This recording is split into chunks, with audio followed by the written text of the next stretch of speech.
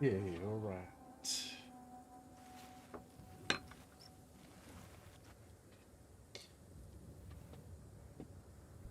Well, well, well. Well, well, well. Here we are again for another sensational stream of Crimson Desert.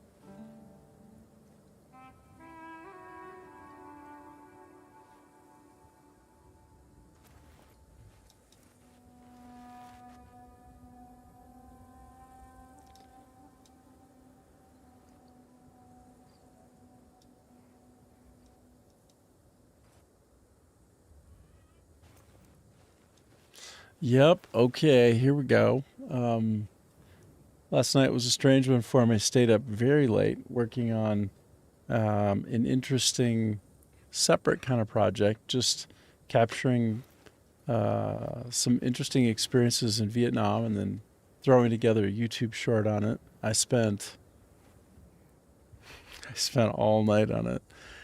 And usually when I'm done with the short, it does some kind of, and then I publish it, does some kind of hockey stick, which I think, it's a little hockey stick, but it's still hockey stick. Like the trajectory ends up being great, and it shoots right up there, as high as it can go. It's like the little curve that could.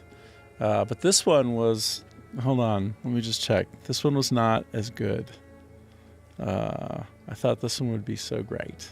But hold on. I'm just refreshing. Yeah. Yeah. 14 views on that one. And I don't think the effort that I put in is quite, there's not quite the ROI in this one. Not yet. Maybe never. It was super fun. And I got better at making videos, but didn't quite work out the way I thought it would. Now, granted, it's only been about an hour and a half.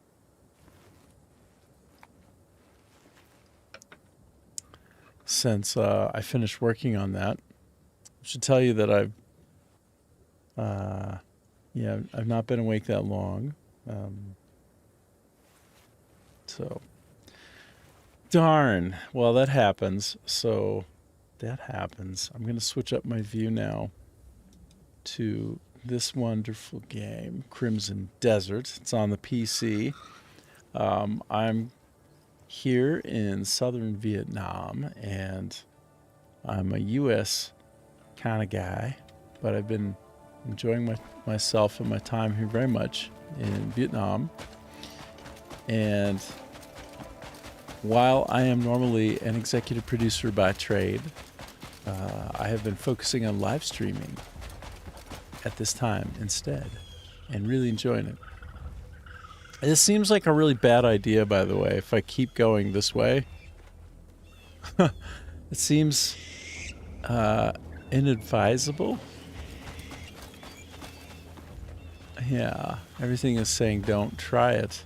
Don't try it, Anakin. I have the high ground, is what the game is saying to me. Somehow. Even Gun Now is in front of me going, be it. I don't know. Maybe not. Maybe we should go back this way. Oh, let's go. I don't care. I don't have any health, by the way. So, this is just me dying once. One loose insta-death. And then I will leave and... Oh my god. What? Oh my god, that's actually scary. I'm actually scared. I am actually very concerned for myself.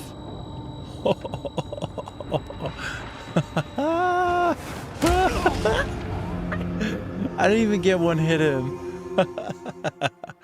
I didn't even get one hit. Oh, that was hardcore. That was so hardcore. What was that? Who was that? What just happened?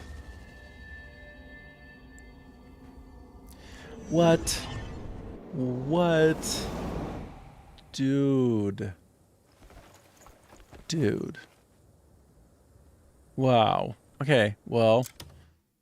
Okay. I'll come back to that one. I'll come back. Maybe not quite yet. Maybe not yet. It's not quite there for me this time. Oh my gosh. Okay, here, I'll just... That was a hardcore start. It's a hardcore start to the stream, y'all. It was emasculating.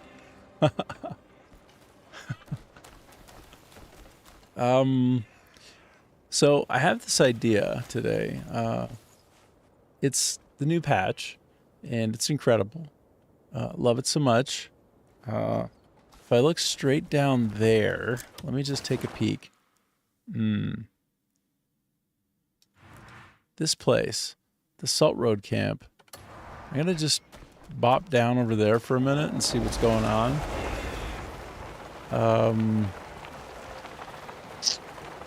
Yeah, let's just pop down and see what's going on here. Let's see what's up.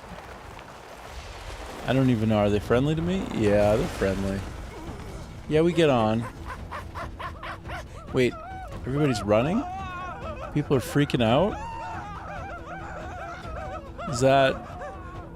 Am I that guy? Are you guys scared of me? Am I that guy? Oh my... Is this... Really? What's so bad about me? What did I do? Wow, that is crazy. Oh, I see. I have some kind of issue here. This one will go a little bit better than the boss. Yeah, that was slightly better than the boss. Jeez. Okay, what about these folks? Oh, they're... bless you and keep you. Wow. Never forget, doubt speaks with the devil's tongue. Okay. I try not to... I don't know how I'm gonna even remember it. I don't, like, never forget. Like, that's not... What did you just say to me about the devil's tongue? Said some kind of shit about the devil's tongue, and I do not know what that was all about, but in one ear, out the other, okay? I have no idea what's going on here right now. Just running with the gazelles. You know, let's do a little bit more than run with the gazelles, huh? Oh no. I was going to try to dive bomb them, but my height and my trajectory were unacceptable for that. I set myself up for failure. Hey guys, what's up? What's up? Yeah, I don't know. I've come to this area before, I can see, because it is fascinating.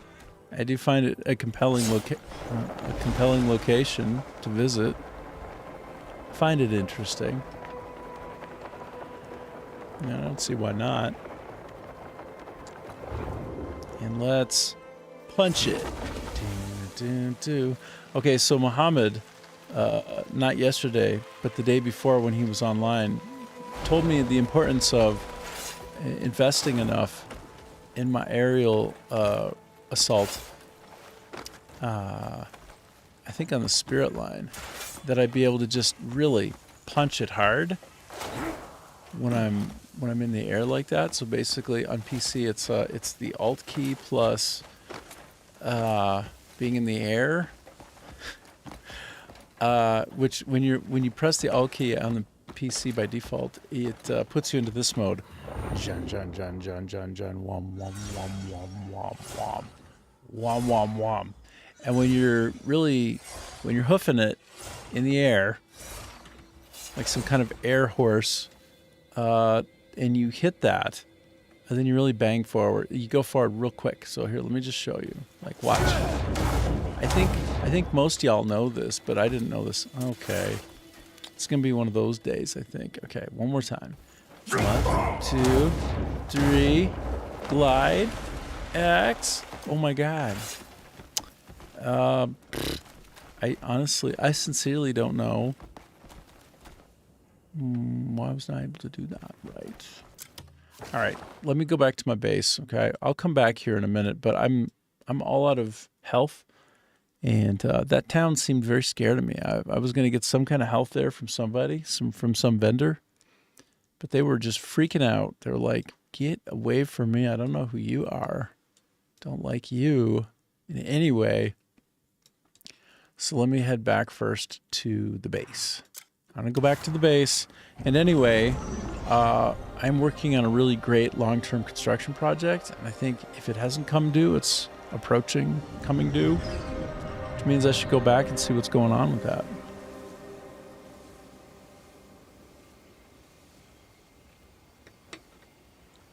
I did look into getting an ibex as a tameable pet, but then I looked online and I saw, oh, I could even do that before the patch. Well, I only hope they get better soon. Make me feel. Don't test me.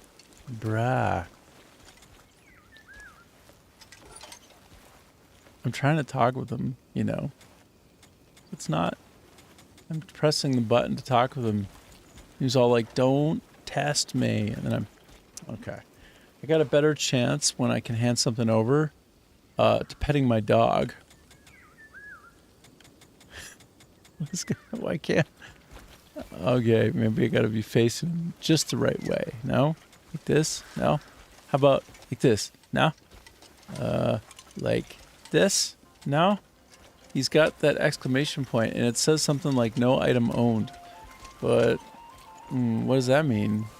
Did I have something and then I qualified to be done it, but then I got rid of it and now I can't?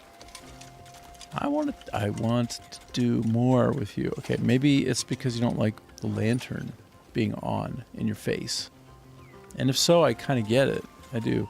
I don't know. That's strange to me. It doesn't seem to be allowing me to hand over anything. Seems like a bug. But it's probably my fault. Ones? Somehow. What sort of warrior are you My looking fault. for?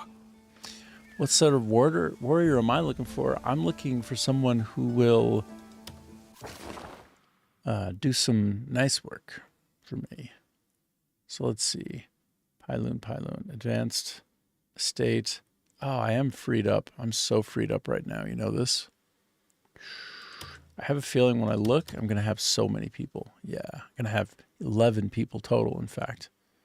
That's a quick addition right there. I did the quick math.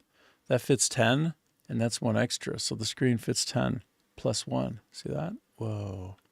10 plus 1 equals 11. All right, so I'm not quite sure. I'm not altogether sure where I ought to allocate them to, but I'm going to sort by Pyloon because I thought that I might have still some construction project to have them go out on, but it appears that I concluded that. So, what next? What else? I'm going to take a brief check-see of my options. Others, that's interesting. Silver Wolf Shrine. That has an experience benefit to it. Needs 3 people. Yeah, I hear that. I do hear it. So I'll just send these guys out. One and done. Guys, go check it out, okay? There's something going on over there that is, look, more just experience if I go. So that's cool. I like that. I like just getting some basic experience. I think that what that means is, I think it means good things, but I'm not 100%. So I'm going to continue scrolling down somewhere near the bottom and just bang on with more, more experience. It's like my guys are just getting in touch with, I don't know, their feelings, the world, the challenges that face them in the world. I don't know, something like that. It seems like something along those lines. So I've got 3 people allocated now. I can send out, hold on, let me just review my options. Let me be real careful about this because you make a mistake, there's no takebacks. There are actually takebacks, but I don't want to do the taking back. Okay, so what I did was I just went all the way to the far right into my others and all the way to the bottom and just looked for something that would generate experience, that would be a one and done. And I have this feeling that when it's just experience and or a one and done, in other words, I can't repeat the dispatch, that is somehow advancing the storyline somewhere in some way. So let's find out, because let's see, this one will be for 18 hours. Okay, so they're all for 18 hours. They'll all come due at the same time, and then we'll see. Okay, then we'll see who's the laughing stock, who's the silly one. I don't think it's going to be me. I think it's going to be anybody doubting that I made the right choice, because I think that was the right choice for me. And I left behind 2 other people who could go do some fishing. You know, I just figure, well, wait. Oh, this only requires 2 people? Oh, boy. Then let's just send them out for some wine. Get some wine. Go get some. The thing that's nice about wine is it's pretty good for stamina. For some reason.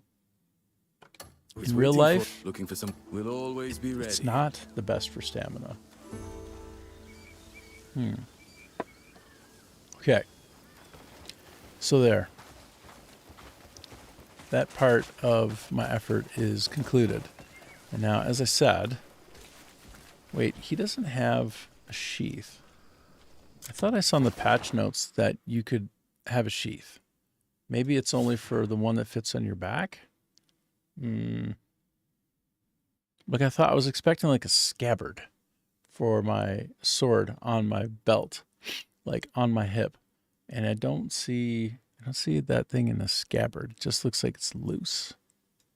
I'm going to take a peek for my options to see what can be seen, what can be done, if anything. Accessibility, blah, blah.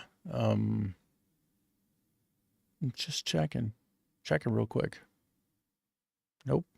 By the way, I want to draw attention to something that I did that's so nice and so good. Let me find it. Is it in graphics? No. Yeah, it isn't. It's going to be in graphics, actually, then. It has to be. Has to be in graphics.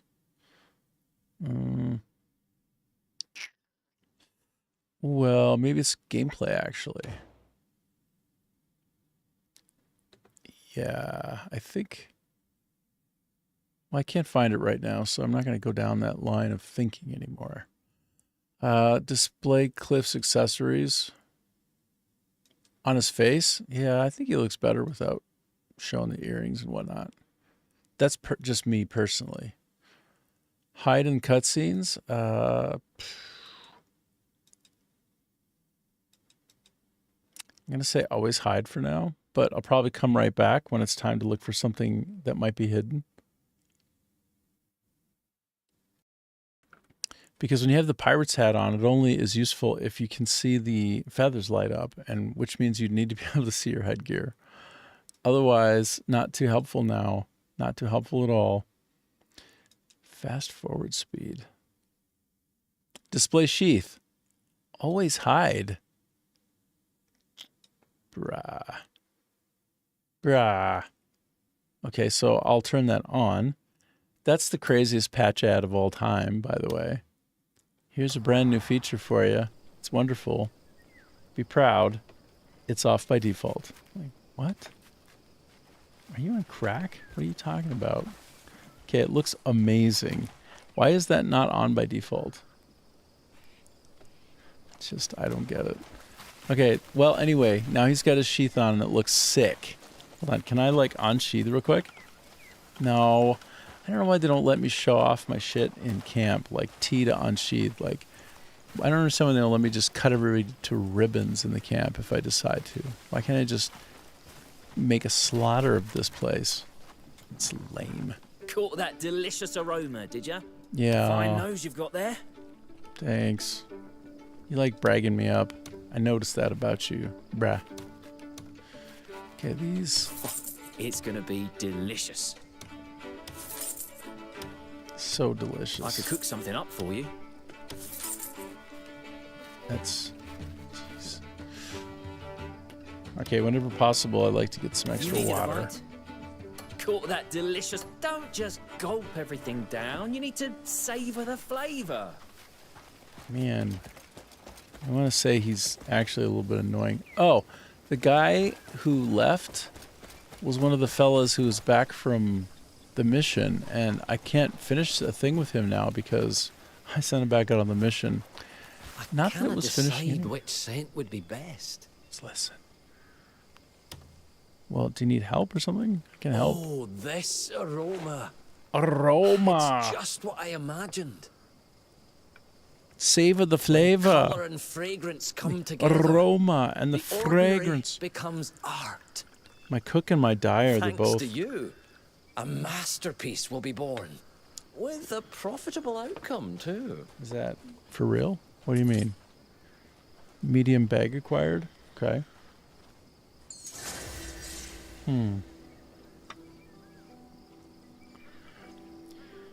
Okay, so wait. Wait, that was a faction quest? Wait, how's that a faction quest? Oh, duh, of course it is. I was conflating it with mission dispatch. Faction dispatch? Boy, those are not very related. I don't know why I got them conflated. But I hope you don't mind me saying, your outfit, did you have a sudden inspiration? Life is fleeting. Wow. Did he Let's just savor the moment in beautiful colors. He gave me a compliment, and I'm not saying no. I'm down for the compliment. If you have something nice to say to me, I'll hear it. I don't care who you are. I don't care where you're from. You have something nice to say, I'm not precious about that. I'll accept. So, thank you, Mr. Dyer. I feel like I got rid of something and I shouldn't have just there. Hold on. I want to get rid of anything that's unique. Like, at all. That's a terrible idea. I don't think these are... That one? Lightning Spear? Damn, that looks... Oh, it's irreparable, so it's definitely like use it until it's dead kind of deal. It's special. Might not be super special, but it's some kind of special. It's somebody's version of special. Trumpet shotgun? I doubt it's special, but it looks kind of cool. And I wouldn't know because I can't use a shotgun ever. Golden Free Company's plate helm? Twilight Messenger's disguise. Ooh. Ooh. Ooh. It looks so good. Helm's plate gloves. Okay. This stuff looks nice. Nice and shiny. Bronze poster. Okay. I think that I've made some room there in a way that's good. Life is fleeting. Let's savor the moment in beautiful colors. Okay. Oh, I got some pretty good coin for that. Those Sidmon bows are way more valuable than I thought. I mean, my goodness. Whoa. Actually, all these are quite nice, I think. Wow. Wow. That area I was fighting in was What worth colors it. Speaking to you next time, let's make something even more beautiful. You know what? To be honest, I'm not wearing anything with any dyes right now. I'm between dyes because I just put this weird shield on instead. Since I just found it high up in a mountain in the deserts of the Crimson variety. So apparently I should finish up quests and then leave from here. And when I do that, I'll be in a fundamentally new place. Oh, look, more rubber. Heck yeah. Give me that rubber, brah. Give me more than one. Let me yield it and give me 2 or 3, please. Come on, please. Rubber tree. Oh, more seeds. That's kind of cool. Hold on. So I got 1 rubber tree seed. Is there another one up in here? I wonder to myself. Ooh, these are yielding some fake plantains. I think the description says something about how they're like fake bananas, which I think makes no kind of sense. If it looks like a banana and tastes like a banana and has some nutritional value similar to a banana, I'm going to say it's a banana. That's what I think. If it looks like a banana and quacks like a banana, it's a banana. Oh, boy. You know, I really want to take all the way something from the Crimson Desert that doesn't belong here and just walk it over. But the thing is, apparently I'm going to be moving to Pyloon anyway. Like, is all of this stuff going to be coming along? Like, does it all just go away? I got too many chicks right now. Chicks are really fruitful and multiplying. Okay, so I got 1 pig, 2 pig. I feel like I got 3 pigs somewhere, don't I? Like big pig. I don't mean pig, I mean big pig. You know, one that's ready for the slaughter. The slaughter. Is there anybody ready? Anybody want to raise your ungulate if it's time for you to cash it in? Huh? You want to go to the quote-unquote farm, like the farm in the sky? My parents would tell me when I was young and an animal was no longer with us, and it had been euthanized or some other such thing, that it had gone to the farm, that they took it to the farm. But it's not, they didn't take it to the farm. They took it to the veterinarian for euthanizing. That's what I found out later. I think it probably would have been less awful if they had just, you know, told me that, like, make it a teaching moment, you know, like about the circle of life. What do you think? I think so. All right.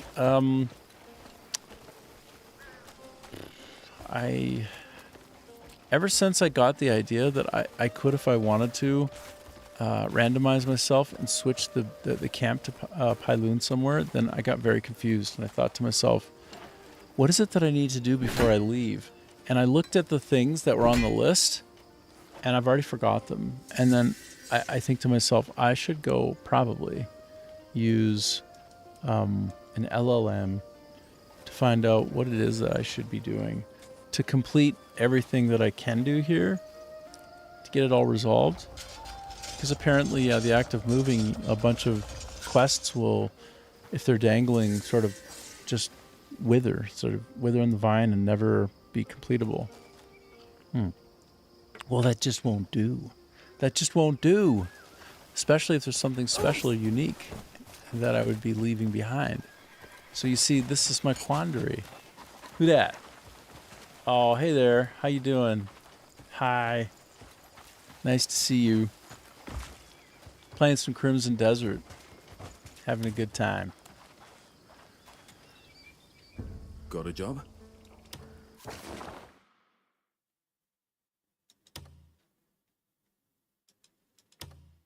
Everybody's fully accounted for and sent out on Look, missions. you can always tell me who you're looking for. All right. Hey.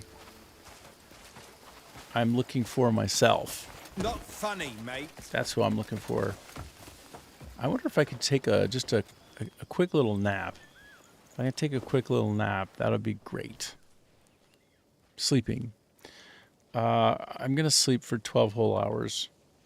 In real life, I think I should sleep for 12 whole hours as well. That's what I'm thinking.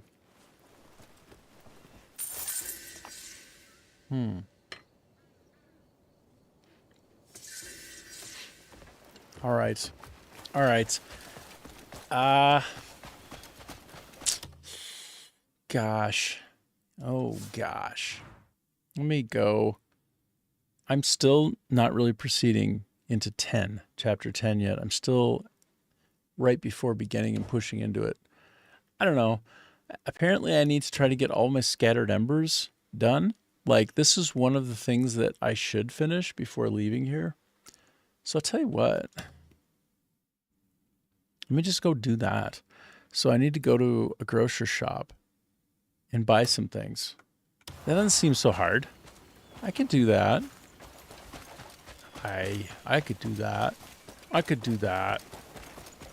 Let me just whip myself right through this place. Just tear through. Okay, so it looks like it's going to be...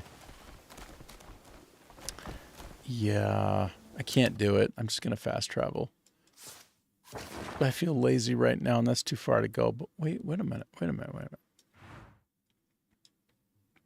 Why is that a question mark?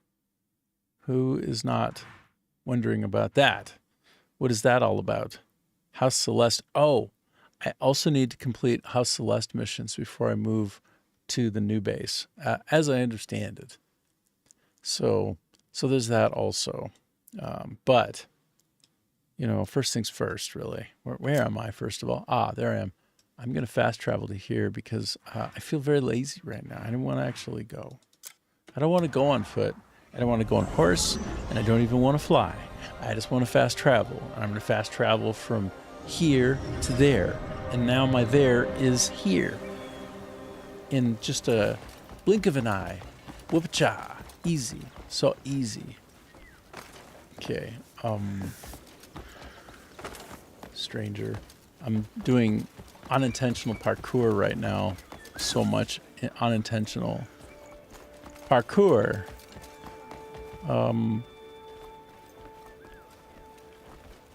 Oh, yes. Yes. Now I know. Now I know where to go. I want to get some things from this guy. I need to... Okay, all right, everybody. Help me remember that I need salt, barley, and a piece of fine meat. Okay? Can you help me with that? Salt, barley, and a piece of meat? No, 4 pieces of meat at the butcher. That might be what I do after. First, Just in time, this. I have some fresh fare in today. Okay, so salt? Is that right? Fresh, just Some brought into barley? that. That's also right, yes? Did I do it? Every traveler needs. Come Did by I just again. smash? Did I just smash? Am I the best at this game ever? It's an absolute bald-faced legend. The best.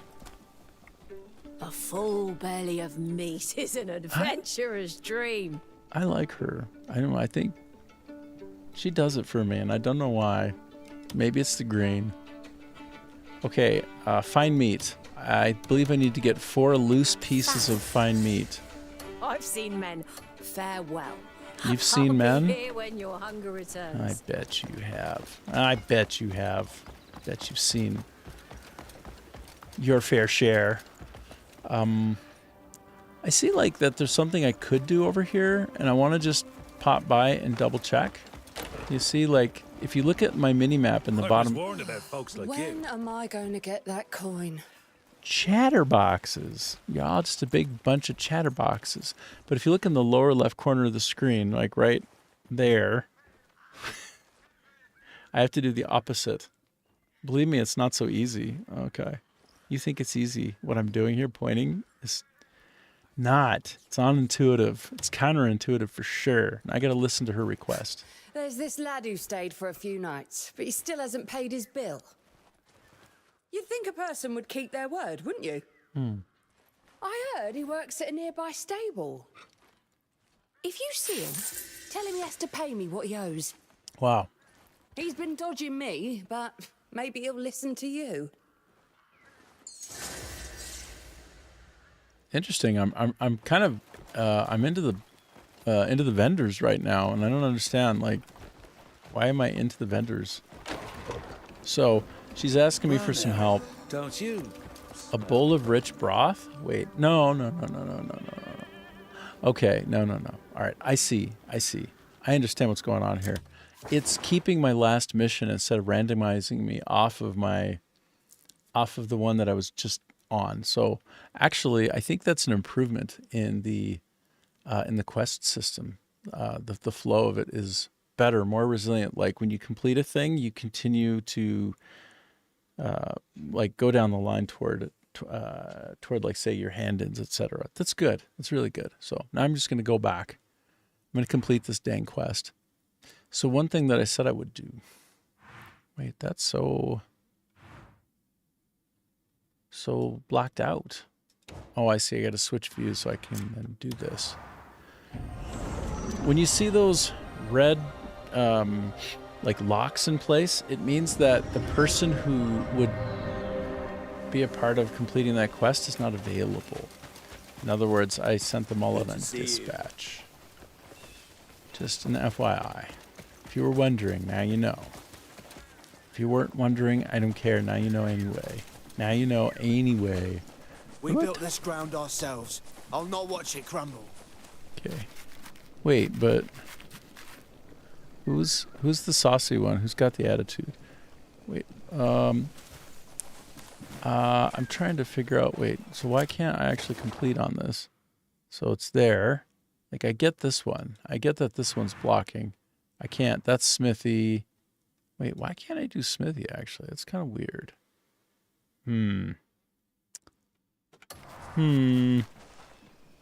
Okay, so I'm looking in the lower left corner of my... Oh, it must be to this guy. No? Oh, there's nothing more satisfying than cooking. You can make it how you please, and folk take joy in it. I don't. We built this ground ourselves. I'll not watch it crumble. Okay.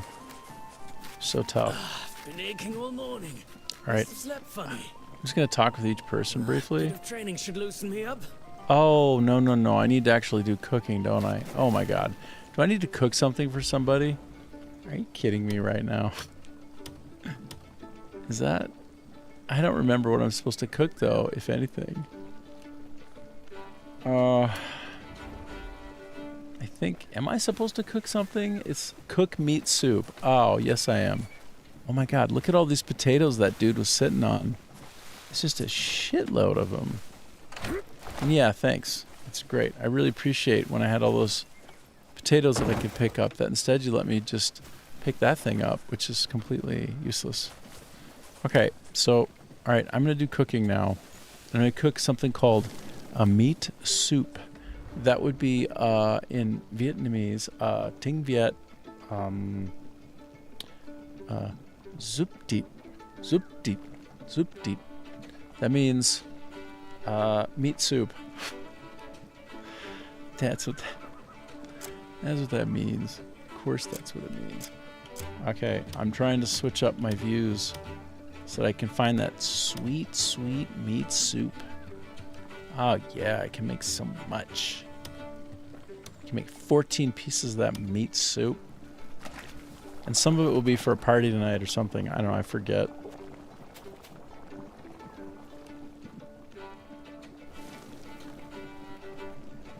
Actually looks kind of good. If you're into that kind of soup, which I am. Indeed, I am. Okay, I'm pretty happy with the way that turned out for me. Now I can give Naira meat soup. Let me find her. There she is. Hey girl, I made your soup. Well, how was it? It went down a treat with that ale. Good. And happy birthday. You knew? Aye. Giles always made the stew around this time of year. No wonder. You know, I thought it tasted just like his. Is that a compliment? Of course it is. Well, Thank hey you. there. How you doing, Himanoise 986? What combat style do I use? Well, I do prefer... Let me show you, actually. I appreciate such a question. I will answer. Gondor will answer. No, Rohan will answer. I'm using the Shackle of Might right now. So it's off a boss that I beat in Chapter 9, I think. And he has this ability when using this sword called Spirit's Judgment. Now, I could take that off and put on any other weapon I want, but I tend to do Sword and Shield, and then I go from that to generally the Witch's Eastern Fan. So typically, right now, I'm actually set to Thorn of Dark Pursuit. It has a finisher on it that I haven't tried yet, so I'm between uses of that. This is what I normally have on, so the Witch's Fan. This thing is super cool. If you haven't found this yet, you should totally get it. So my style is a fair amount of melee, actually. So I do like to mix in some spirit. Yeah, swords and shields are best, and one of the reasons for me that they're the best is like I can disarm people. Do you know what I mean? If right as they're hitting you, they bounce off your shield, yeah, you'll take a stamina hit, a little bit, just a little bit. But if you repel it, and in the case of PC, if you right click, right, yes, you know, then boom, it gets flying off. It goes flying off. By the way, though, this recent patch I've noticed, and you know, correct me if I'm wrong. I wonder what you've seen, but this patch, when I disarm somebody, if I don't go pick it up, they will pick it up and they'll start fighting again with it.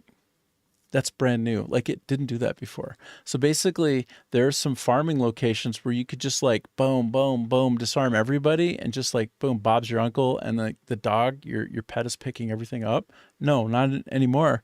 You need to pick it up actively, or like they'll just get back in the fight with their sword and shield. Like if you manage to knock off their sword and shield, they just run over and pick it up and start fighting again, which is super cool. Like, it's not cool for farming, but it's super cool because it makes more sense. It means the enemies are kind of more smart, you know? So still though, the disarm is great. I've been getting into more lately, aerial attacks. So when I'm in the air, I'll even choose to go in the air now more than before. Like I just started doing this like in the last day, really.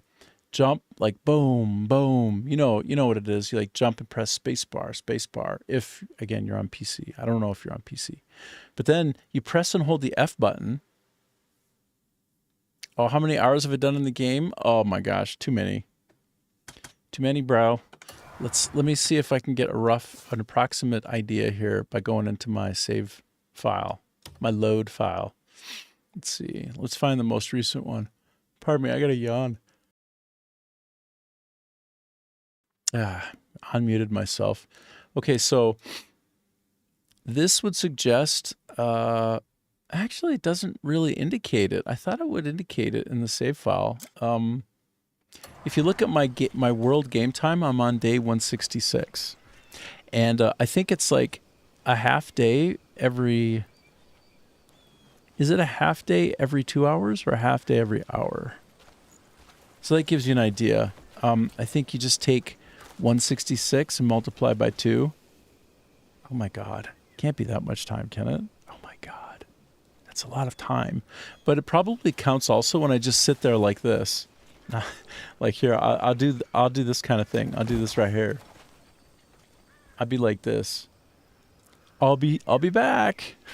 Or like I leave it there for hours and then come back later when I'm off stream. I think that also counts as time. So how about you? Have you been playing this?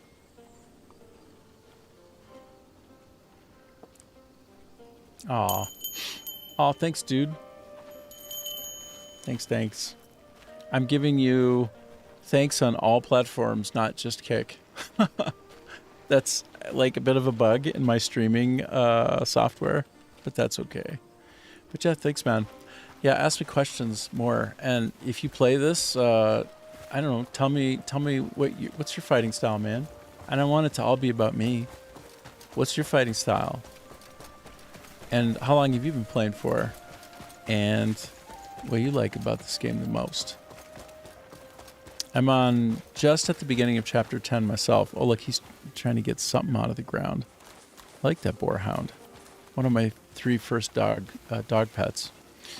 Anyway, yeah, I'm curious about that.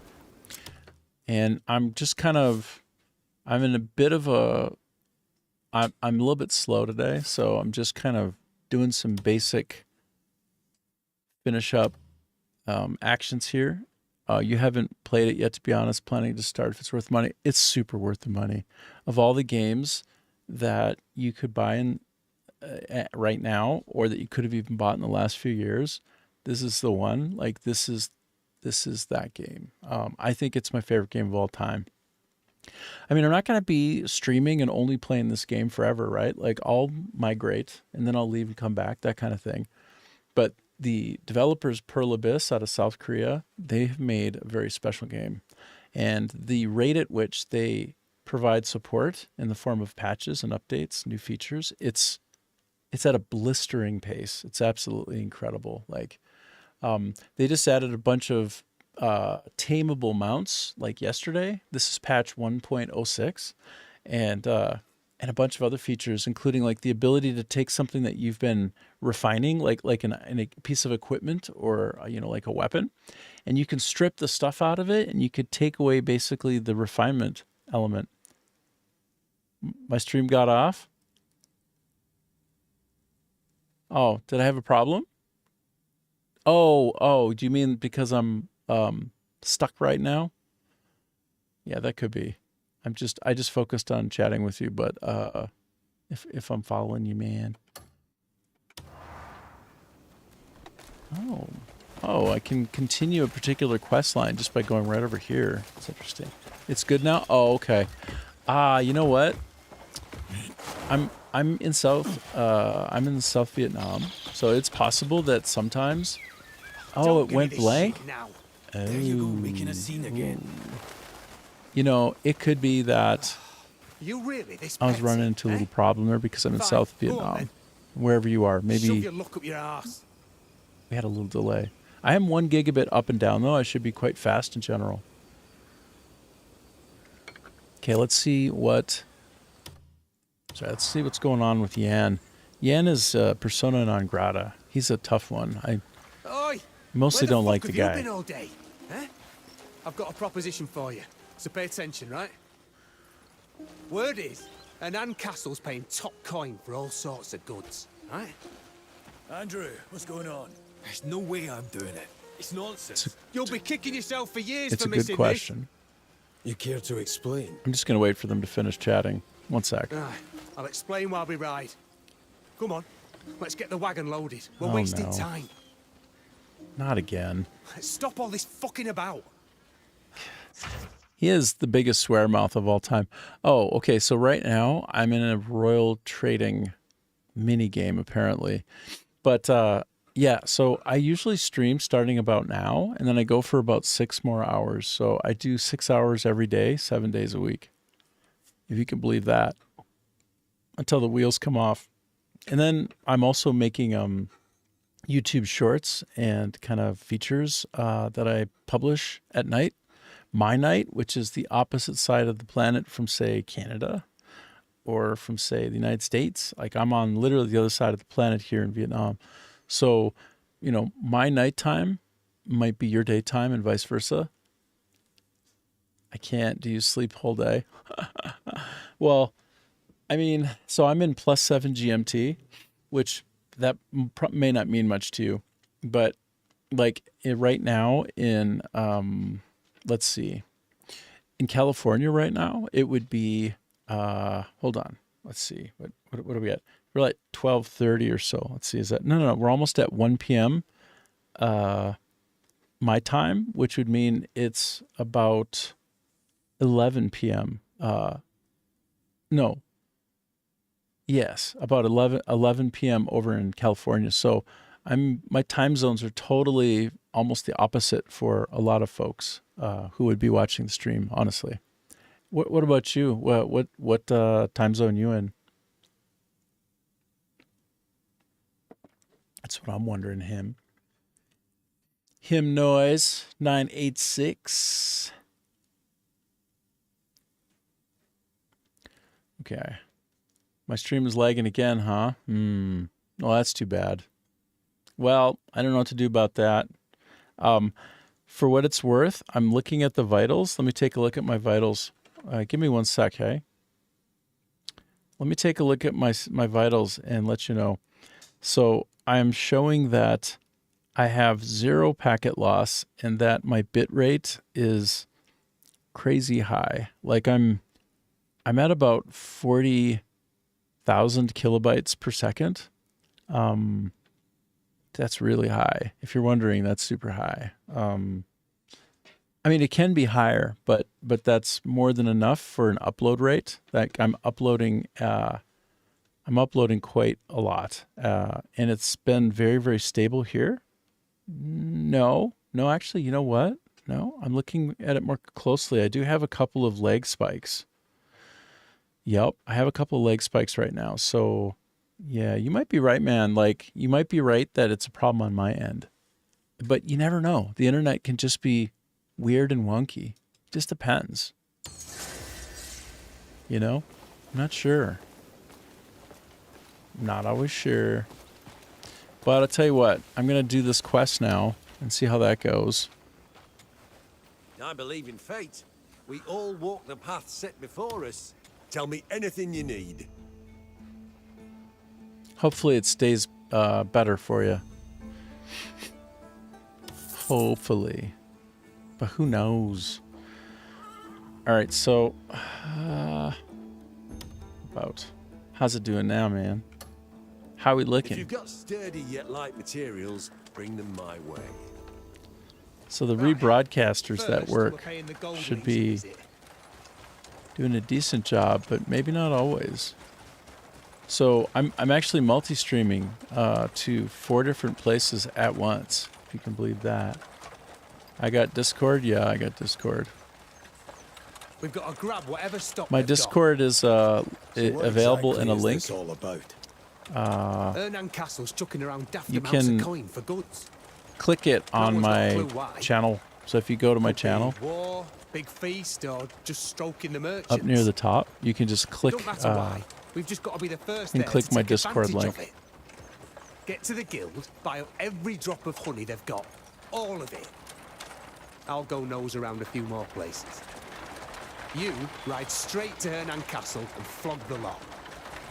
If they want something special, do what it takes to get it and sell it. Time's important, remember. Time's important. Remember. That's funny how he did that. It's like the audio didn't get equalized very well. You know, like I mean, ultimately it's just a video game. It's not like a guy really talking, right? So he's all like, da da da da da. Rah, rah, rah. Like what? What? Somebody missed a wave file. Uh-oh, somebody didn't equalize one of the wave files. Didn't batch it properly. I don't know. Talking weird game talk. When you're clicking the link, your home page is opening. Well, in any case, what I'll tell you about all that is my Discord is just the same as my name here. It's Rings True. RINGSTRUE. Rings True. Just type that in and that's me. The name of my Twitch is the same. Yeah, same. You know, it's possible that link isn't working though. It's possible. I don't know. I haven't tried to Discord myself, so maybe it's not working. The best of my ability, it might still not be working. I gotta see where do I have to take this? Oh my gosh, are you kidding me? Oh no. Do you see what I did?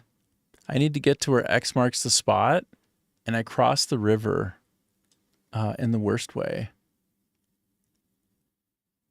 Dang.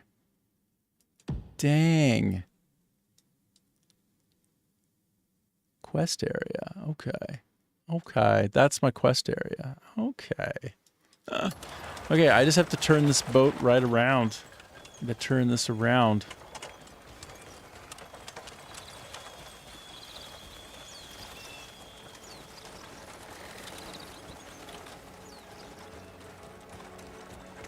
All right. Back I go from whence I came. Oh, darn. Darn.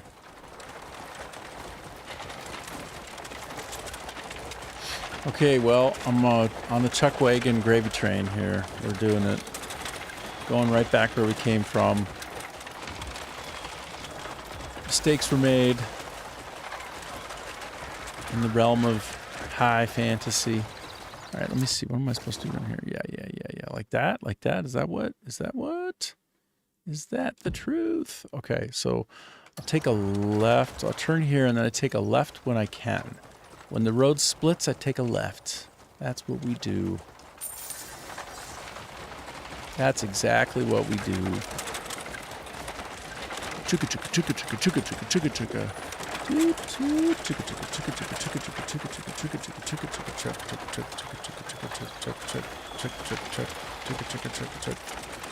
Okay, this must be where I can separate out. No. This, I don't know. Oh, really? Is that really? Is that what's going on right now? Okay. Let me just update. What? No, you didn't do that. Hey, Carlton, how's it going? Oh, you've been lurking on the phone? Nice. Nice. I've been trying to figure out if we need the emoji that starts with a B and ends with an R and has 2 M's in it. Just from my most recent chat, it's starting to feel like it's morphing into one of those hammer types. It's almost hammer time. I don't know. Could be hammer time. Maybe. I'm still feeling it out. I want to see how subtle / smooth. We'll see. Anytime somebody wants a Discord link real quick, then I start thinking, maybe they want to get to know me more, or maybe they want to sell me AI art instead. TBD. We'll see. I need to get up there somehow, and I've done a real bad job of getting this wagon around. So how's your night going then? Over there in Cali. In Santiago.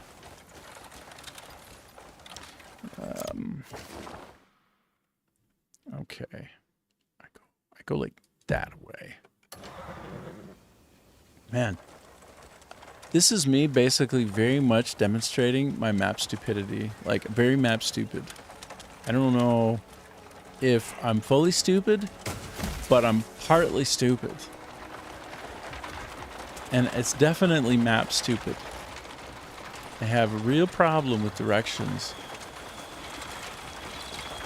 And in fact, it's going good. You're about to grab a bite to eat. Yeah, all a little busy. Nice. Well, yeah, cool, man. You know what? I spent some time after the stream, just a little bit of time, trying to get a mount, and I got no particular luck on that. But, yeah, then I spent most of the rest of the night, like way into the morning, way into the morning, making a video about Vietnam and actually publishing it.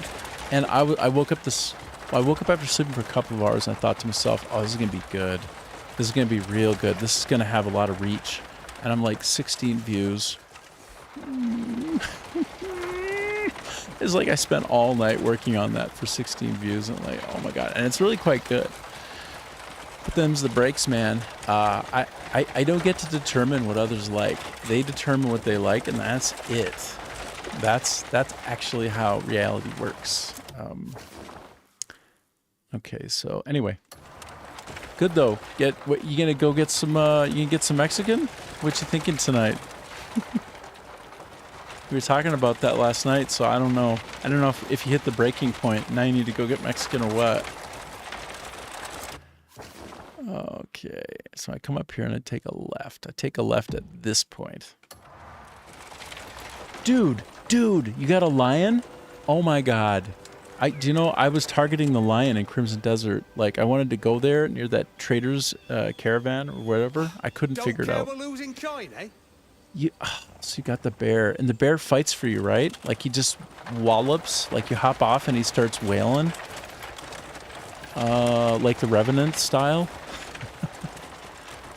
Oh, man. That's super good that you got that. But I also feel like you did it, and I feel like I worked really hard to get it, and then I did not even get close. But you just got 2? Oh my god. I might ask you about the lion later. Now, I should go for the bear. He's probably the coolest, but part of me just wants like a tiger or a lion. You know? I think I need to get a lot of fine meat. I heard that I need to get like 40 meat or something, and then like gradually introduce myself to him after killing the pride off, like around him kind of deal. Something like that. But I can't even find where they are, no less like drop the meat at them. So I don't know, I'll have to figure it out. I don't know, man. Get yourself a bite to eat though. 3 pieces of fine meat? Really? Oh. That sounds actually pretty easy then. Well, it seemed a lot harder for me. what you gonna get to eat yourself though? What are you gonna? What kind of eats are we thinking about tonight? That's what I'm wondering. Hold on, let me check something. Oh shoot. Cliff, if you drag your feet, we're done. Oh, mission ended. All the missions are ending for me all the time. If you drag your feet, we're done. We're done. Done. Ah, can't pronounce it the way. Sure. Shrimp tacos or another asada burrito. Oh my god, I love asada burritos. That's a winner. Shrimp tacos. Don't care we're losing coin, eh? Shrimp. Shrimp. Yep. That sounds right. That sounds good. Right. So you'll be going Mexican. Yep. Nice. Got it. I got you. Oh my god. Where do I drop this off now? Oh, it must be up here. Okay, it is up here. I am really bad still. Very bad at steering the wagon. Wagon steering is not the best. Okay. I am getting a little bit better though. Feet, we're done. Yan is just like irksome to me. Find him bothersome. He bothers me quite a bit. Okay, now I can get out, right? I did it? Yes? Good? We did it? Are we good? Now, don't forget what I said. You Did I forget anything?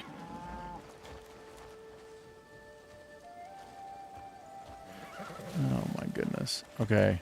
Well, by the way, Carlton, I am qualified. Oh, and if you're not around and I'm just speaking to the air, don't worry. That's like what I do all the time anyway. Well then. What was I going to say? Oh yes, I qualify now to relocate to Pyloon if I want. But I'm trying to close out some What? Time is money, you know. some of the things that I should have closed out already before proceeding. Actually, who do I talk to here? I just talk with anybody and buy some goods, right? Like, who do I actually... It was no good. I'm getting my share this time. But yeah, Every last coin apparently of it. you will abandon some of your quests, maybe permanently. Leave me alone. If you If you're slow, you're just a tool for someone sharper. don't settle out some of the things in this area. Buggers always turn up when all that's left is scraps and shame.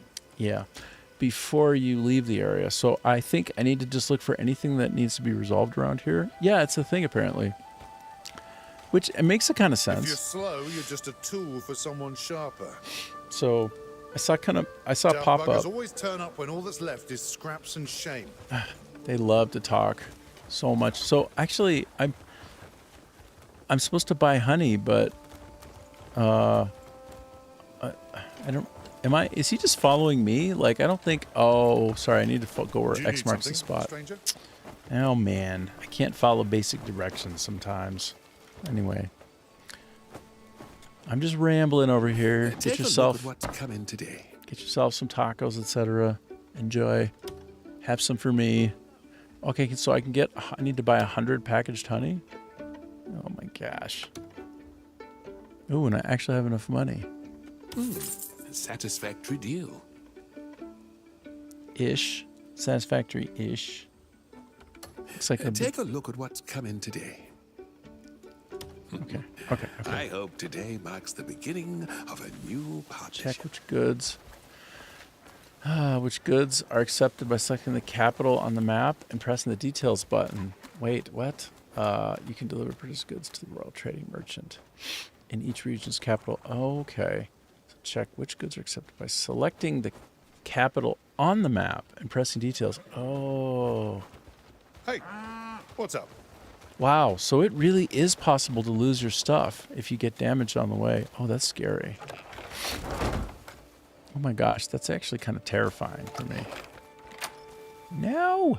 I'm trying to load up the goods. Or do they get auto-loaded? Oh, hey, Bricks. Thanks for following me. Bricks HD. Nice name. Nice. It's like short and sweet. It's a good one. Yeah, thank you. Well, what we're doing today is trying not to run into anybody on the way out. Me too. I love this game so much. Have you played since getting patch 1.06? You gone it yet? Like, did you get any cool new mounts, like a lion, or a tiger, or a bear? That's what I'm wondering. Okay, so, but actually first, I need to go pick a location to drop this off in. Well, you're answering me. No. No. Wait. I need to do it in all. T. I love the search functionality. You play it once it's released, but still no cool mounts. Yeah. Well, I'm trying to get some good mounts today, too. I want to get the lion mount somewhere there in Crimson Desert. I want to try and get it. Like, apparently I only need like 3 or 4 fine meat. If I can find the area, I think you kill off the pride, and then you go over to him nearish, to like a big old lion who looks, different, special, big, and you put some fine meat down, and then you back off, and then you put some more down, like that. Oh, so wait, you got a white horse? I got the black horse. I've got Rocade. Is yours legendary? Or white horse is good. Yeah, lion would be super epic. Somebody who is on here, so you're on Kick, and this guy's on Twitch. His name is Carlton. He just got the bear this morning, and now it's nighttime for him. And also the lion. Like, oh man, I'm so jealous. I want to ride the ibex. Have you seen the ibex, the one with like the big like horns, like the curling out horns? I want the ibex so much. But right, the lion is epic, and also the bear. They both attack the crap out of enemies. Super good. Super good. I'm looking for the Royal Trade Center. Ah, yes, this is what I'm looking for, actually. So can I just right-click on that one? Should definitely have the white horse, super fast. Normal speed in the first days, then it gets super fast. Yeah, right on. Well, here, let me show you my, let me show you Rocade right now, what I got there. Because, look for a video how they get one. Yeah, I definitely want a white horse. Of course, I want an all-white horse. Let me show you my Rocade, though. Do I have them? Oh, no. Oh, shoot. I don't think I can show you right now because I'm stuck in a wagon. Oh, man.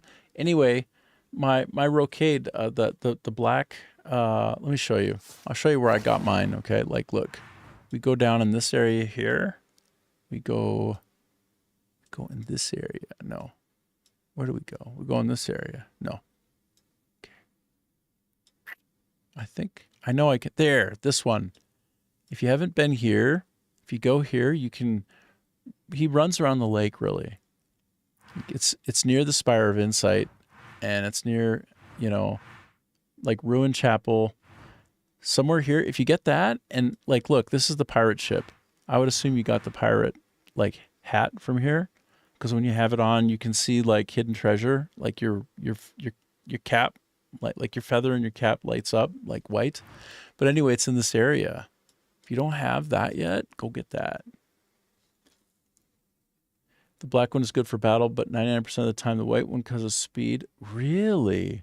Really? So it's actually faster and better. Dude. Oh, you didn't know the pirate thing? Oh, you got to. Oh, dude. This right here, the singing catfish. Yeah, like you get on a rowboat somewhere around here. Oh, there's a legendary like angelfish down here. Oh, dude. Dude, I want to get that. But yes, somewhere around here, or even around here, where I'm showing you, there are rowboats. Get on the rowboat, row yourself out to there, take out the pirate ship. You'll see what I mean.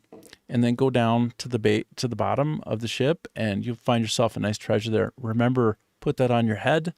You're going to find that you're constantly being a pirate. Not because you want to be, but because you can't bear to lose out on possible hidden treasure when you're going through the world. Because if you get like, I don't know, within like 20 virtual feet of a hidden treasure, that cap will light up. The feather in the cap will light up, and it's just it's so good. Like you're gonna want like this. Actually, I don't have it on right now. He's just in his awesome dude phase right now. He's in his kicking ass phase. Okay, but yeah, that. Go get yourself a pirate hat, bruh. You're gonna want that pirate hat. You're gonna want it. Where on earth? I'm trying to find nearest drop-off spot. Royal. Is that Royal? Oh man, I don't quite know how to find. Well, maybe it's actually lit up since it's quest related. No, I know that might be a spot. There's a spot way up here, but there's no way I want to go that far. There's a Royal Trade Center somewhere in this area, I think. Like literally right around in here, I think. Royal Trade. It's very hard to find. I wonder if I can just literally type it in. Can I just literally look for Trading Center? Can I just type it? Hold on. No, I'll just look for T for Trade Center. Do they literally just have a trade center? TR. No, it's too generic. Ah, shoot. Yeah, I'm happy to help. I'm glad that you're loving the game. Me too. It's my favorite game of all time, you know? And I make games for a living as well. I've been a producer and a designer at Electronic Arts and Take-Two Interactive and some other, companies like that. But now I'm just playing games for a while, just having a good time. I'm in South Vietnam, in a city called Da Lat, and in a district named Lam Dang, and I'm just having a good time here, having a great time. I have a couple of dogs, IRL, couple of dogs, and yeah, we're just living the life out here. So that's a little bit about me. Let me see now if I can redouble my focus on just that. Can I just I would love it if I could click go there on that. Like, can I just go there? Because we're looking for the trading center and I just still see like 1,001 things on the map. What if I'm only doing it? Oh, wait, what's this? What am I on here? What is this? Is that where I'm supposed to go? Oh, that's easy. The more you play, when usually it's the opposite with video games. Yeah. Yes. It's like that. Oh, life is great. Life here is more focused on people and on just like good food, and it's third world country. So, and I'm from the West, so I like the vibes here. I like how people do a lot of sort of trading and potlatch sort of between each other. How it's more down to earth. Like, let me give you an example. I get my yogurt from. Well, first of all, I make my own yogurt from time to time, but not right now. I get my yogurt from like a neighbor, just like right around the corner, like a few steps away. I just give them some money and they make fresh yogurt, and that's where I get my yogurt, like from somebody right around the corner. So like grocery stores aren't as much of a thing here, vegetables are super fresh. You can literally walk by a tree that has pomegranates in it, like just take them. Or like, I don't know, like you just see fresh vegetables and fresh fruit growing everywhere here. Like you can walk by a banana tree and, it's not really owned by anybody. You could just take the banana off and eat it. So if you want the freshest food and have like the least sort of processed sort of carcinogens kind of profile on your food and that sort of thing, man, this will be the place. I know of people here who, have relatives or parents or grandparents who live a very long time. Like many people live in almost to 100, like they'll live for an entire century or even longer. Only thing that tends to shut that down is if they're smoking. A lot of people smoke here. That's the one kind of social problem I think here more than anything is just too many people smoke, and that's definitely not good for you. But you factor that out, people here have good long lives, and people are very happy. I'm in the South, and so I get treated really well. Wherever I go, I get treated really well. It's really shocking how many people here will actually just have like a U.S. flag, say, like hung up, like in their house, and you just like walk by and you see inside their window like they have an American flag, or you'll see people driving around cars with an American flag on it, or a bus that's just like owned by a company and it's got some kind of slogan on it like "In God We Trust" and a picture of the American flag. So there's something really strange and unique and special here. Everybody hustles. Everybody has big hearts. People are family first. People are friends first. They really are. And they have really strong beliefs, but they don't put them on you. They let you have your beliefs. So there's many people who are Christian here, many people who are Buddhist here, as all kind of walks of life here. And they tend to kind of group up in clumps so that you have people who are in like an area physically they're all kind of the same. And so it's interesting to see how like it's interesting and wonderful how the culture is very collectivist in a way and very focused on interpersonally supporting each other, like you're my brother, you're my sister, and it really is like that. And I'm seeing what you're writing here: amazing nature, fresh food, social and humble people. Sounds like heaven, man. Oh, American flags. I know. The power of American arts, movies, music is amazing. That's exactly right. Like the number one export of the U.S. is probably actually it's, like a lot of its media and stuff like that. That's true. That is just kind of true. The second biggest export here in Vietnam is coffee. What is the first, actually? Oh, no, that might be its number one, actually, but it's the second biggest exporter on Earth, right behind Brazil. Just a little fact for you. It's one of the big dimensions of gross domestic product, GDP here in Vietnam is coffee. So I was just doing like a little YouTube short on that, like earlier this morning is when I finished. I just got a little bit of sleep, and I was putting together like this little story on my YouTube channel about coffee here. Like in Dak Lak, there's a place called Dak Lak. 95% of all households, that means like 95 out of 100 homes literally are growing coffee. And you'll have periods of time where you'll go along a road, and let's say it's like a 10-kilometer stretch. And I'm serious now. In certain periods of time when the coffee plants are fruiting and they're harvestable, you will see 10 kilometers straight of people's front yards being completely covered in coffee beans. So like they'll lay down some kind of a tarp and they put coffee beans down and they're drying in the sun, and you could go literally 10 kilometers in a row, family after family, and everybody's got coffee. And what they do is they'll sell that to people in the bigger city. They'll go to the big city and sell it, or they'll sell it to somebody local who will go do that.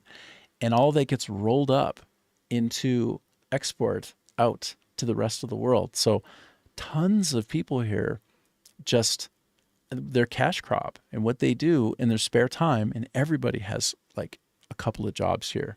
This is the hustle culture of all hustle cultures. Even the oldest people will have 2 and 3 jobs. It's such a hardworking place with such a strong work ethic, with such like a great kind of salt of the earth kind of mentality and existence that, everybody's doing something, right? Like somebody's making jewelry here, but then they got their day job there. And then they got a food cart at night, You know, like they go to the night market and they're selling stuff like on the street to people and they're just hustling every which way. I really love that about Vietnam. And when I was a kid growing up in the States, in Minnesota, I felt like I'm almost done. I'm just kind of rambling on here. But I felt like there was a hustle culture and a kind of unity in the States that maybe it's not there the way it used to be, which is people were treated as unique and we can be friendly together and it doesn't matter what you think because, you know, we're people at the end of the day. We're all human and we'll abide by each other's like sort of shared common interests of just having a good life, right? Like being good to each other, being good to yourself, just going through your life and being happy, right? And I think somewhere along the way, a lot of that got kind of pulled away from folks in the States and even in Canada, I think some. And so now it's divisive and what category are you in and what do you believe and can we even talk anymore? And like, I can't understand you because I won't listen because I'm entrenched. And all of that is sort of a product of the West that's being sort of sent out to the world, I think, in terms of media. And I do worry that that's going to kind of maybe create some polluted mindsets all around the world. But right now, it's not like that here.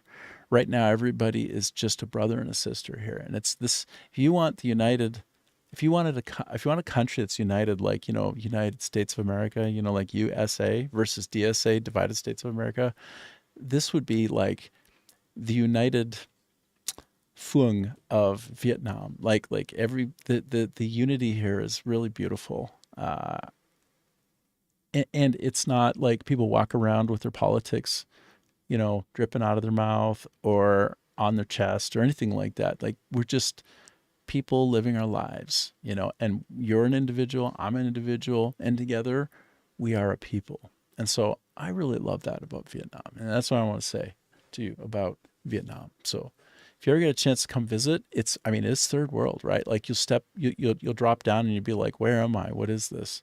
It's different.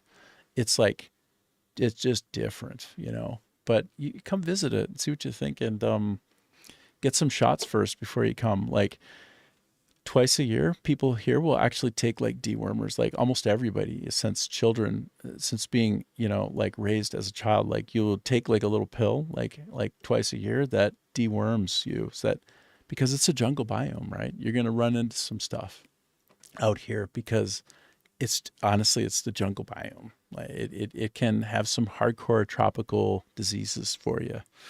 So there is that, but I feel like I'm a fairly robust person and I'm fine and I'm great.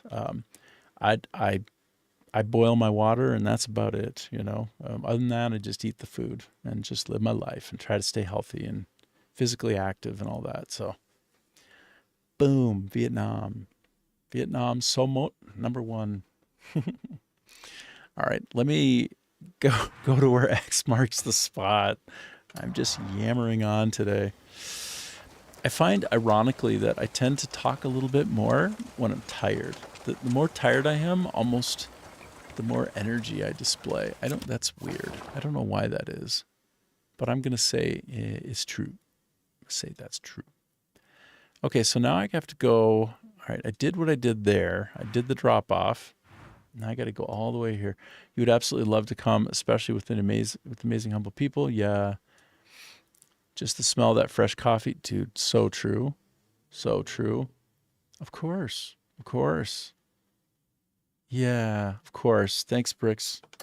100%, buddy. I'm happy to have you here. Just hang out anytime. And sometimes I ramble, so if you're trying to fall asleep, I'll help you fall asleep. I might be interesting sometimes, or other times it might be a little bit much. Just, you know, turn it down, fall asleep, have good dreams, whatever. That can be me. I can be that person. Okay, I am trying to very slowly work my way, to the trading center. Hopefully not damage the wheels. I'm just like running into all kinds of little vermin on the way, I think, and I feel bad, but what am I going to do? I got to get this shipment to the trade market, man.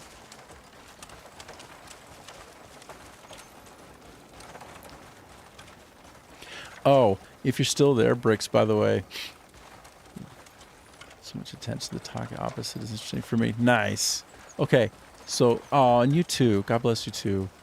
I tell you what, I'll tell you a wild thing about the coffee. When it's ripe and you're ready to go pick it, it is actually a fruit. Like, you have coffee cherries and you pick them right off the plant. And some people, it's both a plant and a tree, but you're supposed to not let it get too big. But you just pick off the cherry, and it looks kind of like a cherry, like a little bit. It's a little bit oblong. But you take it off, and it's so tasty. Okay, cool. It is actually like delicious. And on the inside is like when you kind of like, you could just pop it in your mouth and go like drive a motorcycle around for a while. And it's delicious. It tastes so good in the mouth. And after a while, when you've kind of cleared out all of like the fruit area, what's left is the seed. That's the coffee bean. That's the coffee bean, and it's white. And so, but I don't know if it's always white, but you basically that's what you would dry out and then grind after roasting it. And it's actually a fairly simple process. But what most people don't know is that a coffee bean, when it's ripe and it's ready for picking, it's sweet. Like, it's actually almost like a fruit. And that's, boy, if you love coffee, that concept is so much fun. Like, I don't know. I love that coffee is actually super sweet and that it's the seed that you roast and then grind up. And that's where the caffeine comes from. But otherwise, it's just like kind of very bizarrely sweet. Like, maybe like, what would I say it's like? I guess a little bit like cherry. Yeah, and they call it a coffee cherry. You just pick it right up, you just take it right off the tree and pop it in your mouth when it's like picking season. Man, what a trip. So nice.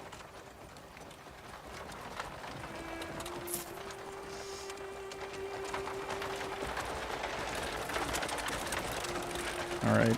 I'm trying to get this to market somehow without destroying it. Oh, man. Am I on track here? How am I doing? Yep. Yeah, I'm doing it right. I need to go sort of to here. Okay. I can do this. I think I can do this. I can't believe I'm on this mission. This is a tough one. It's a tough mission. Okay. I've crashed so many wagons in this game. I'm serious. Like, I've crashed maybe 6. I just like get impatient and I want to go fast, and then that's when the problems happen. You just go right off the rails. Like, literally, in some cases, right off the rails. So we take our time, we go slow and steady, just like the...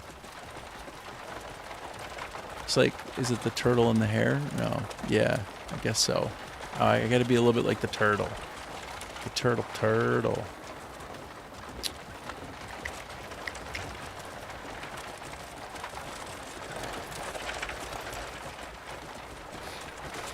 Alright, no bandits.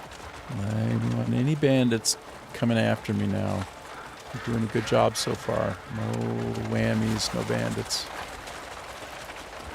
Big, huge stork just lit. Okay, let's see. How are we doing now? Okay, I think.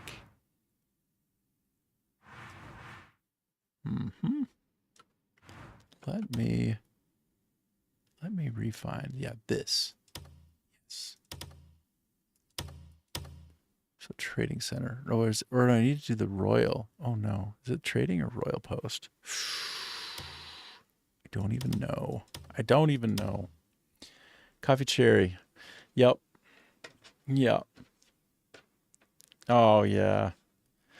I don't know. I could be. I would be. I'm in somehow I ended up in the wrong body, but I think I'm in the right place in the wrong body, but that's okay. I look away, but I'm not quite like that actually. I'm different. I'm different than that. Did I just... Okay. That's a fine beast you ride. Care to test it against mine? All right. We're getting there. We're getting there. How am I doing? I feel like I need to be... I'm so map stupid that if I'm not careful, it's just... I'm going to get so lost. Okay. I think I'm still on track.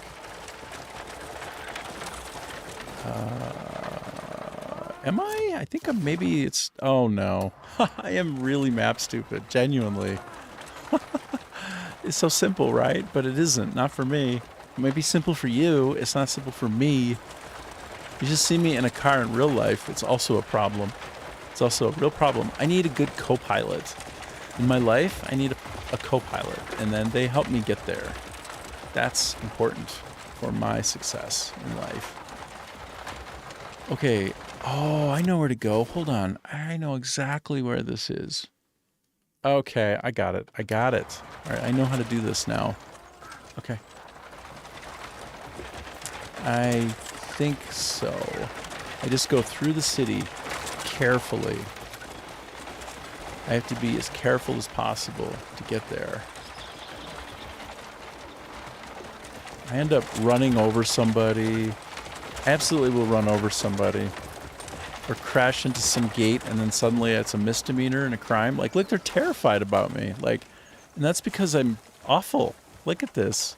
Look at this. I'm so bad. They're terrified, and they should be. They should be afraid. My driving is not great. Okay, I got through that somehow without committing a crime. Man. Okay, no crimes committed yet. This is more hardcore than facing a boss to me. Like, this is way more hardcore than a boss. Oh. Dude. I'd rather face a boss than try to get through here. Oh, get out of the way, you fool. Look out. Oh, no. Everybody move. I need a horn. I need to honk a horn. And I don't have a horn. So this is ridiculous. Oh, it said stow weapon. I think I had a weapon out. Like I was ready to attack from on top of my my stagecoach or whatever this is. Not a good idea. Okay. Oh, come on, move. Move. Move. Thank you. Don't you get in my way. No. Do you see me standing here? It's not even my fault. Okay. Okay, that's the first time I've ever gotten through there. Ever. In a wagon, ever. Without committing a crime. That's the first time I ever got through. Way harder than a boss battle. Boss battles are easy compared to that. All right, I'm bringing it in. I'm bringing it in now. I think. I hope. Oh, yes. Oh, yeah. Oh, yeah. Okay, slow. Okay, can I just move the wagon to the destination? Oh, my God, I did it. Oh, this is... Guys, look out. There. It is most worrying. Oh, I did I it. have no idea what lies before us. Someone's here. You've come with the trade I goods. did this. Go about your business. Move along. I see you've brought something for the Lord. Very good. Your contribution to the estate will not go unnoticed. You'll find more doors opening for you here. In the end, your success is our success. I'll see the goods are delivered. You're welcome to return with more. The air is tense. Yes. I feel like I had a great victory just now. Like I achieved a great thing. Unbelievable. Oh, yeah. All right, so I'm so happy about that. And I'm going to see... Okay, I have just a couple more things to do. Oh, okay. So what I heard is... I'm about to changed my camp. I am in Howling Hill. And in order to make the transition, like, I could just do it, I think. But first, I have some outstanding things to do in the form of Scattered Embers, 2 more things. Apparently, I have to go arm wrestle. And I have to do these. I got to do it better tomorrow. Fine. No problem. And I got to do these too. When I get all of these done, all of these, pardon me, all of these for the Greymanes up at the top, then I will move to a new area called Pyloon, and it's very cool. It has like kind of like Japanese kind of style architecture with pagoda. It's very cool, and that'll be my next and maybe final location for the Greymanes. Apparently, that's where I started, and I've been trying to like qualify and earn the right to get back there. And so I have 2 quests plus 6 plus 4. 2 plus 6 plus 4 equals 8 plus E. I have 12 more quests and then I'm good. Because I can do the math. Because that math. This plus that equals 12. So I'm going to actually I'm just going to bang on with it, right? I'm going to go do this wrestling action now. Oh, wow. Unka is observing the new recruits. I like Unka. I want to be Unka. What? I'm tired of being only Cliff. Although I made Cliff look awesome. Like, look, dude. Like, he's so sick now. He looks so good. And he's got this ridiculously cool shield. I got it from some super high up point, beating some weird wood creatures. What do you want? What do you want? Wait. I have to fast travel. I didn't even realize. I thought it was just right around the corner, but it's not at all right around the corner. Are you kidding me? It's over here. Are you kidding me? Let's go. I'm going to do some arm wrestling. I'm going to arm wrestle like a legend. Have you ever seen Jeff Goldblum in The Fly? That's a question. I'm curious if you saw that. And there's a bar scene where after he's mixed his DNA with the fly and become very, very strong, he goes and he arm wrestles somebody. Compound fracture doesn't go well for the opponent. It's super gory. He's all like, "Ka-snap," and then he puts his hands up like this. Jeff Goldblum does, and his name is Seth, and then he gets up and just walks away after like snapping the guy's arm in half. So I'm just saying I want to have I want to do that in this game. I mean, I don't really, but it would be kind of cool. I'm looking for a fast travel point. Oh, I can't find a fast travel point because I went and I hid all of the fast travel points. It's a powerful sorting interface, but sometimes if you're not careful, it can really work against you. And that's what I want to say about that.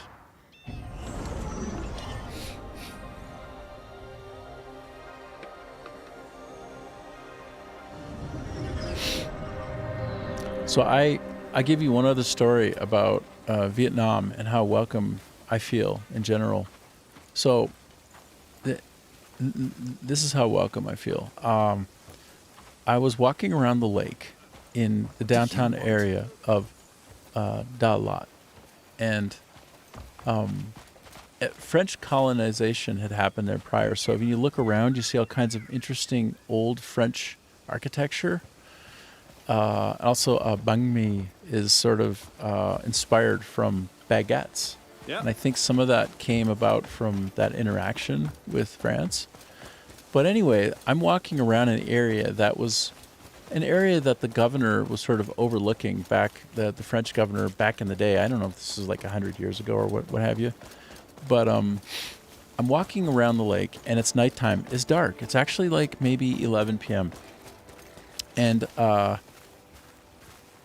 coming up behind me are like a dozen teenage, like 17, 18-year-old boys. Like they just hit maturity. You know, like when you're that age as a boy, as a young man, you've got all the testosterone in the universe, right? Like you're aggressive, you're intense, you're like got endless amounts of energy.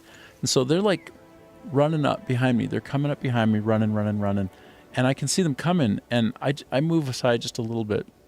And I look back at them, and they're having a great time. They're giggling, they're laughing, they're like shouting out loud, like pushing each other back and forth. And as they run by me, this is emblematic of what it's like to be a person like me here. One of them looks back at me, and he literally just says, he screams out, "I love you," to me in English. He says, "I love you." And all of a sudden, all the other teenage boys, like, bark it out at me too, and they're all like running by, and they all say it to me, like, "I love you." Like all of them, like a dozen teenage boys filled with all the testosterone in the universe, like run by me laughing and say, "I love you," and like just keep going. And I'm like, wow. Talk about feeling welcome. What a special thing. What a strange thing. What a wonderful thing. I think if you want to know an open-hearted people and you want to really just experience that, you want to feel it, you will feel it here. You might just feel it here. I think it's a special place. Very much in my heart.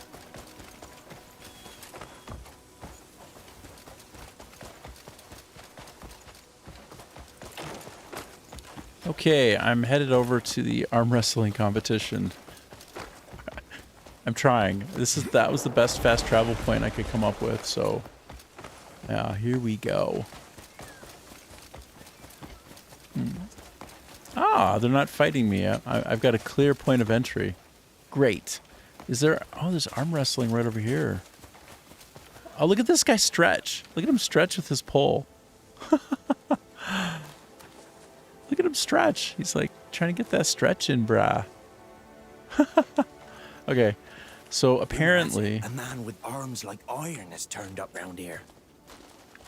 Okay, apparently this is where it's going down. It's going down right now.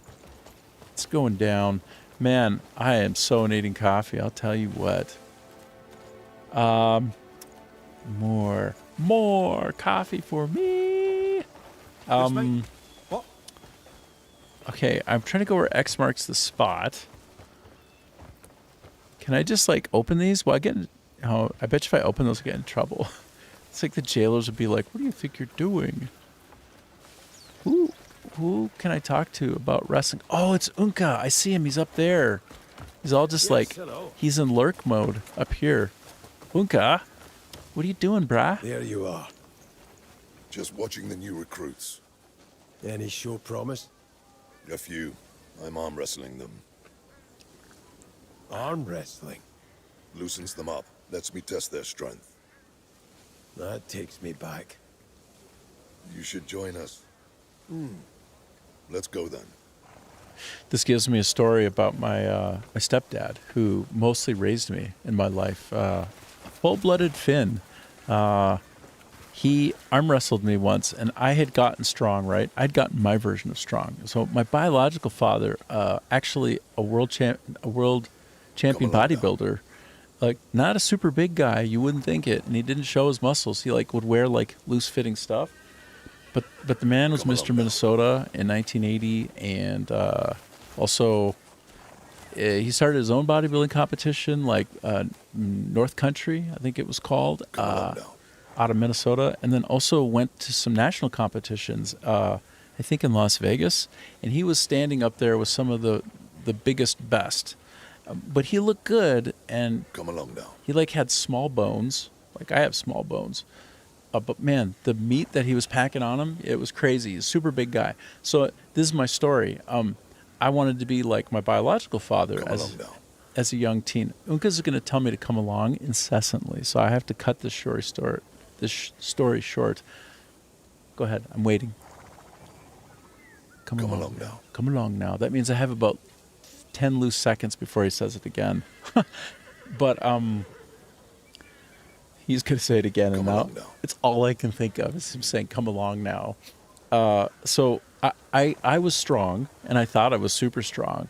Come along now. I sat down to arm wrestle with my stepdad, and stepdad, good man, right? Good heart, a child psychologist. His dedicated his life to caring for kids, right? Taking care of kids. So it's like come along now. A good man, full-blooded Finn, 100% full-blooded Finn, just a couple of generations removed from Finland itself, always taking saunas, like, and doing cold plunges, like long-lived people, strong as oxes, bones as thick as like a bull, you know, like so strong.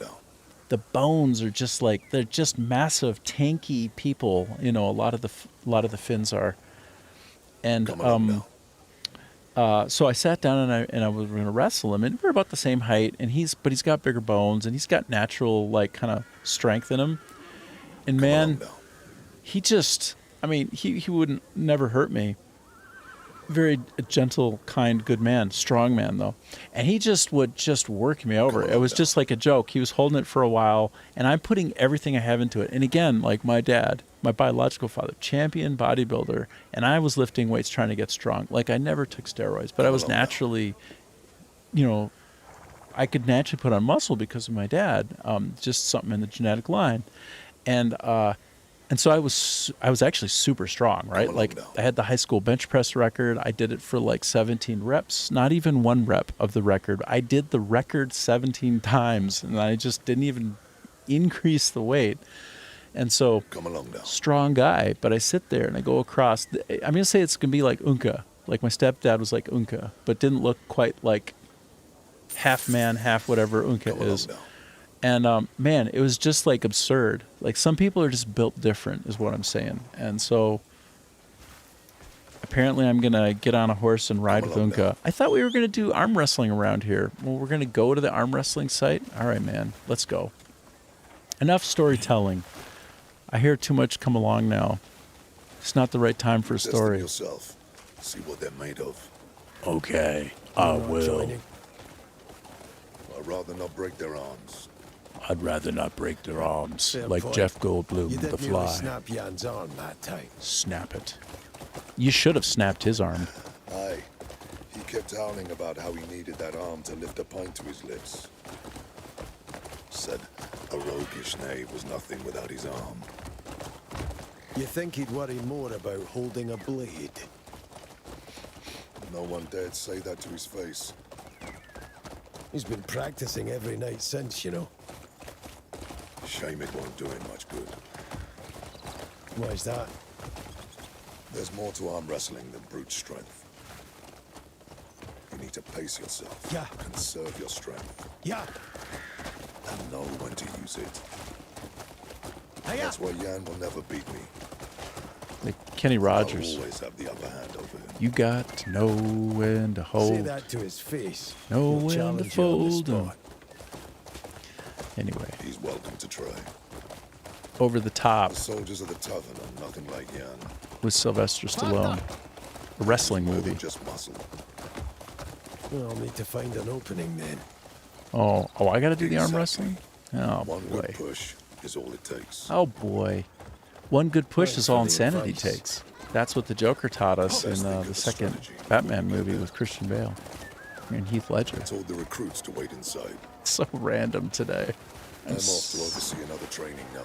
All right, buddy. I'll take care of the arm wrestling then. Facing you will be a lesson they won't forget. I'll see you. I'll see you in the by and by. Wait, this isn't. That's not the guy. Where's the arm wrestling? Oh, it's over here. Have a good day. I am the arm wrestling beast. Have a good day. Where do I go? I'm trying to follow where X marks the Fine day, is it not? spot. And is this where X marks the spot? Oh, it's inside here? Is it? Is this inside this little nook? Oh, here it is. Yeah, what do you want? Where I'm gonna no glory for cowards. I'm gonna teach you all a lesson. Okay. This is. Oh wow, he's got his armor on. Shite. Bro, be hardcore. He'd be hardcore with it.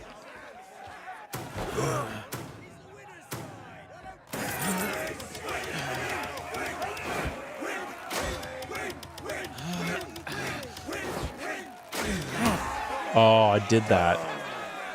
Smoked him. Okay, one down. Still game to go on?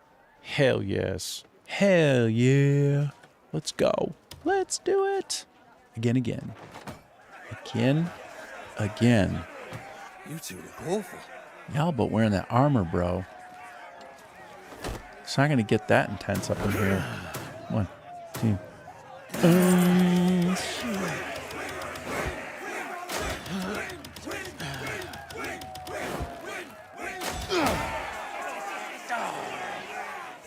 I won. You can't possibly be scared. Okay, this one will probably be harder. Probably. Oh. I want his armor. I like that armor, though. That armor's nice. Actually, his color choice is a bit shit, but that's okay. Oh.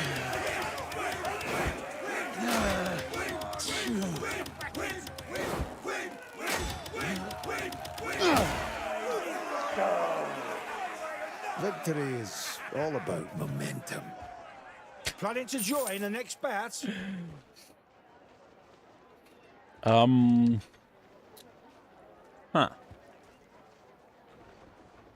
I'll do one more. I'll do one more for the fun of it. Una más. Ooh, he's like a hero. He's different. Okay, I'll keep going until they're the same. I'll keep going. Oh, he looks like young King Arthur. He looks cool.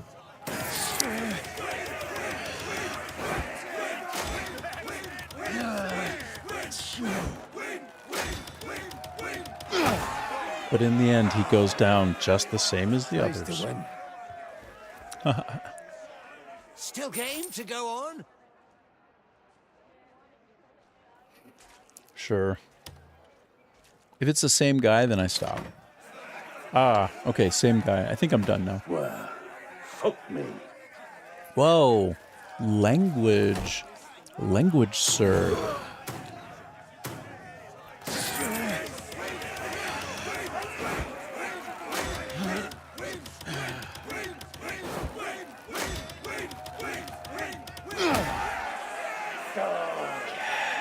The tide's in my favor. The tide's in my favor. You can't possibly be scared. Well, no, but I am done now. I can't just do this all day. Okay, well. How did it go? Crushed What him. happened to the training?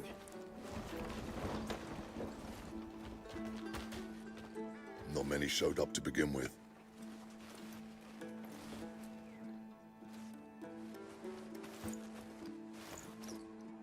And those that turned up didn't last long.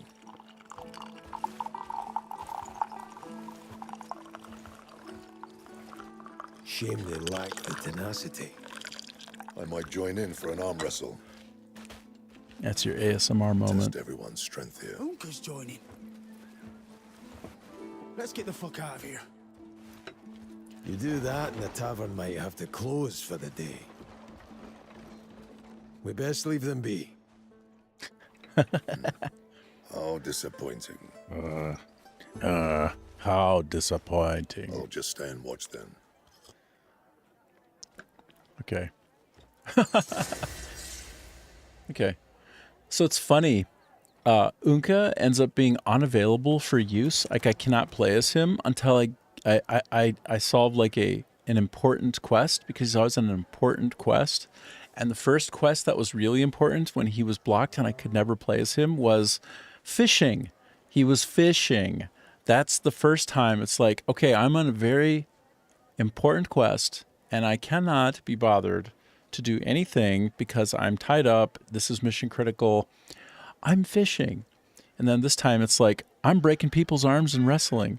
So he's absolutely, you're an absolute delight, sir. hello. You're delightfully silly.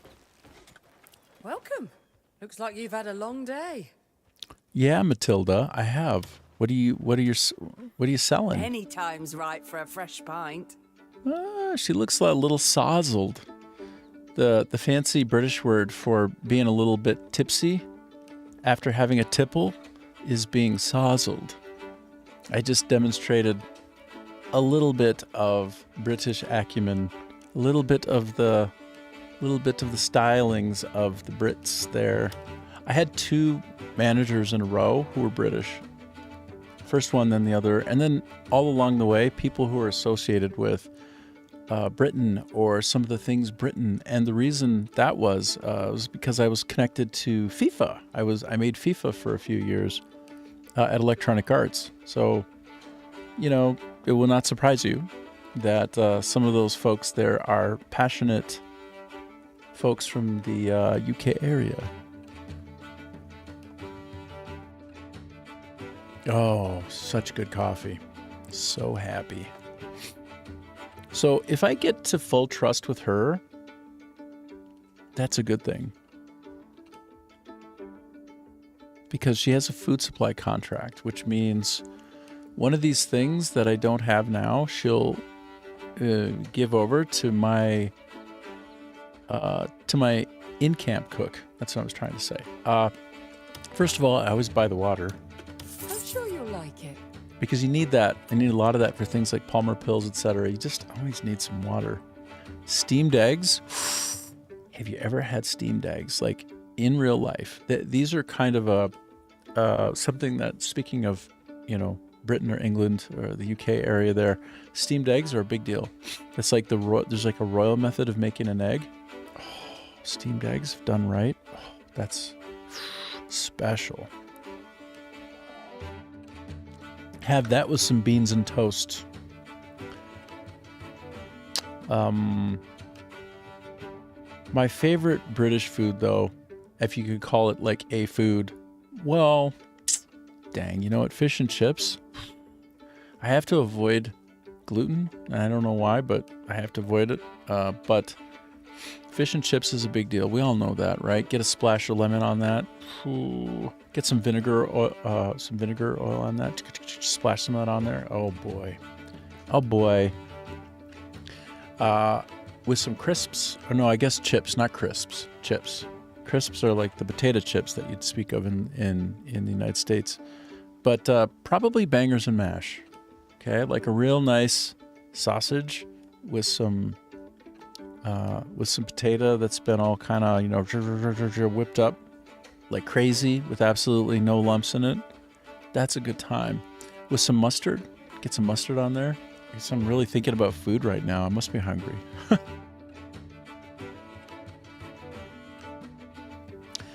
Anyway, I'm trying to decide whether Any time's right for a fresh... My inn is always open to you. whether I make her my good friend or not. And I'm thinking, yes, I might as well. Because look, I have all of these loose bags of coins with which to convince her that we're best friends. So let's go ahead and establish the best friend levels right now.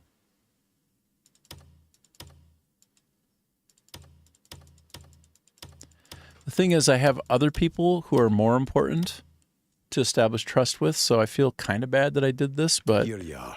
I mean, I'm here, Cheers so for that. I'm here and I'm looking at the recipe, or the well, this I'll show you. I was looking at whoops. I was looking at Any this. time's right for a fresh That right wine. there, the food supply contract, that's what I was trying to say. And so, you know, I'm sure of you'll course. like it. Of course, I'm going to get that. If you course. fancy a tipple, my door's always Fancy open. a tipple. Okay. That's authentic though. I know some Brits and they talk that way. Not that it's so strange, but it's true. Okay, so let me just go into my inventory and pound that provision. I'm gonna pound it so hard. Pounded it right into the next universe. Now it's in a parallel dimension. I pounded that provision so hard. Okay, good. Is there anything else for me to pound while I'm at it? I don't think so. I don't think. I'm just double checking. I'm getting up there. I have a lot of random crap, to be honest. That's okay, though. That's okay. That's what happens when you play the game. You, like, accumulate stuff. Oh, yesterday in the Crimson Desert, I found this oasis. And apparently there was like an old Visione memory there. There's some kind of iguana legend of some description, very big. And I saw there, near where the vision had occurred, this thing. Oktar's Legacy, which in my mind I thought that iguana or lizard ate him, and that's what was left behind. I don't know if it's super special. Like, in fact, I'm kind of curious now. I want to do some kind of a status check on it, or is it R for details? And then can I do refinement just to see like how good could he get? And what would we end up with? Oh, just hellified attack. But that's it. Just like mad attack, yo. 37. Yeah. Yeah, if I want, I could refine that up to 37. I think in the end, whatever particular thing that the stat is best for, it all gets up to the same amount and not past. There's not like some super elite weapon that goes higher than anything else. I mean, not that I know of. That's what I've heard and read. So it remains to be seen if that's not the case. But so this basically, it's like you pick the weapon that you love the moveset for, that has like the animations you like and the timing and all of that, and that lets you RP in the way that you feel you want to. And if it would be this one, then yeah, you just level this up with confidence. As long as you're okay with not getting like attack speed, for instance, or attack crit. Because this is just pure attack as I see it. It's pure attack and nothing else. By default, now, mind you, it has 3 slots, right, for Abyss Gear attachables, and you can put anything in there, right? So you could round it out if you like in some other way. Or you could just go hard into attack. So that you're just pounding. Every hit is just a pound. The biggest pound. Anyway, end of explanation. Who's this? Life's decent these days. What's going on with you? How are you doing? Our folk were starving to death during the war. And how about you, sir? What about you? Good days and bad days. Yeah, I know. That's just how life is. That's true. Like, good days and bad days, and that's just how life is. And what I will tell you is how much I agree with that. Earlier today, I stayed up all night. Does that even make any sense? Oh, wait. Are you like the babiest donkey? A donkey foal? You know what? If I were to take you into my stables and try to like raise you, it wouldn't work. Do you know why? Do you know why, little buddy? Do you know what the thing about donkeys? You're not like a regular horse. You're kind of like combo. You're a combo meal, but you can't actually have babies. That's the thing about a donkey. I'm sorry. But actually, that means you don't have to worry about taking care of another. You don't have to have a charge in your life. That's can be a blessing. It's quite sobering to have to take care of an entire life. Look after it as long as you can. I'm getting into a philosophical space right now about child rearing and how if somehow you were infertile like a donkey, you would not be able to engage in such a charge. Have I been up here before? Why don't I just shut my mouth for one loose moment? Have I been here? I think I have. But I always wonder when I go around. Yeah. I've been up there. I recognize this place. I recognize it well. I know this one. I know this place well. You know what? Every time I come around a place like this, I do feel a little bit more somber, actually. I just spray my empathy everywhere, even when it's just a game. Weird. Super weird. Where am I going and what's next? Let's get back on target, okay? We are progressing. Okay, I'm done with Scattered Embers. Full on done. Now I go to Grounds of the Sunrise. Oh no. How do I get this one done? Okay, so how do I... Oh my gosh. Okay, so I have a feeling I need to focus on... Yes, I need to focus on more of the missions, the faction missions, the dispatchings that bring back timber and bring back stones. Dang. And I can probably sort out this provisions on my own. But also silver? Oh my goodness. So most of these, I've never actually put any actual silver, say, in. And so the way that these get gradually improved and bettered will be almost exclusively because you choose to do like mining missions.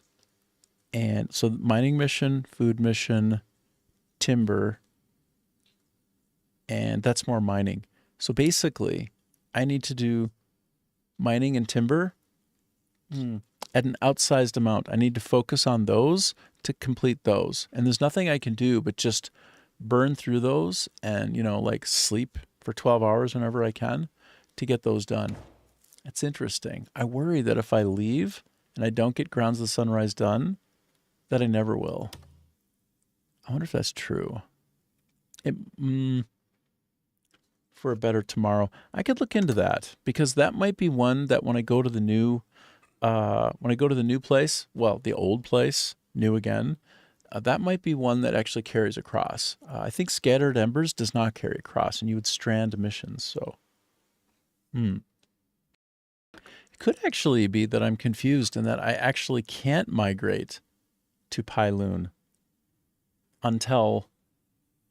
Yeah, I might actually not be able to do it until I close these out. Come to think of it. So let me focus on these next. I'm going to go hand over 5 shrubby Sephoras. And I could, but I couldn't with him because he's currently dispatched. Oh, that's such a great interface that they're explaining. My face is a little bit blocking the view, what I'm trying to show, and I feel bad about that, but only just a little bit bad. Not too bad. Nothing too much is bothering me. Okay, I have 4 to do here, and clearly there are some that aren't showing that are dependent on completing these. Okay, so this one I can complete, I think. Yes, I do think I have shrubby Sephoras. And then this one, I'll have to pull the guy back from the mission that he's dispatched on. Okay, let's go.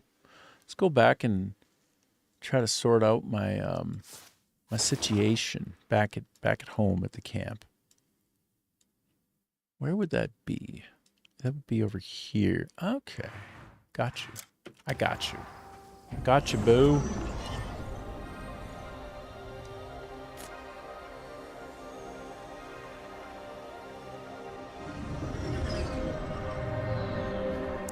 Okay. I don't think the music is that much to rock to, but I just feel like it anyway. All right. So is this... Can I talk to you? They get better soon. Oh, no item owned. Oh, I had qualified for completing at one point, but then I wasn't able to. I bet you they're just stashed in here or something. Let me look for these shrubby Sephora. Shrubby things. What looks like shrubby? Is that shrubby? What does shrubby Sephora look like? Show yourself to me. Okay, so none of this counts, but it gives me an idea. I'm going to go to my other container. It's back at my home. And I've been meaning to go back to my home lately anyway. That's fine. That's fine. So I'm just collecting all my ingredients here, which should not be here. I should be putting them in another more dedicated location. You feel me? You heard? Ya heard? Bruh. Okay, so then the rest can just stay here because, frankly, they should. I don't need those to be anywhere else, I don't think. Although,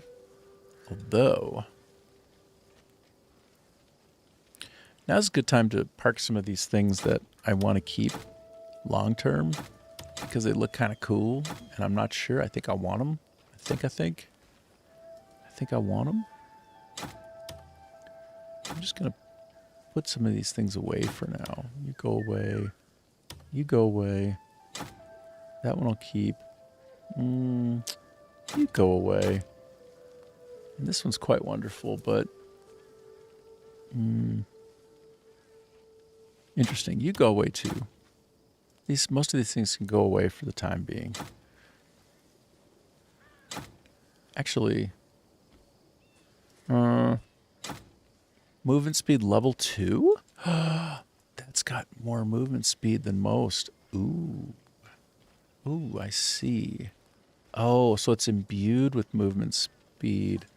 Wow. Actually, it's more awesome than I realized. Brah. Quality of life, just to be going faster in general through the world, is making it always worth it. Always get more movement speed. That's what I would suggest. That's my personal preference. I want to move through the world quicker. And then other than that, I'm less concerned about other things. I'll save these. I don't know. Maybe I need to keep them. Silver iron horseshoes. If I ever get back to get Rocade again, or this white horse legend, which I'm curious about, then I'll need that. Okay, so I think I've got... Good. I've moved things over enough. Oh, this one too. It's cool looking. I love it. And this one too. I'm not going to have it for now. And you know what? This one too. And this one. And this. And this. And I have an extra of that. I'll just park it for now. Stag Lords. Honestly, that's the one. I'll keep that. Wound of Darkness. Never used that in this one before. Could be good, but I'm going to park it for now. That one too, because I can't even use it. These are both kind of cool. I'm going to keep them around for reasons of might need to light something with that or charge something with that. It's just an idea. I don't know if it's true, but it's my idea. And that's my reasoning. Okay, I'm keeping a broom around because apparently if you run into some animal, I don't know if it's a bear, and you beat it with a broom, then you unlock like an Abyss Crescent gets unlocked. I don't know. Don't hold me to it, but I think that's true. And always a Boss Bear hat. We keep one of those around. That's necessary. If I run into a Bear Clan enemy, then I put that on when I fight them. It's just a choice that I make. It's an irony choice.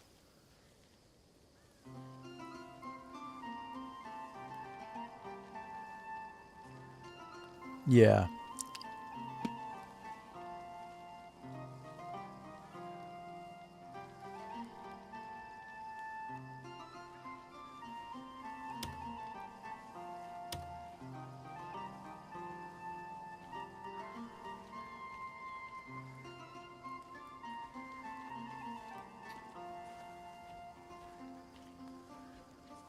You know, I really want both the kinetic burst and the consecutive attacks counter there.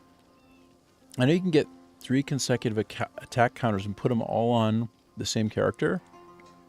It's not necessarily worth it. 1 for sure, but maybe not 3. In terms of the multiplier benefit, just like look it up on Wikipedia for this game. But you do want some kind of a counter. When you're fighting a bunch of people at once, like trying to liberate an area, that thing kicking in is like next level good. Every hit that you land, it adds 1% damage. So you know how quickly you're going to be hitting like 50 people, right? Like when you're trying to clear an area, liberate it, you'll hit like 200 before you're done. Sometimes I hit like 400 before you're done. And imagine the burst damage that you're doing by then. Nothing can stand up against you. And I don't think there is any percentage gain limit to that system. So what I'm saying is I can't equip that. It looks like it's gear for the girl. I do want to play as the girl, but I can't yet, and I won't yet. So I want to take that off for now and put it on one of Cliff's hand items and then proceed accordingly. That's what I think I want to do. This, let's see. I'm always trying to figure out what is the right one to take over. Like, is it this one? Basically, which one has the most refinement already in it? That's it. Out of all of these, and I'm starting by type, I only have 2 that are wearable by Cliff. So my choices are this or this. And I guess that's why I had it in my inventory before, so now I'm putting it back in. Oh, joy. It's Vietnamese for oh gosh. All right, so, yep, I'm done here. I'm done now. Let's get out. Let's get out and go to the other side of camp. It's time. Actually, not quite yet. Seems like a wind is coming. Like we're going to have some kind of a storm tonight. I don't know. Not in real life. I mean, maybe in real life. On the menu. Do you want I haven't looked outside today. Just woke up and started streaming. Do you need more? I don't know, but I am looking to see what was unlocked from that girl. It looks like no, not that. That was already there. Not that. It was already there. Oh no. I think what I unlocked from her was something I already had. Wow, that was a total waste of loyalty. That was a total waste. Unless something here showed up that wasn't there before. I don't think so. That was just, I just threw coin purses away. Aww. He's sad. He's sad. Misa's sad. That's okay. It happens. Fine warrior, always... Let me tell you something. It's my job to keep everyone's belly full. Oops. Oops. I think I have some folks coming due pretty soon, like all coming back from the dispatch missions. Maybe they're already done them. It was 18 hours of waiting before. I don't know. I'm not sure where we're at right now. Ooh, this is my place. I have this silly goal of lining up every single one of these corners. I basically want to have light everywhere. I want it to be like when you walk in, like some kind of bizarre shrine where it's just everything is ultra overlit. That's my plan. I'm worried though that all of this will get reset and I'll lose it all when I go to that other location. And I don't know. I'm not quite sure what will happen, but we'll see. Okay, so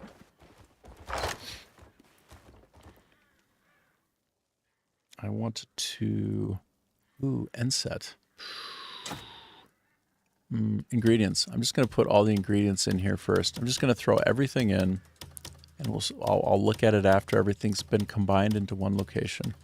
I've been trying to collect more rubber. If I have 10 total rubber, I think I might be able to make the best mining pick in the game. No, the best lumberjack. Why can't I think of it? The best lumberjack axe in the game. So right now I have the logging axe, but the best one in the game, if I have 10 rubber total, I can actually make now. But let me see if I have 10 rubber total. I do. Oh, shit. Oh, shit. Oh, shit. Now, what's cool about this Gatherables chest is I don't actually need to have the stuff in my possession when I go to my camp smithy to make stuff or refine stuff. As long as it's in the Gatherables chest and only in this chest, then he will make it if it exists in there and it satisfies the precondition for refinement. So that's really cool. I like that very much. It's a nice value add for creating a house. I need to get a couple more objects in here though. Like I need to make a like an advanced cooking center and some other things. But it's one thing at a time. One thing at a time. Okay, no, there's nothing to go in here. All that stuff I've already looked at, I think. And let me see if I can go in here. My cuckoo cooler. Actually, wait. First things first. I cannot stand where I put this cuckoo cooler. It's so bad. And I have it facing in a way that's not user-friendly. Now it's user-friendly. Now I can walk up to it this way, because it's facing this way, and open it easily. And then the last thing is I want to see if there's any more light sources that I managed to accumulate. Yep, one. And like I told you, I'm on this mission to light up my house to the point of blinding iridescence. I don't know if I can get there, but I want to try. I want to try.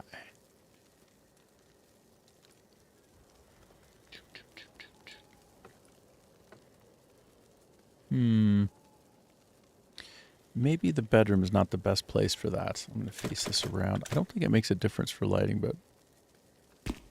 There. Gradually lighting it all up.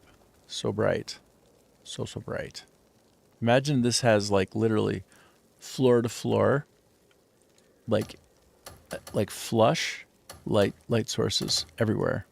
I think it'd look really cool. That's my idea. That's what I want to do. I need to have some, like, lost 5-hour stretch where somehow I collect all of those, enough of those, and do it. But I think it's just going to be a slow, gradual process. Okay, while I'm here, as long as I'm here, I'm going to take a look at what's possible with my cauldron.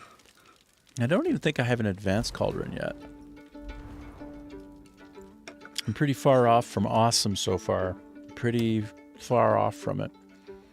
Ooh, but I can make some Palmer pills. And I don't have the ability to do any refined ones, which are like 100% recovery when you die against a boss, say. I don't understand the relationship between all these dyes that I might be able to make things with versus I can just go to the dyer in camp and have him make it for me. I don't understand the relationship between what I can do here. I really don't. I just don't know. Maybe this is just me. Maybe this is like a tracking mechanism for how many things I've yet to find in the world. But it doesn't show any black things. Oh, deep sky blue. No. I want to get all the black dyes. That would be nice. Anyway. Anywho. Oh, right. Before I continue. Right. I want to see if I have the shrubby Sephora. And if I do, what does that look like? I betcha I do. I just got to take it out of here. Let me find something that looks shrubby. There, that's it. So I only need 5 of those on my person, hey? So I go take out how many? I only need 5. And I'm surprised, though, that I can't just give it to the guy indirectly like I can with other folks because I have it in that gatherables chest. I thought that's how it worked. I guess I'm incorrect. Maybe it works like that for the main vendors, but not for like little side quests. That could be. And speaking of which, let's complete this one now. Finally. I only hope. There we go. These herbs are in excellent condition. They'll be a great help. You're welcome. I can finally bring them what they need. You bet. They'll feel your kindness too. Now I can pay back a bit of what I owe them. That's what I'm here for. I'm here for the collective. Morrow's request. Okay, actually, let me greet him one more time. It'll give me +5. It's not going to hurt. So a lot of times, more often. I could use the company. These folks, when you come by and say hi, once you get maximum trust, they'll just sort of like give you resources. Just the act of clicking on them, they'll just be like, "Here, have this." And I'll be, "Oh, thank you. Don't mind if I do." Time flies with a hammer in your hand. You're damn right. Use it well. I'm gonna use it so well. I'm gonna use it like you read about, like a legend. This fall wind longsword looks sweet, actually. Sweet, but I'm not gonna. I'm just seeing what's here. Over time, this guy can have access to like all the special stuff that isn't like perfectly unique but special. Oh, that looks good. That looks really good, hey? I didn't used to have access to this. Why do I have access to this now? What happened? Dang, this looks good too. Oh, dude. And it looks like it vectors on movement speed, which I'm all about the movement speed, bro.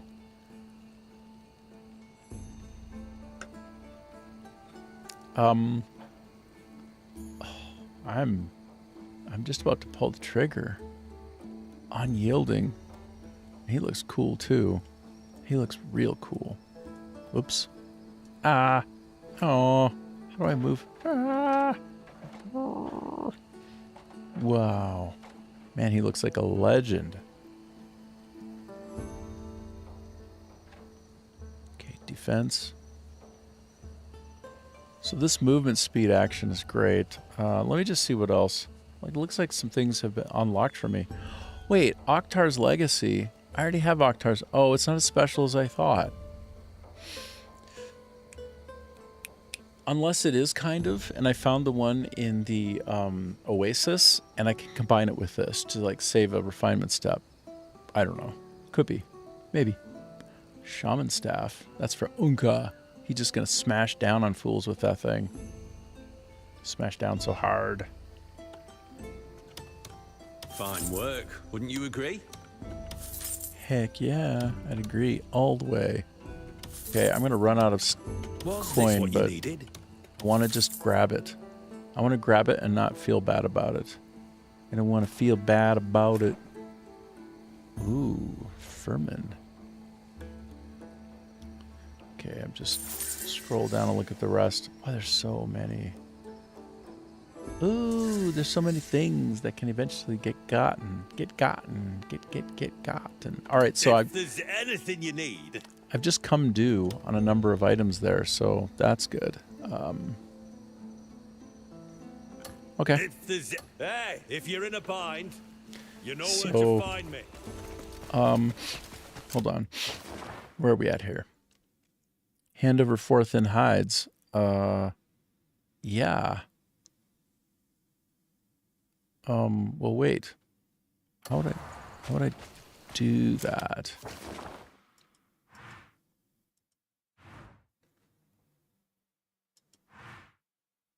Interesting. Okay, so Gerald and Vernon. All right. I need to make sure that they're not... I need to make sure that I don't put them back on dispatch. I'm just going to pull everybody from dispatch now. I think I'm sort of between dispatches, mostly. Let's see. Put them to the test. They're keen for the work. They're keen for the work. That's what I'm talking about. You know what? A job well done feels great, doesn't it? Oh, so this will be done. Okay. Well, this one reset.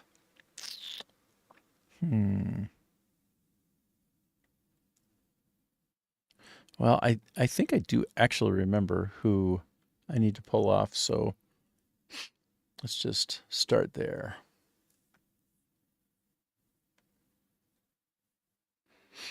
Oh wow, I can't even see the full list for some of these.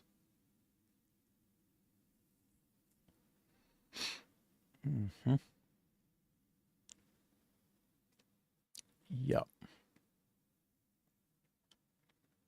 So I'll let that one finish. Nearly done. And that one...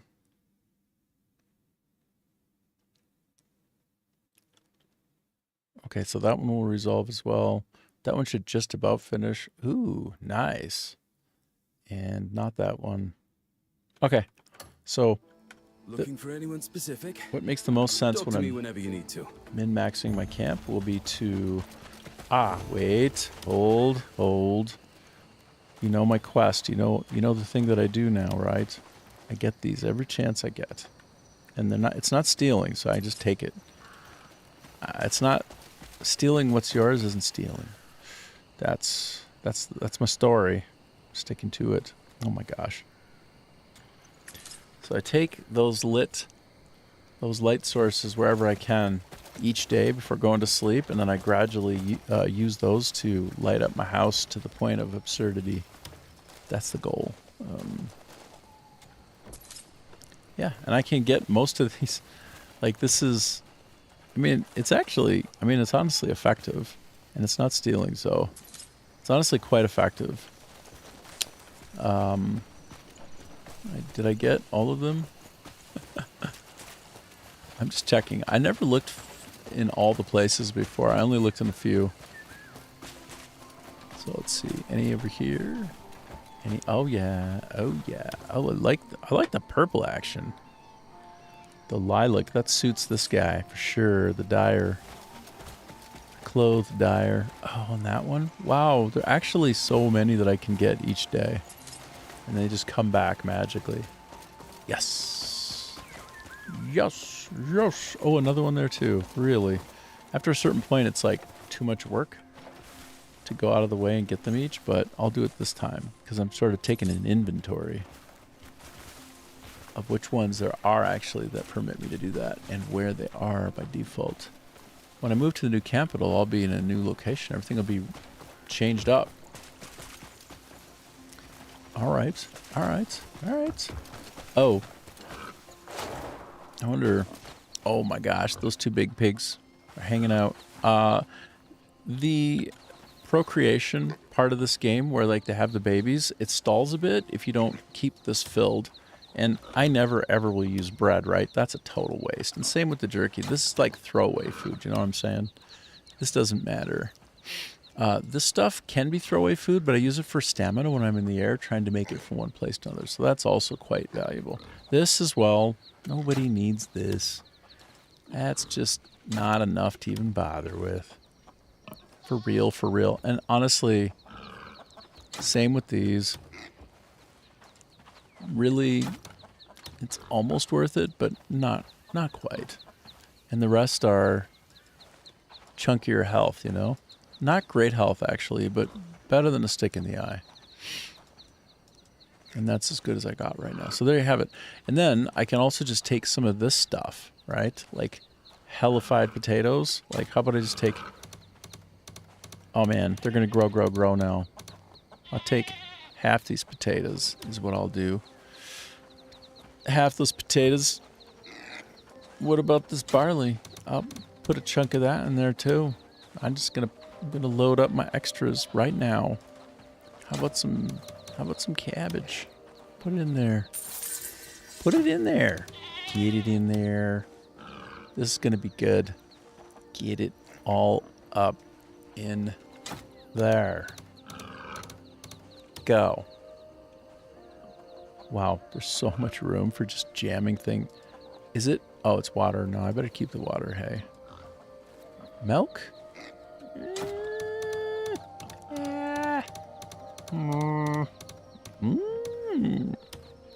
That. Okay. And, yeah. I'll chuck 12 loose honey in there. So, basically now, all of the development of those animals will occur at a brisker pace. What if I just jam some random ingredient of... It's like I'm feeding to the birds themselves. I actually have a video of a chicken eating, like, cooked chicken off the floor at a restaurant here in Vietnam. And it's like such, like, high quality. It's like... It looks like 4K quality somehow. I think it's because it's just... a nice stable shot of, I think it's a chicken, not a rooster, but like in there, and he goes up and he starts pecking away at some chicken meat that somebody had let fall on the ground. And I just was like, holy shit, the chicken is eating chicken. Dude. That's meta. And also kind of creepy. And also, I didn't know the chickens were like omnivorous. I thought they were just vegetarians, but I guess maybe they're also stupid as a brick, so they're basically like one of the dumbest things on the planet.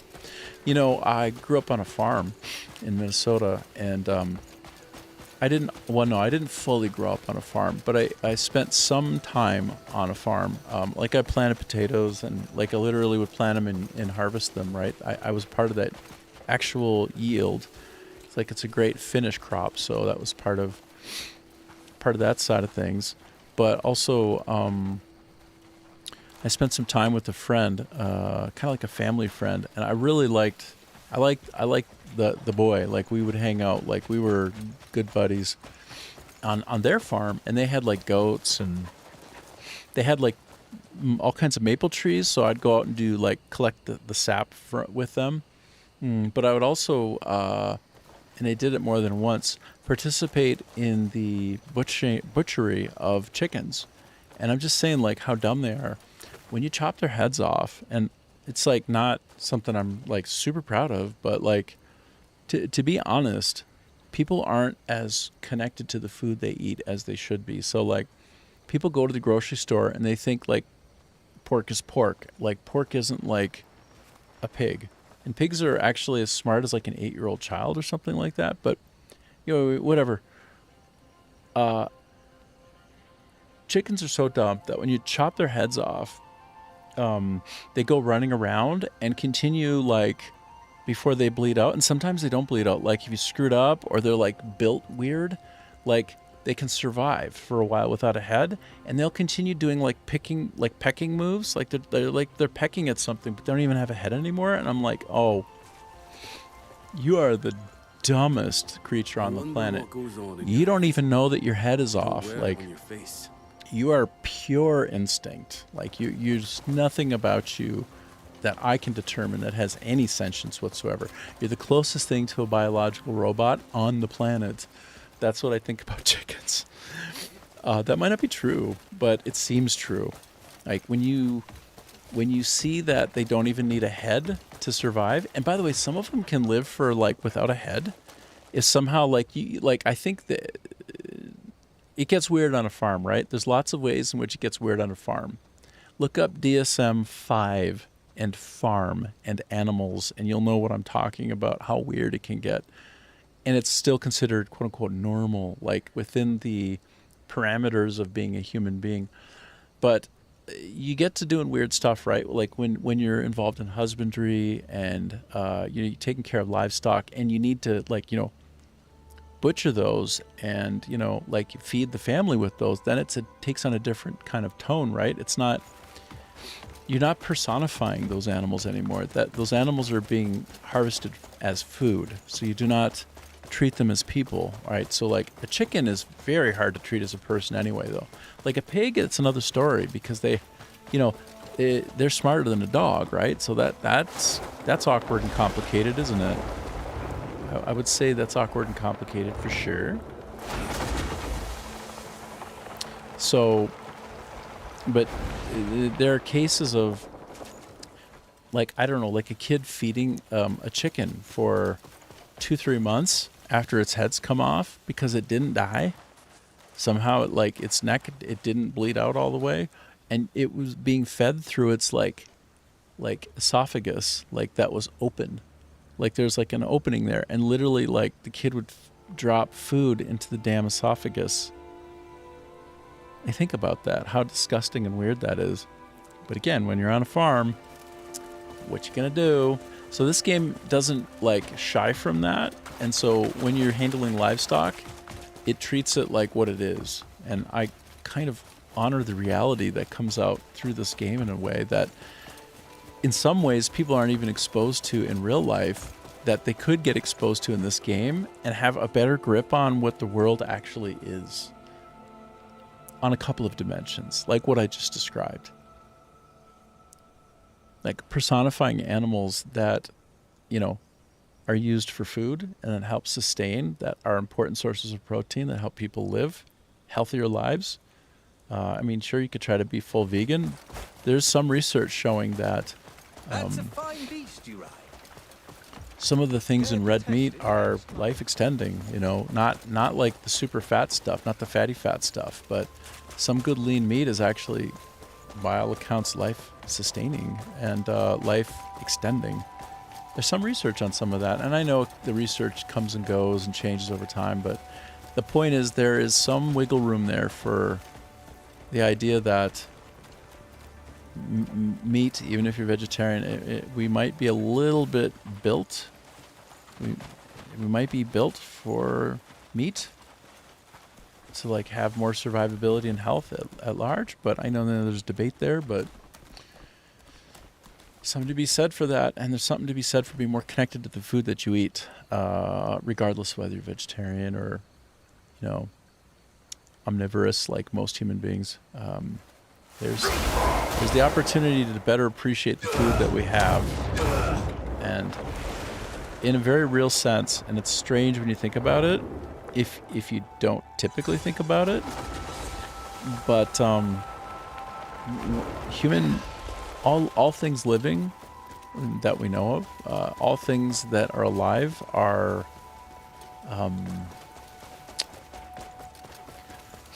all things that are alive are fundamentally staying alive because they consume other living things. Just like think on that.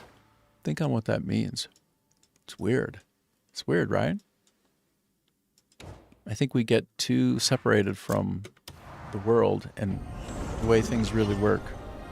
So here in Vietnam, you're much closer to food sources. You will often pick your own crops, right? You'll grow it right out of like your backyard. Like we have several nice vegetables that we consume on a regular basis here, just right outside the door. It's like right outside the door in some kind of like potted, decent soil, like in a container, and we just pluck that out, right?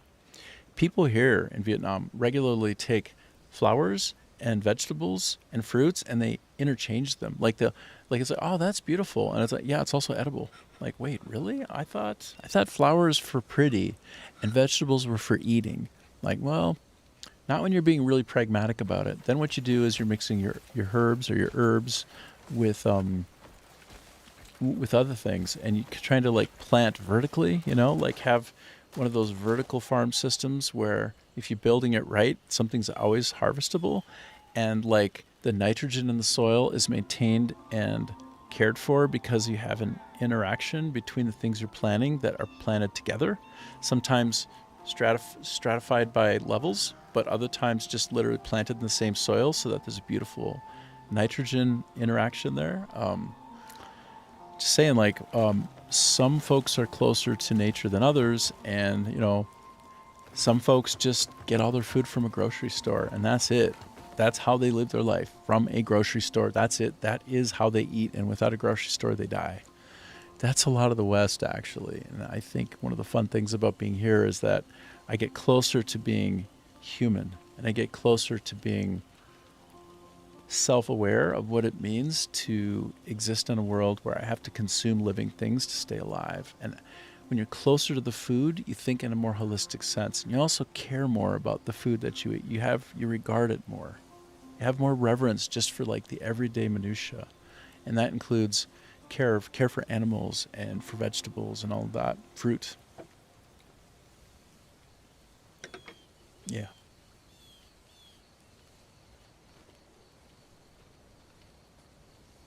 I'm just pouring myself some more coffee. Oh, I was muting it. It was an ASMR moment. Hold on. See if I can do it just a little bit.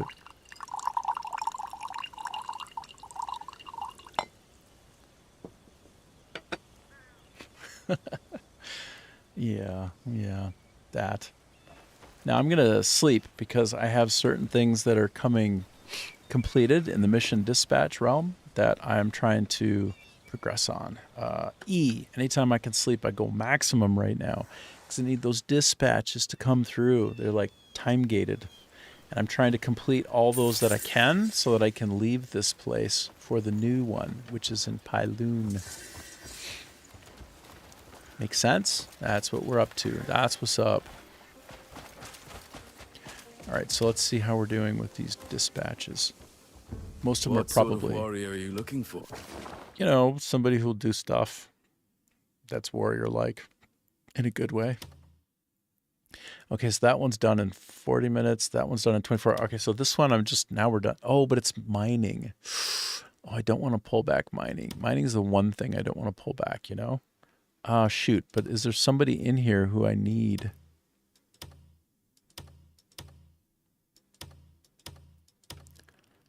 Shoot. Hold on. I'll see that everyone's well looked up. I feel just a teensy bit embarrassed because I don't remember exactly who I'm trying to leverage here. So, okay, so no, it's not this. It's the other one, isn't it? It's this one. Okay, so I have 3 more to go, and one of them is actually hidden. Okay, so I need Gerald. And I need Vernon, okay? Azure Manor, and food storage. Okay. All right, then. That's what we need to focus on at the moment. Okay.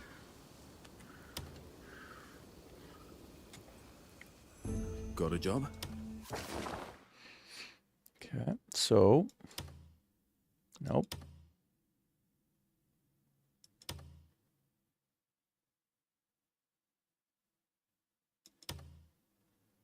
There's Gerald.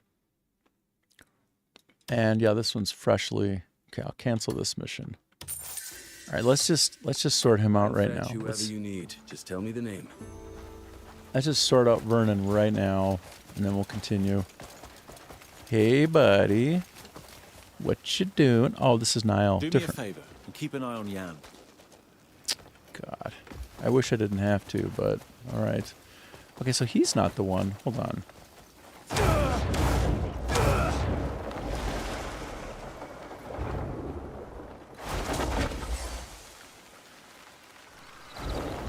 Whoa. Whoa. Okay, wait, where's... So, but Vernon wasn't there, was he? Was he there? Okay. Okay, now I feel a little bit like a monkey running around. What's happened to your honor? What's happened to my honor? Wow. Sorry. Sorry, bruh. Oh, here he is. He's just right here. Well, no, that's not Young Vernon. fools sneer until experience humbles them. Where is Vernon? What is going on here? Oh, by the way, when you cancel certain quests, you know what? Oh my God. When you cancel a quest, or it even completes, I think, well, it might only be the ones that cancel. The people, wherever they were, have to walk back. Like, I'm serious. They have to walk back. So, the reason I can't complete this mission right now, that's right here, is because Vernon hasn't come back yet. I have to wait for that sucker to walk back, and that might take an hour or so of real time in the game. And if you're wondering if that's lame or inconvenient, no, it's a masterstroke. It makes the world feel so alive and so meaningful. Everything you do matters. Like when you're off on some dispatch mission to construct something, go to the place where they are, that is happening, and you'll see them actually building it. And it will go through stages of build-up until it's finally complete. You will see it in various states of construction. That is not done a lot in games, and it's quite spectacular. I'm sure we can agree on that. Okay, so I'm waiting for Vernon to come back for the love of all that's... Okay, and then Gerald. Right, so then I just want to see how long I have to wait for Gerald to come free, unless I just want to call him back now. Looking for anyone specific? But the thing is, if I call him back, he'll have to walk back, versus he'll just instantly be back if it finishes naturally. That's the trade-off, which I quite love. It's quite smart, that. Okay, there's my Vernon. 5 minutes. 5 minutes, bro. Bro. That's like... That's not 5 minutes in real time. That's like 5 minutes in game time. So it should be like instantly. Where is it? No, it should just be coming due right now.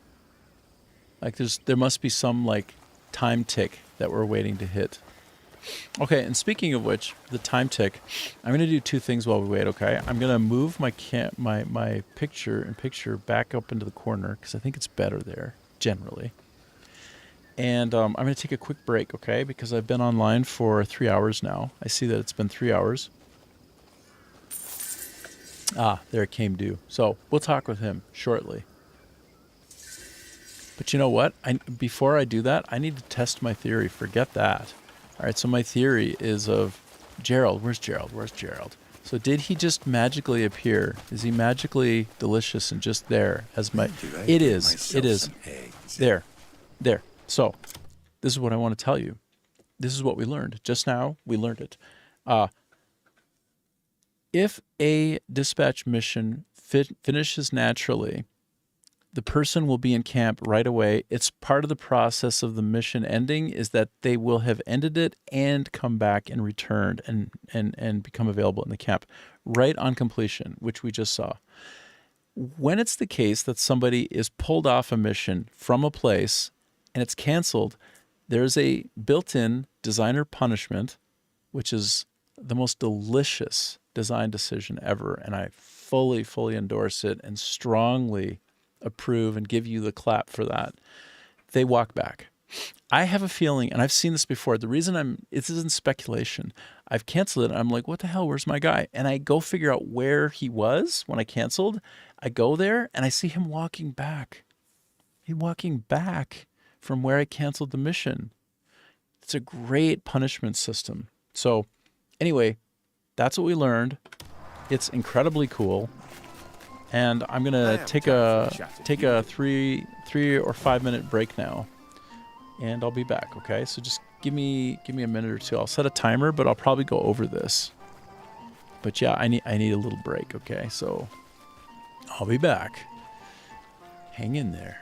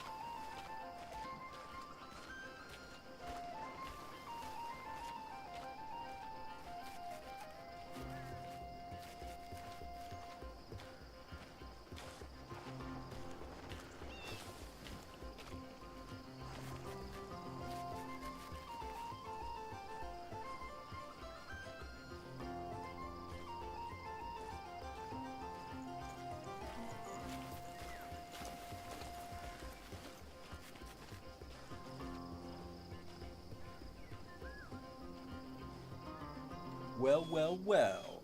Well, well, well. I'm back.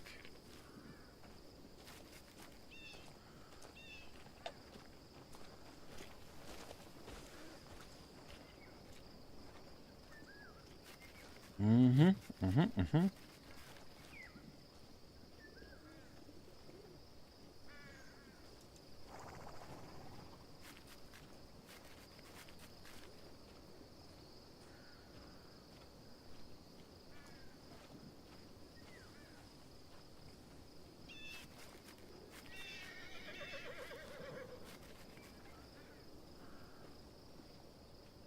Oh yeah, hey. No worries. I just discovered something really cool, Carlton. Maybe you already knew about it, but let me explain it briefly. Let me explain this. One moment. So yeah, there's this cool thing with the mission dispatch system whereby when a mission completes, anybody who is out right at the moment it completes, they are in the camp and they're freely available. You can listen to a request or complete a quest, whatever.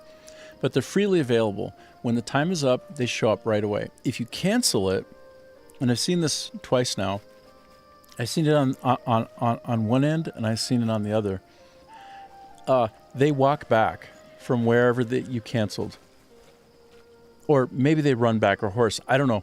But it takes a while. Once when I was trying to figure out where my guy was when I canceled it, because I'm like, well, what the heck? I went to the source where I canceled it. And he was walking back from there. I was like, wow. That like blew my mind. And then I was reminded of it today because I'm trying to finish out some quests so that I can move to Pyloon. And I saw that one I let finish naturally. There was only 5 minutes of game time left, which is basically like the snap of a finger. And the other one had like some hours. And so I just canceled the one that had some hours. No, it was like 16 hours, so I canceled it. That the guy associated with that, who I wanted to talk to, didn't show up. He didn't show up at all. The other guy, when the quest finished naturally, was instantly there in the camp. And so I was reminded, I've seen it at the beginning of a cancel and at the end of a cancel, that they literally walk back or run or horse or whatever, but they don't come back right away. And you can find them in the world on some path from where they were allocated in a mission and coming back. So, yeah, see what you think. You can test it, but I just think that's one of the coolest things ever. Like, it's freaking brilliant, dude. Like, it's so cool. Just brilliant game design. Okay, I've been aching all morning. Must have slept funny. I know. But you know what? I've seen an entire armies on patrol before. So, and that blew me away when I saw it. But like, look, the guy still isn't even back yet. He's not back yet. I'm waiting for somebody to return. Oh, is this? Nope, this isn't him either. There's a guy. His name is Gerald, and I'm waiting for him to return. And I'm telling you, dude, that sucker is walking back from where I had him. I think he was chopping lumber. It's like, he will appear along this road probably on the way back.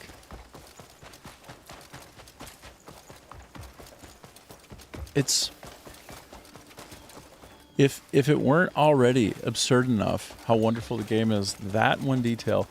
You killed that big jaguar guy earlier, by the way. Tough fight for sure. Oh, so are you free to do more dies? Is it die questing time? That jaguar guy was hardcore tough, hey? Tough fight for sure. Did you have, like, hella food? Because I was spamming the food.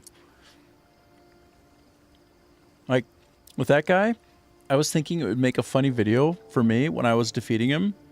If I like put a counter on the screen for the number of times I healed, because you can see it if you look at it. I have like a nice high res like 4K version of it. I'm almost certain I do.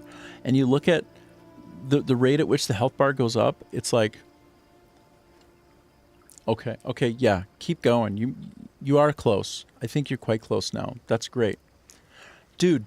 Exactly. Like, you want to see like the try hard nature of me is like, how many times did I heal? And I think it was like, dude, I kind of want to go back and just do like a quick like time lapse, you know, like quick of that particular fight, and just like make fun of myself, because I think it might have been like 45 times, dude, 50, 60, because I had all the food. I went nuts. I had like shit tons of food, like so much. Okay, oh my God, please be him. If this is him, I'm gonna lose my shit. If that's him, no, okay. But he's somewhere. He's coming back. If I just sit here and I wait, he'll come through this area. I just know it. Because I think the nearest lumber place where I sent him was like over here. Actually, this is completely ridiculous, but now I'm a little bit invested to know. Actually, I don't remember exactly which one I sent him to. That's a fine beast. Oh, I know, dude. He looks so kick-ass. Care to test it against mine? Like, winning. Super winning. So cool. Damn, I want the hair. I don't have the hair. Maybe when I was younger I had something kind of like that hair, but I never quite had that hair. I want that hair. The sheep, the goat, whatever that was, agreed. He bleated in strong agreement. It's like, yeah, that would be cool. Come on, where's Gerald? Dude, I would just kill to come to run across him somewhere now. I think the place that I sent him to do the lumbering might have actually even been on the other side. Dang.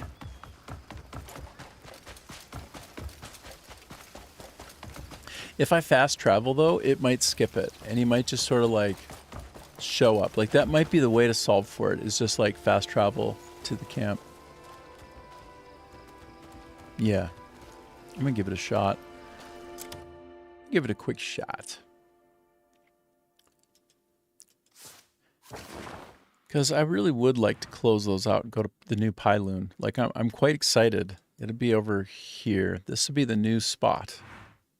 I don't know if you got there yet, Carlton, but if you get your trust up with the barber, you unlock a longer beard. Oh, I've got max longer beard. I got 100. One of the first things I did with that guy was go to 100. Yeah, it's like a good-ass beard like this, but it doesn't have any of the twisties. Like the Nordic style. Like, that might be... I could see myself maybe trying that sometime if it goes real long, but I don't know if I have the patience. I don't know if I can wait that long, man. I don't think so. Is this the place? Oh, wouldn't it be amazing if I actually... Wait, where am I? Oh, yeah, he's coming from... I think he's actually coming from up here even. I think I sent him to Calfade, dude. He'd be coming from the other direction. I think I'm entirely... I'm totally wrong on that one, actually. Anyway... Let me try to fast travel and see if it jump starts his presence in the camp. Gosh, I can't. Suddenly I lost where I'm at.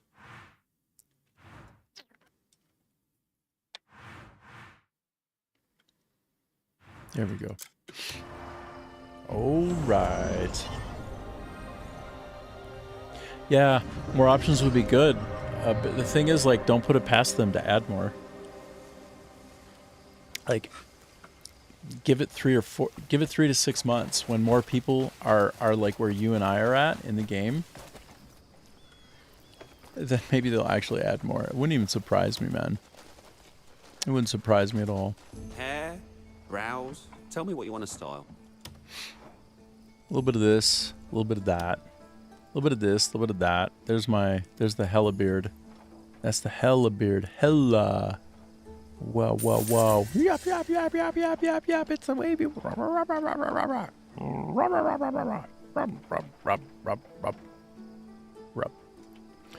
So, yeah. all that. Looking for a new look? You've come... Oh, Solomon. Is this truly my work? Oh, Solomon. It's kind of funny.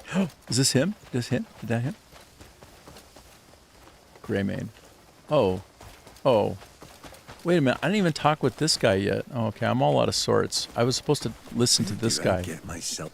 Anyway. Oh, right on time.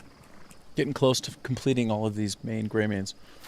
Definitely I'm not. trying to cook some eggs using my shield. They probably if you pour will. water on the shield and reflect the sunlight onto it, it builds up an incredible amount of heat. With that heat, you can cook an egg in no time. The problem is, I don't have any eggs left to try it out.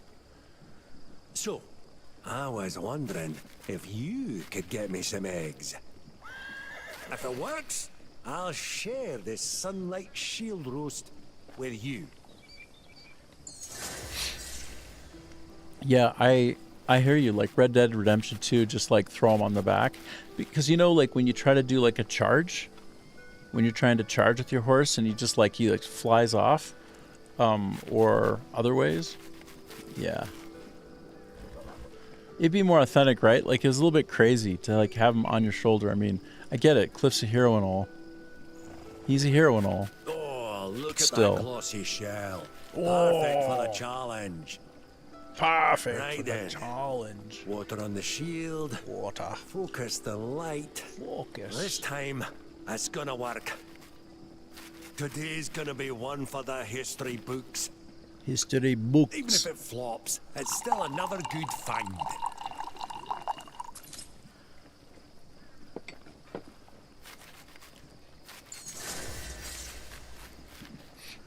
Then, and when I'm riding back, I see something I want to pick up. I get off my horse, drop the bounty, grab the item, pick him back up, and remount. Yeah. Sorry.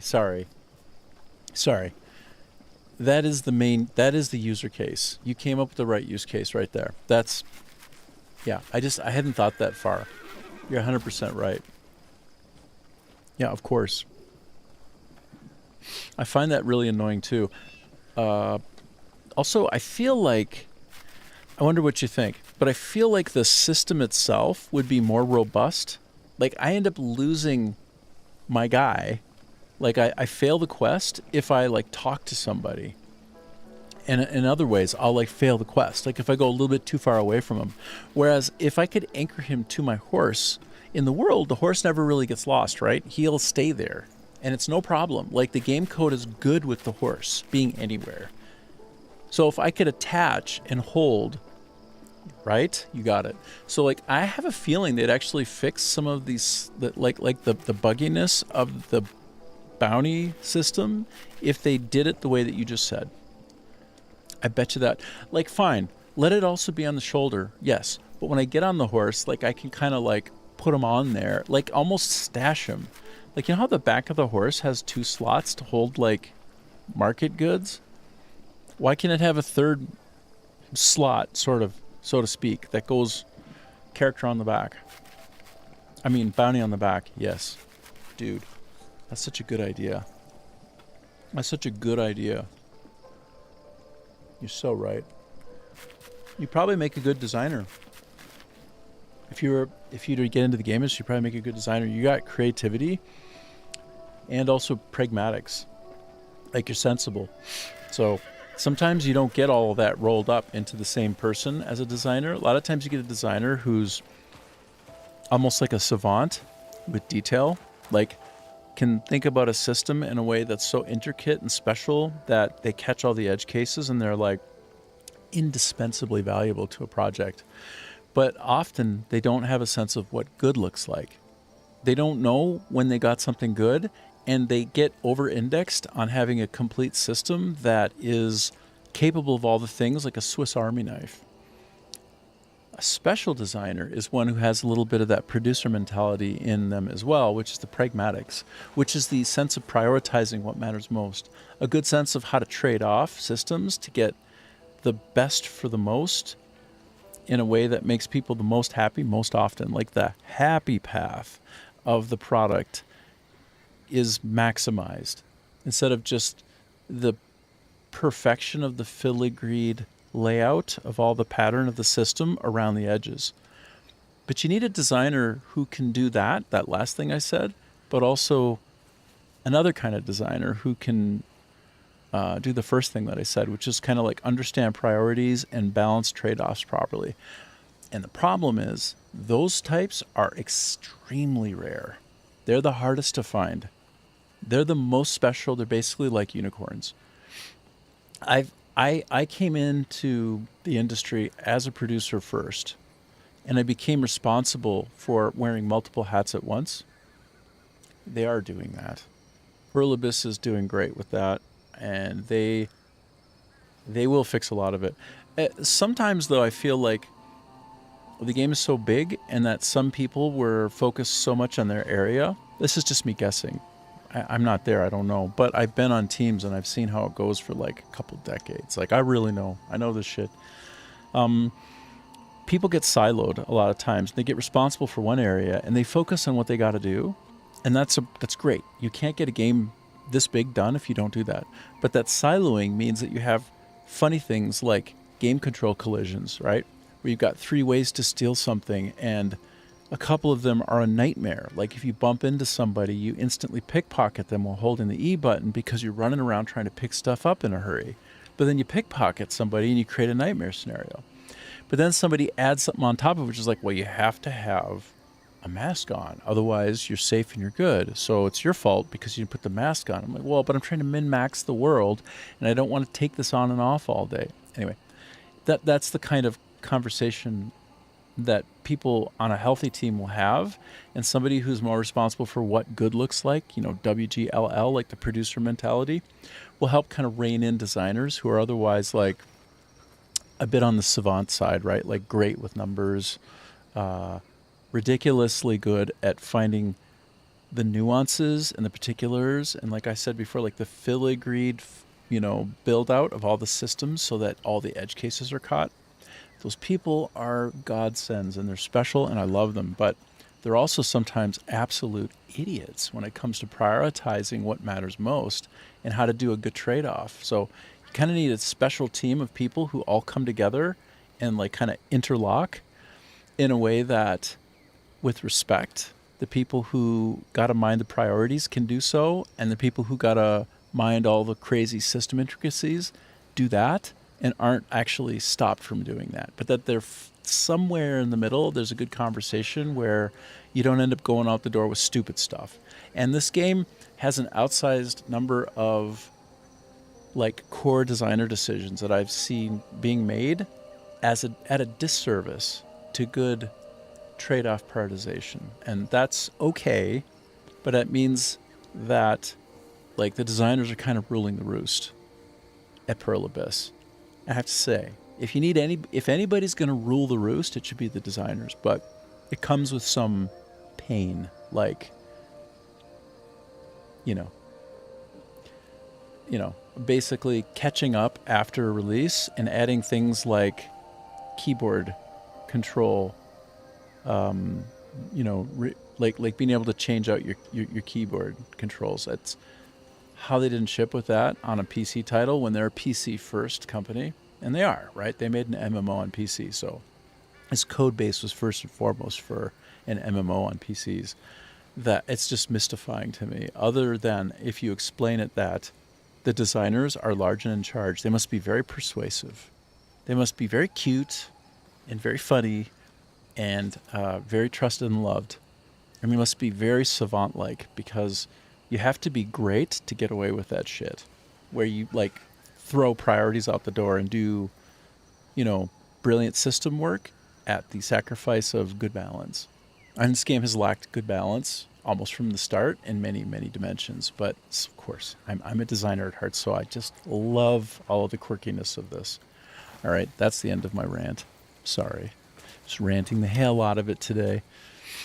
But it's like compliments as I do the rant. I mean it. I mean it with love toward Pearl Abyss. They are the alpha and the omega. Period. There's no such thing as a perfect team either. It can never be. Okay, so Actually, wait. Did my other buddy come back yet? Is homeboy back? Like he's supposed to be over here. Did you show up, bro? Are you here now? Where's my guy? Where the hell is my guy? Let me just try to prompt it again in the journal. Oh, that's not the place. This is the place. I want to know about Vernon. Where are you, Vernon? Where the hell are you right now, bruh? 2 meters. Oh, is he now? Where's Vernon? He's 2 meters away, huh? Yeah, I don't think so. That's because his ass. Funny, mate. It's because his ass is on the way back and he's somewhere out walking. Lunatic. Who is this in the dark, man? This guy's just like in creepy land. He's like, rah. Oh shit. He's sleeping, standing up. Okay, and Carlton, you just said this game has the best bones of any game I played, and now they are just tweaking and adding on to it, making it even more outstanding. 1000%. It's the best game of all time, bro. Anybody who hasn't gotten a chance to play it yet, I kind of feel bad for them, but also excited for them, because sooner or later, hopefully, they're going to figure it out. These guys are both sleeping, standing up. What time is it? Oh, shit. It's almost midnight. They're sleeping, standing up. I wonder if Vernon is out there sleeping somewhere, standing up, and he's like not making his way back. Is this? Are you my guy? No, you're not my guy. Yeah, exactly.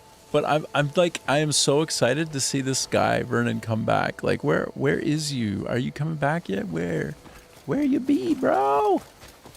I still think he's probably coming from another direction. But like X marks the spot where he should be because I canceled the mission and he's not there yet. And that's an example of like not a user screw of a design, like a savant genius design decision. Where and the thing is, he had to be persuasive. He or she had to be persuasive as hell. Had to be able to persuade both the project manager and the engineer or two tasked with making that system dynamic like that, where if it completes naturally, it's good, and if it doesn't, he has to walk back. Whoever got away with making that happen on the project, a very persuasive person. Like those are the most fun people to be around in the video game industry. The person who is ludicrously persuasive and like insane. Like basically you have to be a crazy person to be really good at design. Like you have to be a little bit nuts. And then you have to somehow also be persuasive. That's very rare combination. Like you have to be a shaman in the modern day, but also you have to be you have to be capable of making people bend to your will.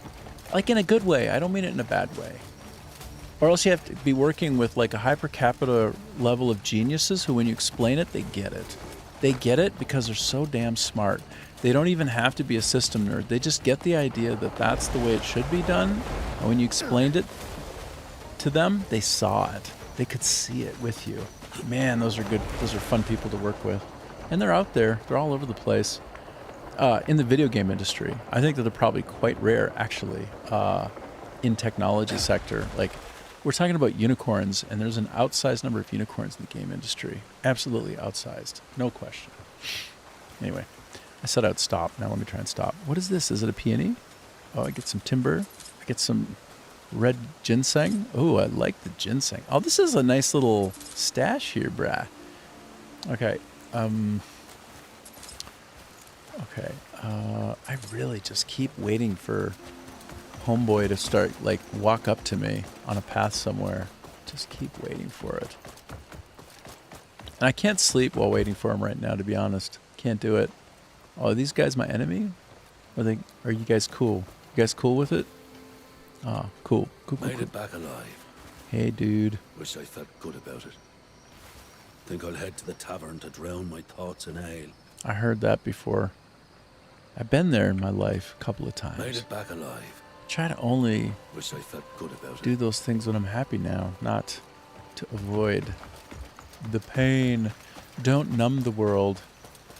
Lean into the better parts of it instead. Go where it doesn't hurt as much, where there's more joy. Don't numb. Find the joy instead. Don't replace joy with numbness. Man, I'm really in a philosophical mood today. Really like emblematic. Yeah. I'm just wandering through the woods. I should try to pick up some of those fireflies now and then. I used to try to pick up fireflies when I was a kid in Minnesota, and it worked. We'd catch fireflies in jars, close them up, and then carry them around for a little bit. It's actually pretty awesome. Get 6 or 7 in there, and they're like a little magical chemical lantern. For real. Not for pretend, for really real. Actually. And you're from the Appalachians, so you probably... This is all old hat to you. This is nothing but a thing, you know. You got it. It's clear. Shoot. That guy isn't showing up, and I really wanted him to show up. I want my point to be made manifest. Where are you, buddy? Is that you? Is that light source you? Are you coming? No. Oh my goodness. What about you? Now you're Luther. You're not the guy. If I can still help, I will. Well, Not buried yet. Do you know where Vernon is? I really want to know where Vernon is. Have you seen him around?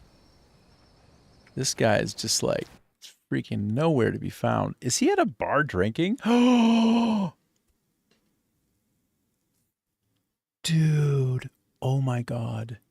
Oh my God. Vernon is the guy who I caught up with, and he was drinking, and he was always going to the bar drinking, and that was the storyline. Oh my God. Is Vernon posted up at night at a bar if he's not working? Oh my God. Dude. It's either he's walking back, which is genius, or he's in a bar, which is even just as good in a different way. And maybe he walked from where he canceled dispatch mission to the bar to get drunk, because that's his storyline. Oh my God. And the crazy thing about this, and when I say this, is like, that's actually the game that I'm playing. It's not just me making shit up like I'm going crazy. It's actually the way that the game works. Damn, that's crazy. That's so good. I'm just going to give him a bunch of... I'm going to get my trust up on Luther. I want to know what Luther's all about on the trust level. Here you go. I owe you for this. I owe you for this. Damn, I want your voice, bro. Jelly. Jelly on that sonorous tone. But he didn't give me anything. Oh, hell. Oh, hell. Seeing how you've grown fills me with pride. Well, I want you to fill me with... I played little part in it. I want you to fill me with coin, brah. Okay, he's just on patrol. That's not... Oh, who's this cat? You're not him, are you? Made it back alive. Damn, I was getting excited there for a sec. Because Vernon has that kind of a hat on. Drown my thoughts in ale. Yeah. Drown your thoughts in ale. It's a reasonable guess that guy might be drowning his thoughts in ale, because I hear almost everybody.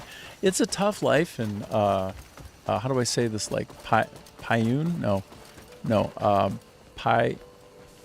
Pylant? No, I forget the name of this place that we're in, like the overall name. But anyway, it's a hard living here, because everybody goes and gets drunk a lot. They talk about it often. It's the hard life. It's that struggle. You're in that area right now fighting Master Do. Definitely a Master Yoda reference. Ah. Little green goblin with a hood. He even holds his weapon like a lightsaber. Oh my God. Why did I not catch that? Yes. Absolutely hilarious. That's awesome. Yep. Yeah, when I fought him, it was quite it was quite fun, quite a challenge. I think I did a lot of evasive rolling. Hey, I don't think I was short on the rolling business. Oh, yes, and be careful. He will heal if you hit the colonnades, those columns that he jumps on and he's bouncing around like Yoda would, exactly like freaking Yoda bouncing around all over the place. Don't hit those. If you hit those, he like heals back. So I like wait for him to jump off and come back, and I might be mistaken. I might be mistaken on this one, but that's like what I noticed. Again, I might be wrong on that, but try to not hit those, or do hit them to see what happens, because that would be equally interesting. If you actually hit those columns and it helps heal him, that would be validating for me, but a pain in the ass for you. Caught that delicious aroma, did ya? Fine nose you've got there. Thank you. It's gonna be delicious. Why, thank you. It's gonna be delicious. That's what you tell me. That's what I heard a million times. You needed a bite?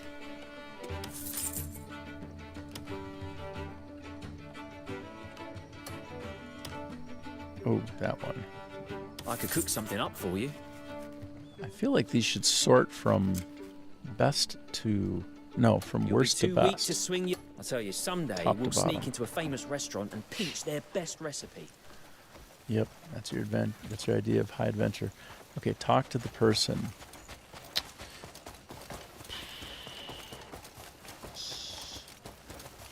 You back yet, man? He's probably passed out drunk at a bar. That storyline makes way more sense for his character.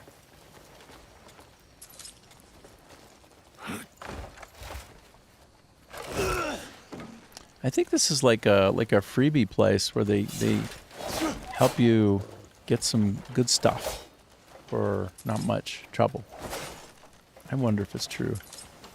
I wonder if some of these are harder to get materials. I saw a couple of decent ones. Like, they're decent. Maybe they're not super rare, but... Yeah. Yeah. Not the worst. What about this? Bam. Ba-bam. I never bothered really breaking these down to check, but I should have. Ooh, that Sidmund bow is actually sells for like high silver. Wow. This is actually pretty thick hide. Thick hide.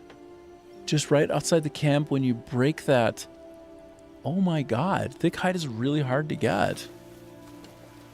Okay, so... Alright. Noted. Noted. Rewards. For observation. Right? Not even far from the base. Oh my gosh. That's crazy. Now I'm going to pet him. This is my main quibble right now with the game. When I press E to min-max and pick things up as quickly as I can, as efficiently as possible, if my dog is around, I'm constantly petting him. Damn it. Instead of finding the object that's on the ground, it drives me literally crazy. It's like the thing that I have the most complaints about right now in the game. Just, it drives me nuts. Maybe I'm being too critical. That's the worst thing in the world for me right now. So it looks like as long as I have something in range, it will prefer that I get those things before petting the dog, but... Ooh. Yes. Nice. Well, okay, so you're really close now, man. Okay. Keep going. You're going to go up to the sky now. You're going to go up. Just keep doing your thing. You're not so far away, but you do have some more. And take your time. Like, enjoy it. Savor it. Good to see you, friend. Don't hurry past. Enjoy yourself, man. Turn the volume down on me, even. It's a good story.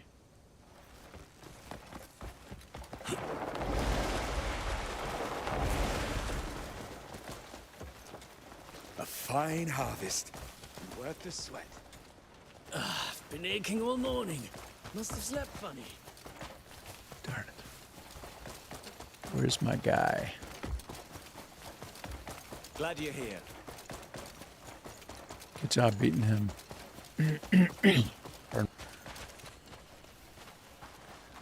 Yeah, he's pretty tough. Not easy.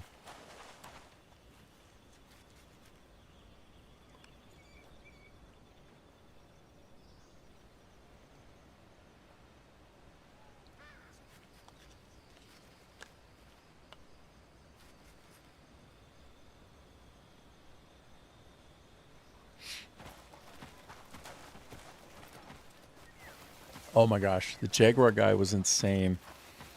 Think I got crazy lucky. I mean, I did have infinite supply of health, but still, I got really close to dying several times. Like, it was like a sliver. That was a close call, man. Any particular person in mind?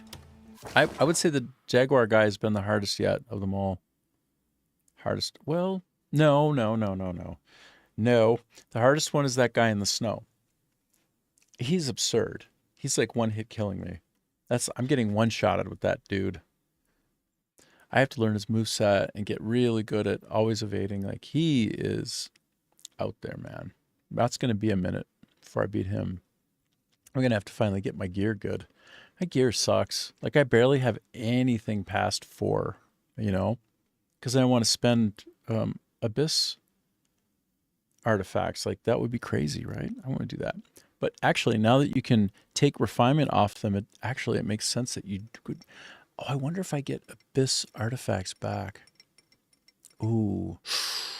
Oh, if I get Abyss artifacts back, then it's game on. I can power up whatever I want without any worry. Oh, did they do that? That's what I'm most curious about. Not ores and resources, but like, do I get an Abyss artifact back? If that's the case, then extraction is pure genius. Like, well, it's genius either way, but then it's like going to be less punishing. What was the place the die was located at again? I might have just unlocked it. Oh, absolutely. So the place where you go in to meet Master Do, it's exactly when you're facing to go in, it's exactly to the left of it. Like, you would go up and around on that ledge and go in, take a right. So you go facing that circular entry, like, go along the edge to the left, don't go in, stay on the outside of that and follow it around up higher there and go inside to the first little kind of, what do they call it? A portcullis? Like, you know, one of those funny openings that doesn't have a door. Go through there. It'll be in there. If that's what you got, that's the one. Yeah.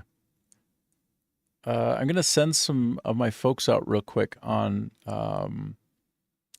mining mission, I think, and then I can actually go there and show you. Advanced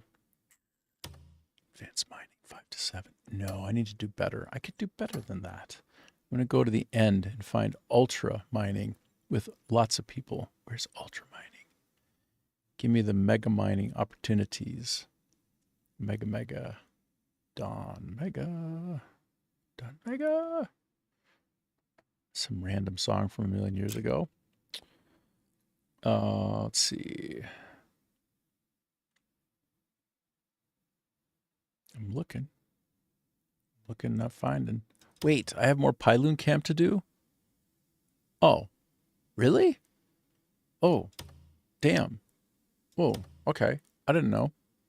Okay, never mind. I'll just go do this then.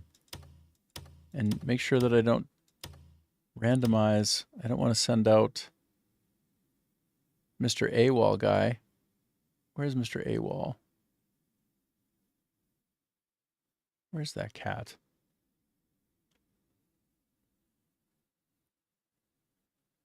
It was Gerald. It was Gilbert, I think. Yeah, Gilbert's the one who has some issues right now. Probably drinking his cares away. Oh, I didn't know there's another Pyloon one. Ooh. Ooh. Ooh, my. Ooh. Let me go back down. Actually, is there anything else in Pyloon while I'm at it?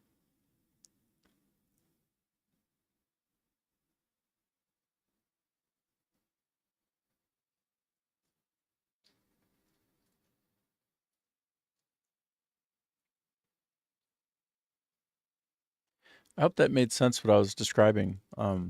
Right where you face Master Do, the first one that you enter, like you got to keep pushing them to open them. The very first one that ever opens, don't go in.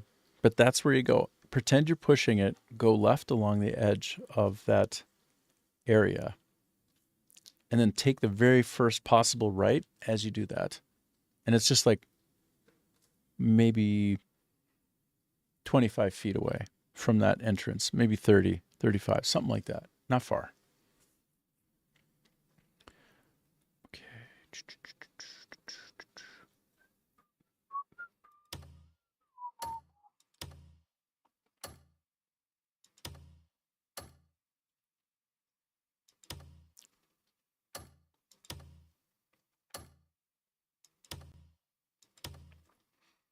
Advanced logging. All right, I'll just send the rest out for advanced logging.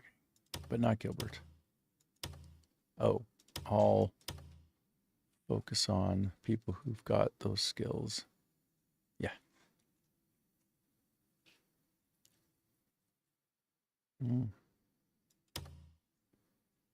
Is that 7? Okay.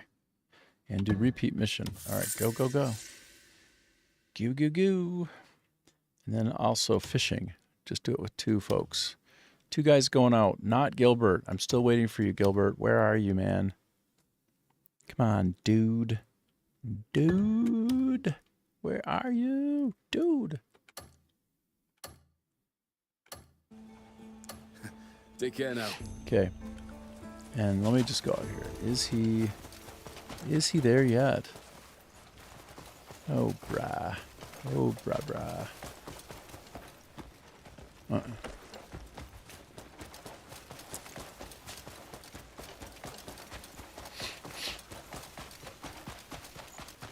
Dang it, Vernon. Where are you, Vernon? Okay, I want to see, though. I think I might be able to make the best. Finally, I might be able to witness the iron art my hammer can forge? Yes, I do. The best. Yes. Olvald's logging axe is the best axe in the game. Oh, I've got enough. Boy, I've had enough for some time. Oops. Okay, you got it. Awesome, dude. Yep. Proceed. I say, like, okay, you're basically almost done with the chapter, hey? If you went up to the sky.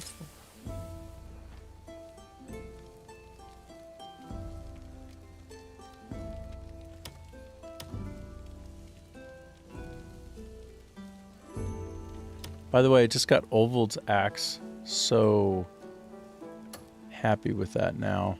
So good.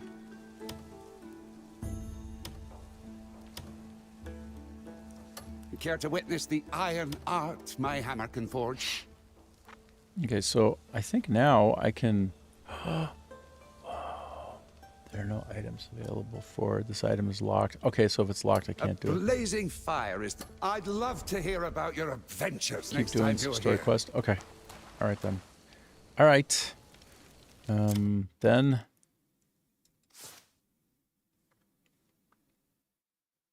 Oh, I don't even have a helmet on right now? Wow. Okay. Let's see. I want to go find my axe. I no longer need this axe. Axe is being replaced with a whole new magical super axe. Booyah. Logging quality up to level 2. 20% chance to log additional timber. All right, that's great.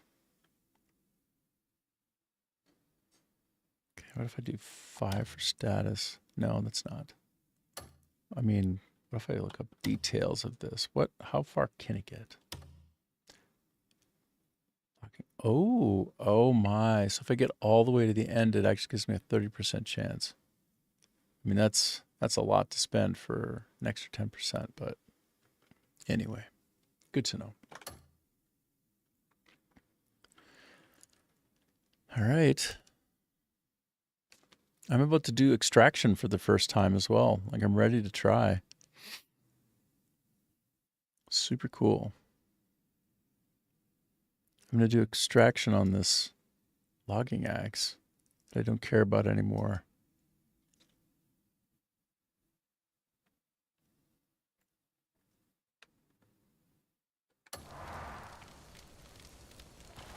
Okay. Let's give it a shot. Want something custom made? You just tell me what you need. Whoa. You will let me extract off the start of the wolf. Oh, I won't be getting much, though. Yeah, what about this one?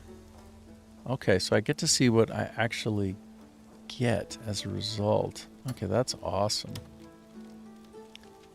And extraction results will be... Okay, so none of that's worth it. It looks...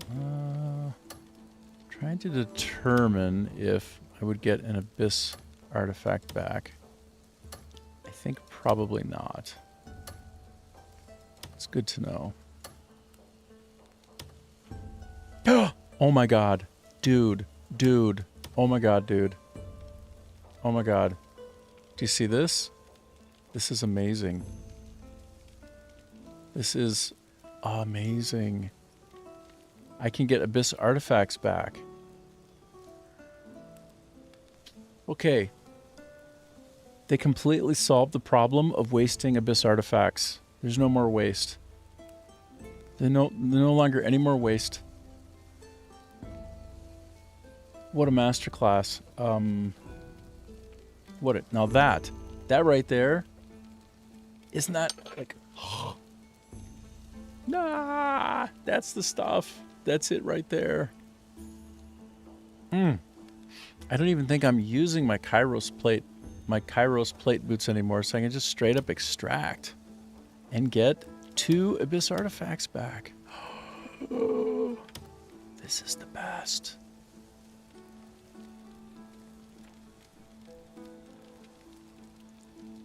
Yes. Yes, you keep the item. You don't lose the item. So let's see. Look, I got my artifact back.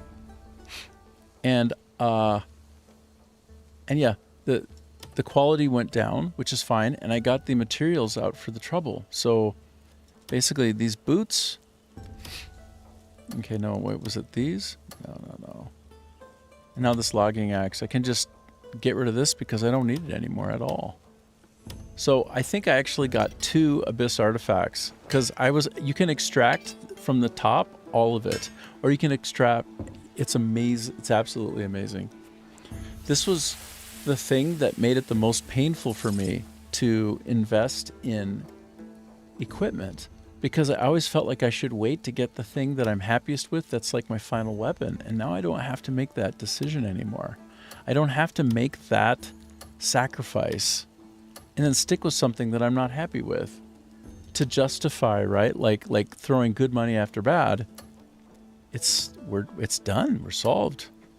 It's absolutely just the best. And I don't think I'll use any of these things again. And if I do, I just do them up again. So now I'm just going to take it all back. Like I won't be using this one again. So, but I didn't lose anything. It's like a full, complete, clean abstraction. I don't think I lost anything. Refinement after. Oh, I see. So I should extract at the bottom level. Yep. So I got 2 Abyss artifacts back that I had put into my original plate boots from the deluxe edition, and now I'm like, they're just back in my inventory now. So it's a closed system where I don't lose Abyss artifacts ever. It's a closed loop now. Beautiful. Absolutely amazing. Well, I'm approaching 4 hours for today. I may actually hop off pretty soon. I hate to say it, Carlton, because I was up so late making my latest YouTube short video. I was up so late. Like, I think I probably got just a couple hours of sleep. It's pretty brutal.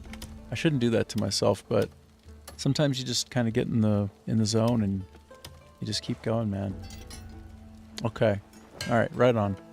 Well, then we're good. We can carry on with the dice after. Maybe tomorrow or next time you're on, and you're good to go for it. And by the way, maybe next time I see you, I'll finally have an epic mount, like a cool, crazy one, like some kind of wild animal. I want that. That's what I'm going for. We'll see. This extraction makes me so happy. Oh my gosh. What's better than this? Nothing. Nothing is better than this. Oh, and I love how I can take it down one step or every step. So the idea is like maybe I just strip off the abyss artifacts and that's it. Like that makes sense. Like the rest to keep it invested in there because you can always get more, say, iron ore, you know, or copper. Like no big deal. But I'm just cleaning house right now because I'm gonna invest now. I'm gonna invest in something that I've been holding off investing in with confidence.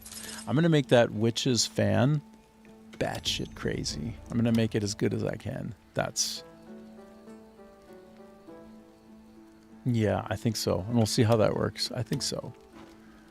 We'll just go for it.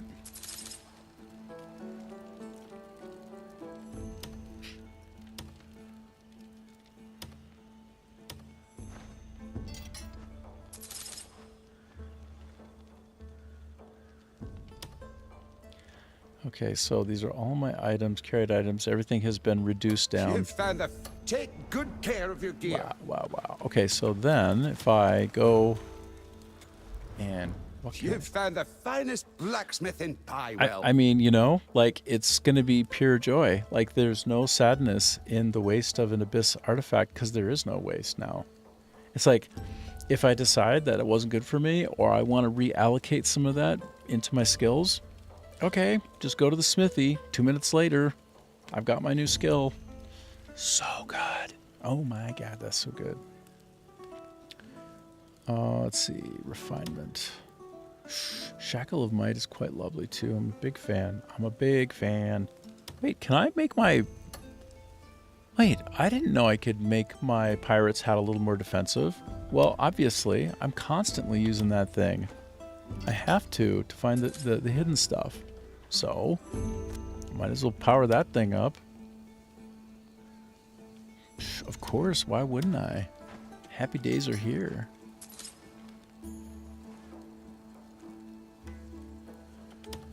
I wonder, like, I'll just keep going and see where I end up. This is so great. This is so great.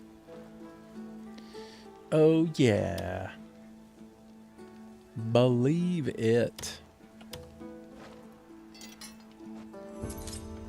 And I don't know why I thought the pirate hat was just like a paper hat or something. Like for some reason I thought it wasn't going to be anything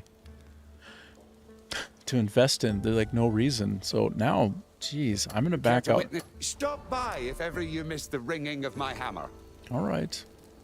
But I want to see what like the full throw now of this thing is. So if I go into my R details and F refinement. Wait, what? Oh.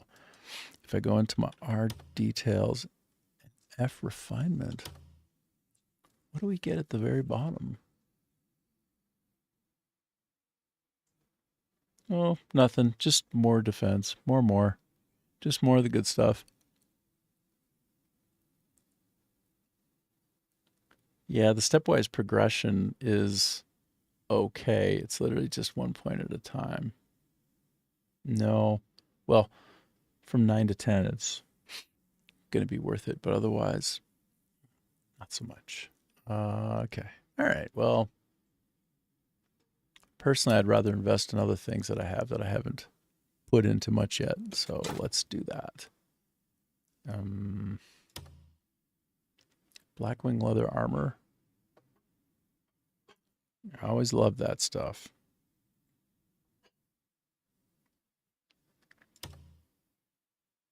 Oh. Should just chat this guy up. You've found the finest blacksmith in Piewell. Okay, the Shackle of Might is really fun.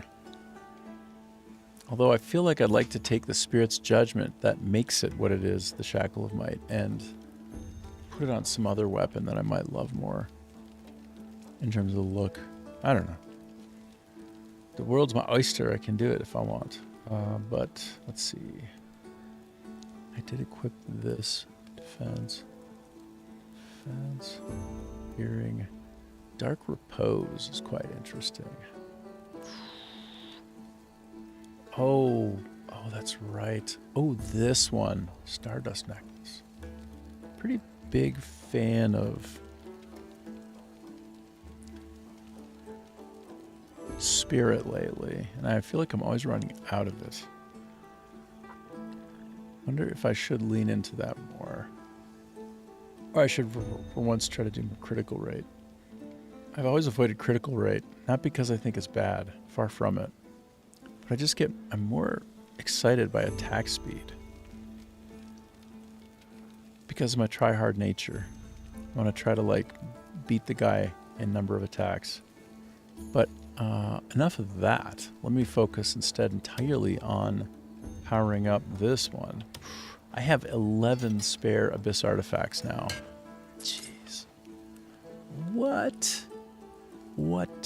Okay. Oh, I actually need more ivory. Wait, no. Really? I went and I killed a bunch of elephants yesterday, and I thought I would have more than enough ivory from having done that. I felt kind of bad, actually, because they seem like gentle giants, and I'm just cutting them to ribbons, punching them like loose meat, like Rocky. Not going so well. I'm feeling so good about my choices. All right, so let's see.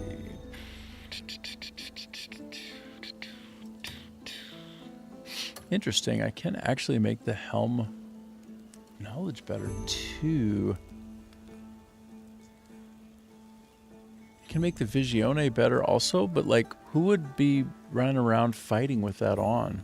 I'm trying to understand the value of leveling up the Visione.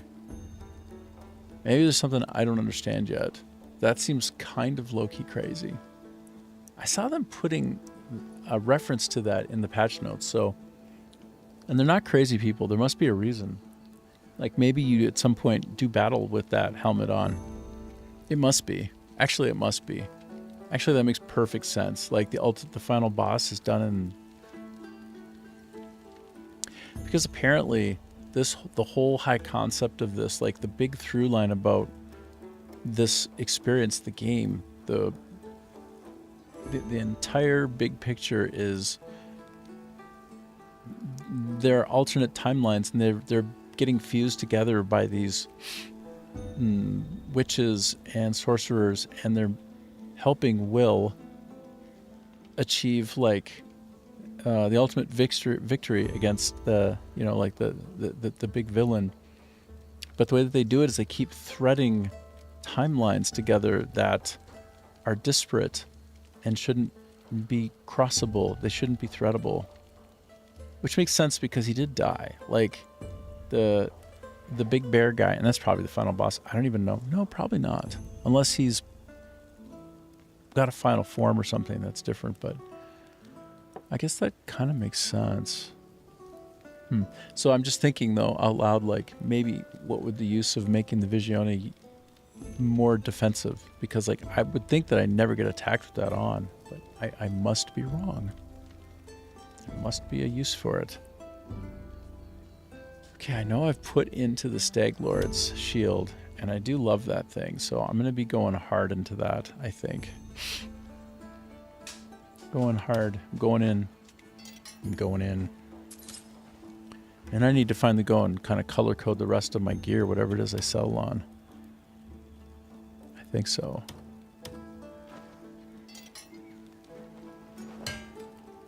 I don't know. Is the Stag Lord shield that special? I feel like it is. But I think probably a lot of people have it. That's okay. can always just extract everything out if I want, if I find a cooler one. A rare, cooler one. Oh my god. Wow. I'm going deep with this one. I've never gone this deep with gear before. So good. Finally got to the end. Wow, I don't even have enough bloodstone now. Whoa. I went far. 3, 6, 7, 8. Dang. It's amazing. I really like these because they have extra movement speed. They're imbued with movement. I want that quality of life. I'm going to start wearing these. I think they're cool looking too. They don't look like they're cool in the inventory, but when they're on, they look cool. That's what I would say. That's what I think. It's my opinion. Okay, so I'm at 4 hours and some. All right, I did a good job today, but I'm going to keep going here just a little bit more. I did a good job. Because I've been kind of on vapors, like not a lot of gas in the tank, man. But I guess I really just enjoy hanging out with people and sharing joy. Like, I guess I find energy in that. I find energy in hanging out with people and just celebrating things and feeling good about life and just appreciating what I got. And I got this, and this is great. So, yeah, that's how I can keep going on 2 hours of sleep. Probably about 4 hours of sleep for about a month, actually. If I saw a therapist, they would say maybe you're in some kind of mania phase, but then again, I'm pretty regular. I think that's just my constitution. Some folks are night owls, right? Some folks can sleep less. It's just, you shouldn't feel guilty for being me. You shouldn't feel bad about just being who I am, for gosh sake. No time for that. No time to feel bad about being who we are. We are who we are.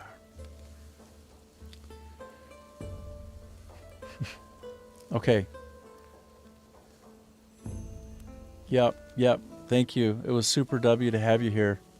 And by the way, only one person maybe was potentially banhammerable, but maybe not even. So I'll see you later. Take it easy. We'll get some more dyes. I want to get into those black dyes. Okay. Have a good sleep. See ya.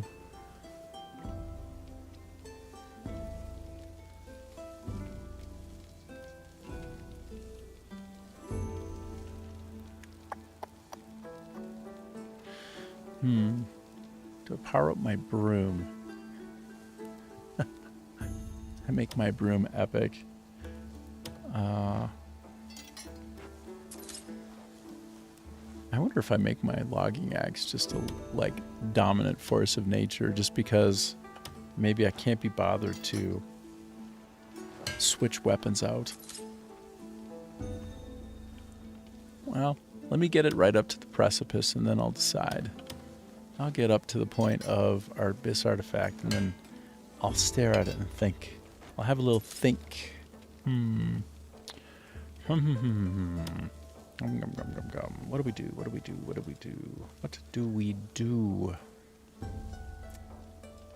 Well, we can do it one more time. That's for sure. At least one more time. I think the next one's going to cost me an abyss artifact.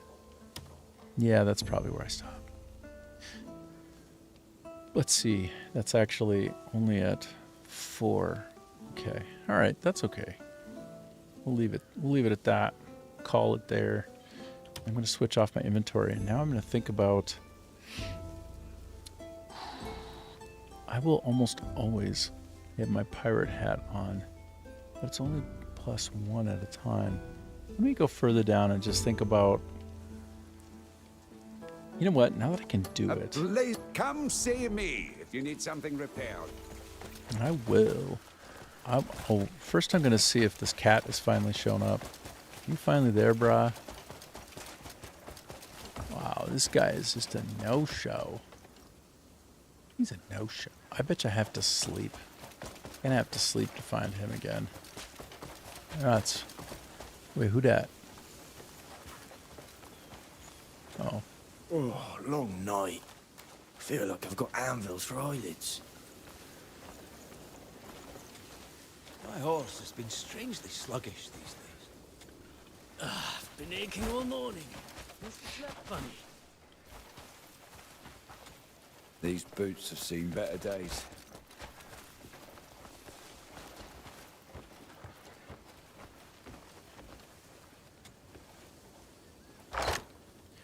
So I made it so that my weapons only show up here now. But not also my... Oh no, I do have armor here. Oh, it's because I was just in a hurry. I shouldn't have any of this here. It's very inefficient. Should only have it in the wardrobe. And that's me going too quickly, too fast. Okay, let me... Oops. Oopies. Oopses. Oopsie-doopses.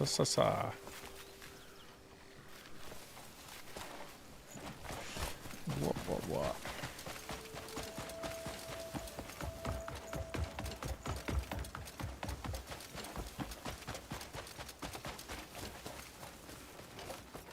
Ah. Okay. Just to make a few more decisions here. Yeah. Let's see.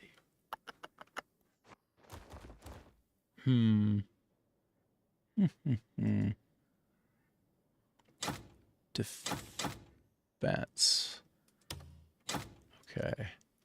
I may min-max on this shit. Just yank stuff out and figure out what I can... Movement speed. Yeah. Armor. Damage reduction. That's interesting.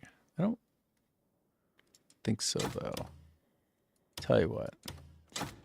I don't need to puzzle this out that much.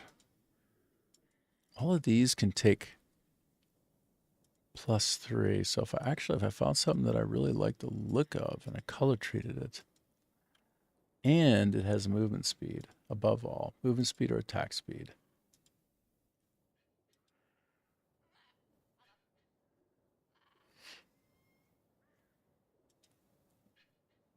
Yeah. I'm going to go down faster rather than stronger. I think I'm deciding. So this is probably what I'll have to do. Focus on this stuff. Just find one that doesn't look silly. This could look kind of sick if I make that sash like black. So it's like a blackout. That could just be actually really good. Could be.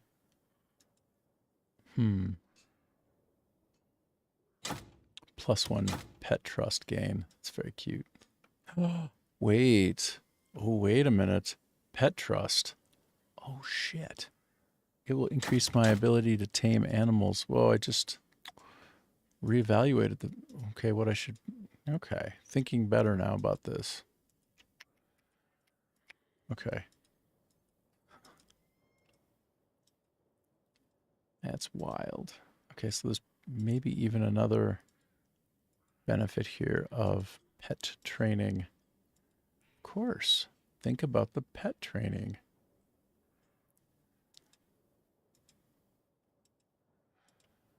I'm almost certain I have something else for pet training benefit.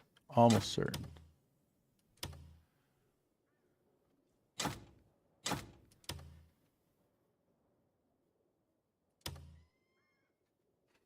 Hmm. 10% contribution to experience gain. Ooh. Compelling notion. Orbs of lightning. I think I might also almost have everything that I need to pick any imbued quality that I choose from my armor, which is kind of neat. Come to think of it. I'm going to take this off too. Why not? Okay, great. Better. I think I can sleep now, can't I? Been fiddling around for so long that I could sleep.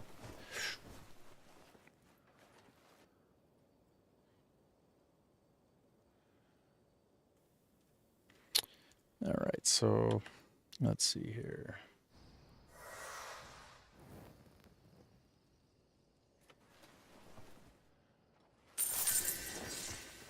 A much needed rest. Much earned rest. Needed and earned. Earned and needed. Finkel is Einhorn and Einhorn is Finkel. What I want to know is when I go to Pyloon, when we switch up where it is that the basing happens, what about this? Is that just some kind of something? Just like a legacy thing? Oh, that's okay. But I would like it. I'd like more. I'd like more from it. I gotta be more. I gotta do more with all my things. Can I yank that out and put that somewhere else? I think it'd be fun if they created a module where I can literally fast travel any place that I want. And I get like one ability to set down one of those suckers anywhere. That would kick ass. Might even be too good. And probably exploitable and buggy. But yeah. It might still be worth it. Might still be awesome. Awesome. Could still be totally awesome. 188. So I'm going to do some sort of wholesale crazy action where I rip things out of all of these. And if I don't think they're very valuable, just reduce them. Get rid of them. Like Howling Chaos. Control just for being hit. What does that do? Howling Chaos just for being hit? Damn. Oh, that's like a counter benefit that might increase the counter window.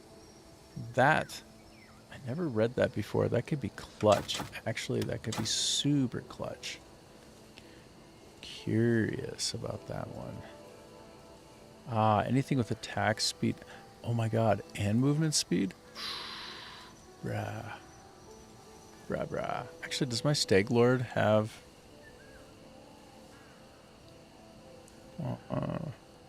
Does that have movement speed? Oh my god. It only has attack speed. Okay, wait. So, do some of these naturally have... That's what I'm curious about. This naturally has movement speed. Okay. Okay, nope. I'm done with the Stag Lord's shield. That was an easy decision. I'm done with it. That opposes my style of play. Wow. What about a gilded shield? Wow, I'm surprised. I gotta say goodbye to that. Well, what else looks really good when I color it, I wonder? Do I want to go with something big and obnoxious? Not really. Not a lot, do I? So either... Well, that's attack speed again. This is attack speed and movement speed. And defense efficiency +5? Wait, why does this have that ability and this one doesn't? And there's nothing imbued on either. What? Wow. Are there variations in shields? So that's 2. Reinforcement is 50 out of 50. Does that mean like eventually it will fail? That's fine though. I can just yank refinement off it later. Okay, that is going to be the one that I use, I think. Although this has the same thing, doesn't it? Yeah, it has the same thing. Oh, but it's got more. It has more movement speed. Oh, damn. Oh, and so does this one. But it doesn't have the... This is a really interesting way to look at my shield selection. Okay, so this might be my guy. I already have this one. That might be my guy. And it's weird. So it's unique and weird. I think that might be my guy. Yeah. I think so. And we're looking to try to max out, not crit rates, which is great, but movement speed. I want movement and attack speed. I don't think you can get any kind of... Wow, this is just crazy, all these.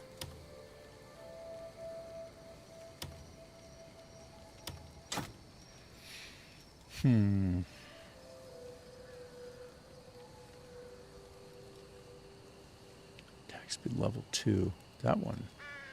That's attack speed. Critical rate. Recover resources on kill is really powerful in concept. I mean, as I think about it anyway. Seems like. Do I have 2? I have 2. I have Sute of Bond, bird feeder. I have 2 of these. Well, 2. Okay. Maybe 2's better than 1. Maybe they found that it's possible to lose one, so they gave you another. I don't know.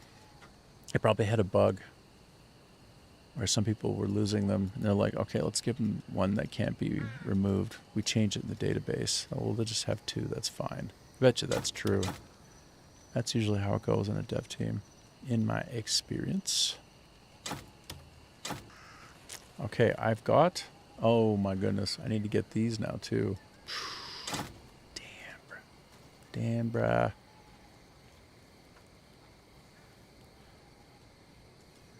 Actually, any alchemy things I need to go put in the other folder. And let's see, 214. Okay, I'm going to take all these and also jam these in. Yep, I'll be able to hold them all. I'll be clearly going to the witch. Gonna have to go to the witch. Might have to... Damn, I wonder if I need to... Do I have enough money for that right now? Well, let's sort by money then and take some out. How about that? So these... Wait, what are the most valuable things in the world? Wait.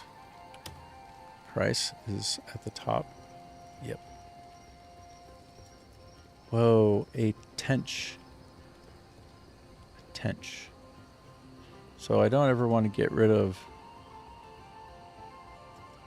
Oh, wait a minute. These are apparently worth a lot. Wait, what did I do with... Oh, it's up here. Oh, most valuable to least. Got it. Attack speed.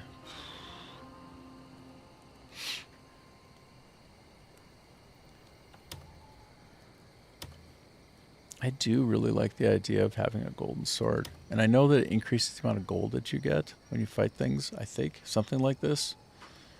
But what I really want is something that does attack speed. So it is attack speed. Maybe that's my weapon. Maybe that's my jam. Could be. I'm gonna bring it over just in case. And that is just for sale. I'm gonna sell that. And the fine fishing rod, I don't need it. I'm gonna sell it.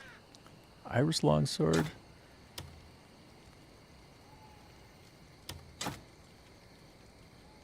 Fallen Kingdom's rapier. It's interesting that that's so valuable. I'm assuming it's valuable because it's ordered from most to least. So, Alonzo's spear, I'm not willing to part with that. Although that, now...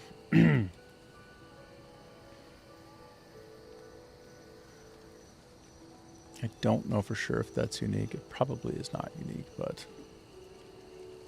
Andean stirrups. Just defense. Alabaster gear.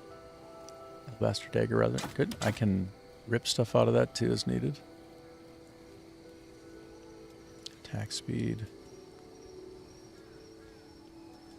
Okay, I think I kind of...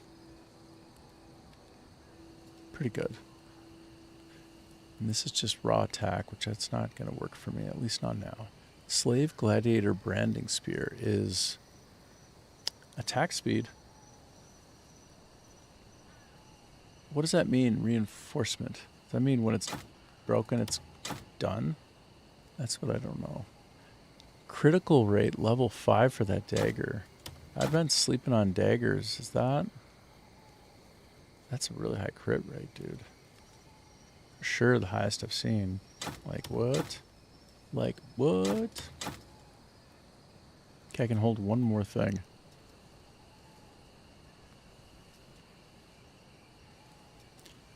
Two-handed weapon. Durability. Oh, it has durability. Irreparable. Got it. Spring day. No. Attack speed, though. Pretty good.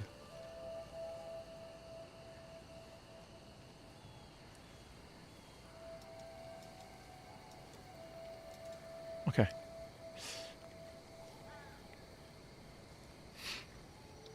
What else is of some kind of extra value worth selling? Let's just double check one more time. That? Really? Okay. All right then. Cool.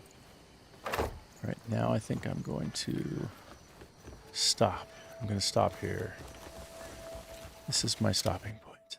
I think so.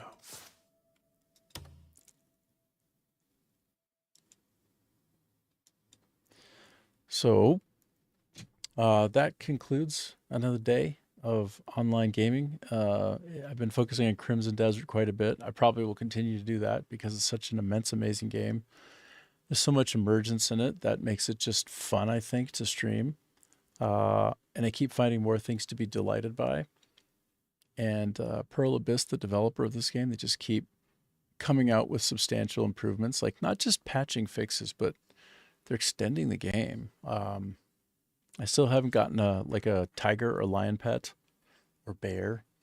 And I haven't caught probably most of the really cool legendary fish that are out there. And I've had that kind of at the back gnawing at me. I want to take the hot air balloon over into the middle of a lake and just fish it until I get the legendary. I've wandered around flying across the top of it and not found the legendary yet. I think it might be on some kind of a route. But that's, I don't know, that's the kind of fun that this game affords and that I find keeps me coming back. Definitely my favorite game of all time. Ridiculous how good it is. So good. So much fun. So nice. And I couldn't be happier for Pearl Abyss that they've had big success with this. Like, I think they announced 5 million sold, and I hope it just keeps going. Like, I hope it outpaces From Software titles like Elden Ring, everything. It really deserves to. And it's a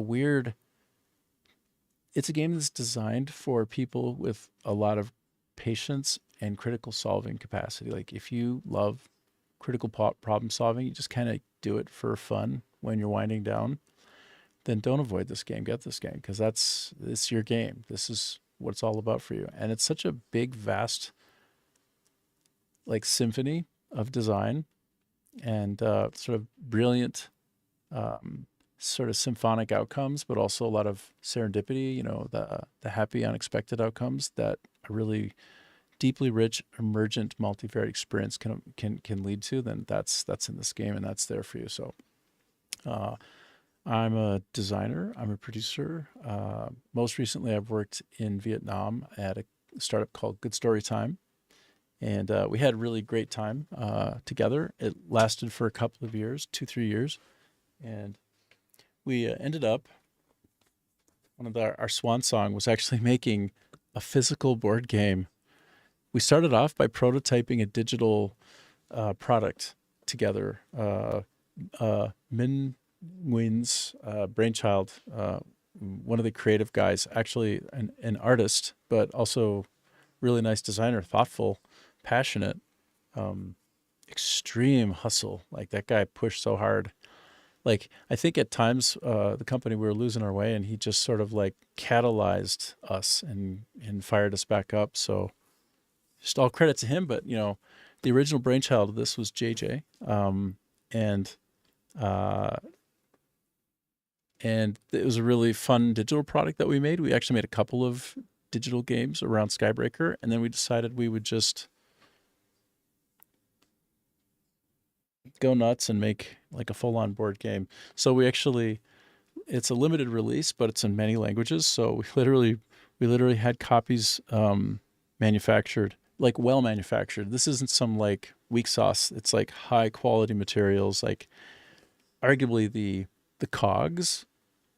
Well, this would be one that would sell for, I think, $40-50 US, and people would be really happy with what they got. But yeah, it's in English, Vietnamese, of course, Japanese, South Korean, well, Korean, and Chinese, German, French, Spanish, Italian, Brazilian, so Portuguese there, and so also Portuguese. So like that. I think it would be cute. We have a QR code on it. I always tried to get that QR code bigger because this was supposed to be a play to get people into the digital platform. And I kept begging, like, can we have a bigger QR? And it's like, don't look as good. And I'm like, you're missing the point entirely, which is your point, which is that this is a digital play. Like, it's not the physical board game. Like, stop getting obsessed with things that are irrelevant. Like, we need people to go digital, right? This is a play for digital. But anyway, these are the kinds of arguments I lost all day long there. Which basically made no sense whatsoever. Is like really imbalanced thought process there, but it was a beautiful company with great people, and I would do it again. And so that's been here in Vietnam. And before that, I was at BCom Studios remotely from Vancouver into Quebec in Canada, and then before that, it was me remotely into Washington during COVID at a place called Mythical Games. And that was a company that I joined when it was at a startup, and we pushed it through into becoming a unicorn worth something like $1.25 billion. It was good to be a part of that, and that's happened for me more than once. In fact, the previous position that I was in was at Kixeye, and we also sold that company. It went public. Sorry, not went public. We sold that company to a bigger Swedish consortium. And, that was like, I think we had something like 9 straight months of revenue gains for absolutely no ad spend. And when you're playing a free-to-play game and you don't see any ads, but the content is so compelling that you keep coming back and you never leave, you stay cleaved and never leave. And that continually keeps making more and more money, and with almost zero attrition. And it's a very old property that gets played in Flash. Well, then the content is king, isn't it? And so we had some secret sauce. I probably still can't even talk about some of the secret sauce, but it's not honestly so secret. It's just incredibly well executed with a very well-targeted demographic that were particularly the right people for our style of game. And then before that, I was at Electronic Arts in Canada. And while in Canada, I think I was there for, oh my goodness, almost 12 years. I made all kinds of titles. I made multiple FIFA games, including FIFA Mobile, which is one of the biggest games of all time on the entire planet Earth. Like, of all the games that have been made and played, it's one of the most played games of all time. I think something absurd, like over 1 billion people have actually played that title. Like, there are 8 billion people on the planet, and that means 1 in 8 people have played this game that I made on their phone. So that was quite nice. And I did that for a couple of years. And before that, I targeted emerging markets at on a project called FIFA Mobile. And Alex Grimley was my most amazing line producer, and Mike McCabe was my most amazing producer above him, like the EP on that project. And so on and so forth up the chain. And then across from me, amazing people like Marcel Zucotau, who's now, I mean, he just keeps getting promoted, right? Because he's a superstar. Guy would read like a book a day. I mean, no, like a book every 3 or 4 days, just like a big, huge brain. Brilliant. Like, you never saw anybody shoot so accurately from the hip before, ever. Marcel, keep going, buddy. Good luck. Never stop. Keep dominating. I think pretty cool guy, pretty good, pretty big heart too, actually. And that's a pretty special package to find in a leader. I think becoming a leader can expose you to, the ring of power in a way that makes you go from Smeagol to Gollum. And I've seen it many times with people. Power corrupts, man. So the dynamic, by the way, in the industry, if you're doing it right, is to empower people around you, actually literally prove your power by giving the power. And if you have the right people and the right ethos, and you have the right culture, and your brand is on brand, and like everybody's got each other's back, and you hired the right people who are kind of like healthy of mind and heart and soul, then you will make great things. And so FIFA World was one of those products, like absolutely top to bottom, brilliant people. I mean, I was probably the biggest problem child of them all, but I even grew a lot on that project thanks to all the wonderful people around me. You know, Brian Kennart, certainly one of them, Trevor De Silva, I mean, Amanda Dalla, like all kinds of these really wonderful people who made the project really great. So before that, man, it was SSX. Before that, it was NHL Slapshot. Before that, it was Grand Slam Tennis. Before that, I don't know. I think I cover most of them. And then before that, I was actually at 2K Sports in Canada under Visual Concepts Entertainment. The sub-brand of Take-Two Interactive for the sports division was called 2K Sports.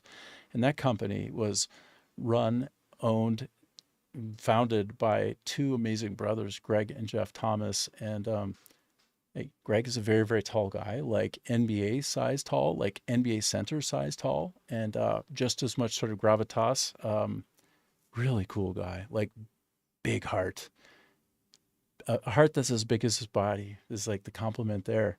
And then his brother Jeff, also, what a mind, what a fast-paced, hyper quick thinking person with a real excellence of user interface, like a real knack for making great user experiences, like truly gifted and like outlandishly passionate, like desperately and depraved, practically. But boy, man, he was fun to work with.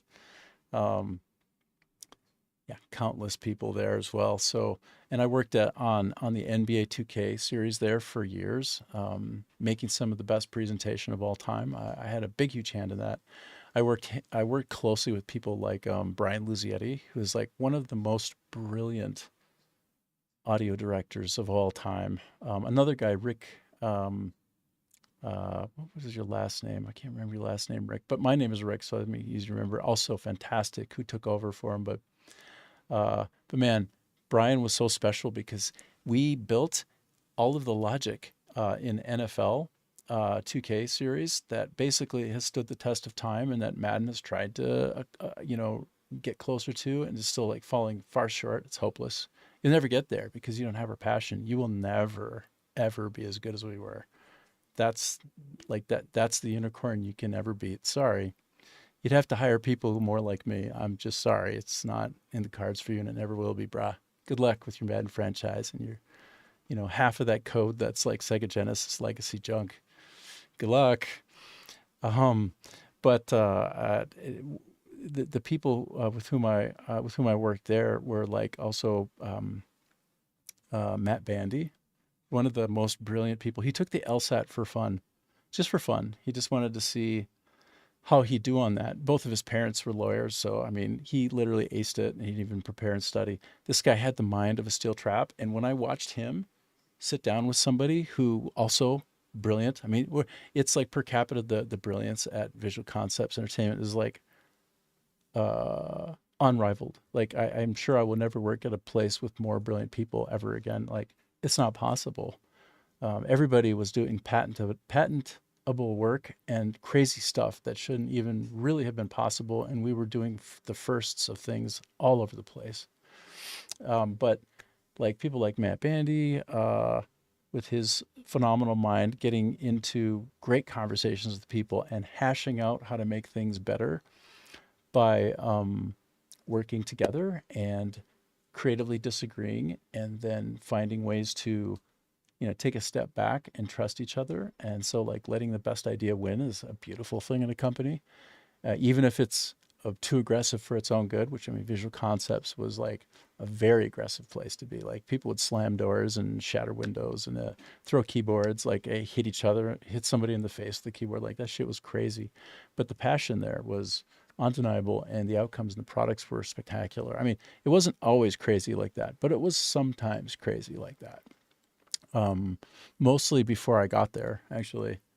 And, over time, people chill and people work through their emotional stuff. And if you're at a really good company and they don't just like lay you off because the staff plan needs to be the main, fulcrum for budgeting, which, by the way, you project managers do that, you suck, and you should all just quit because you're losers and you ruin people's careers. You're horrible people. And I don't know if it's because you're lazy or stupid or both, but you shouldn't be in this industry because people depend on creative careers and be able to stay there.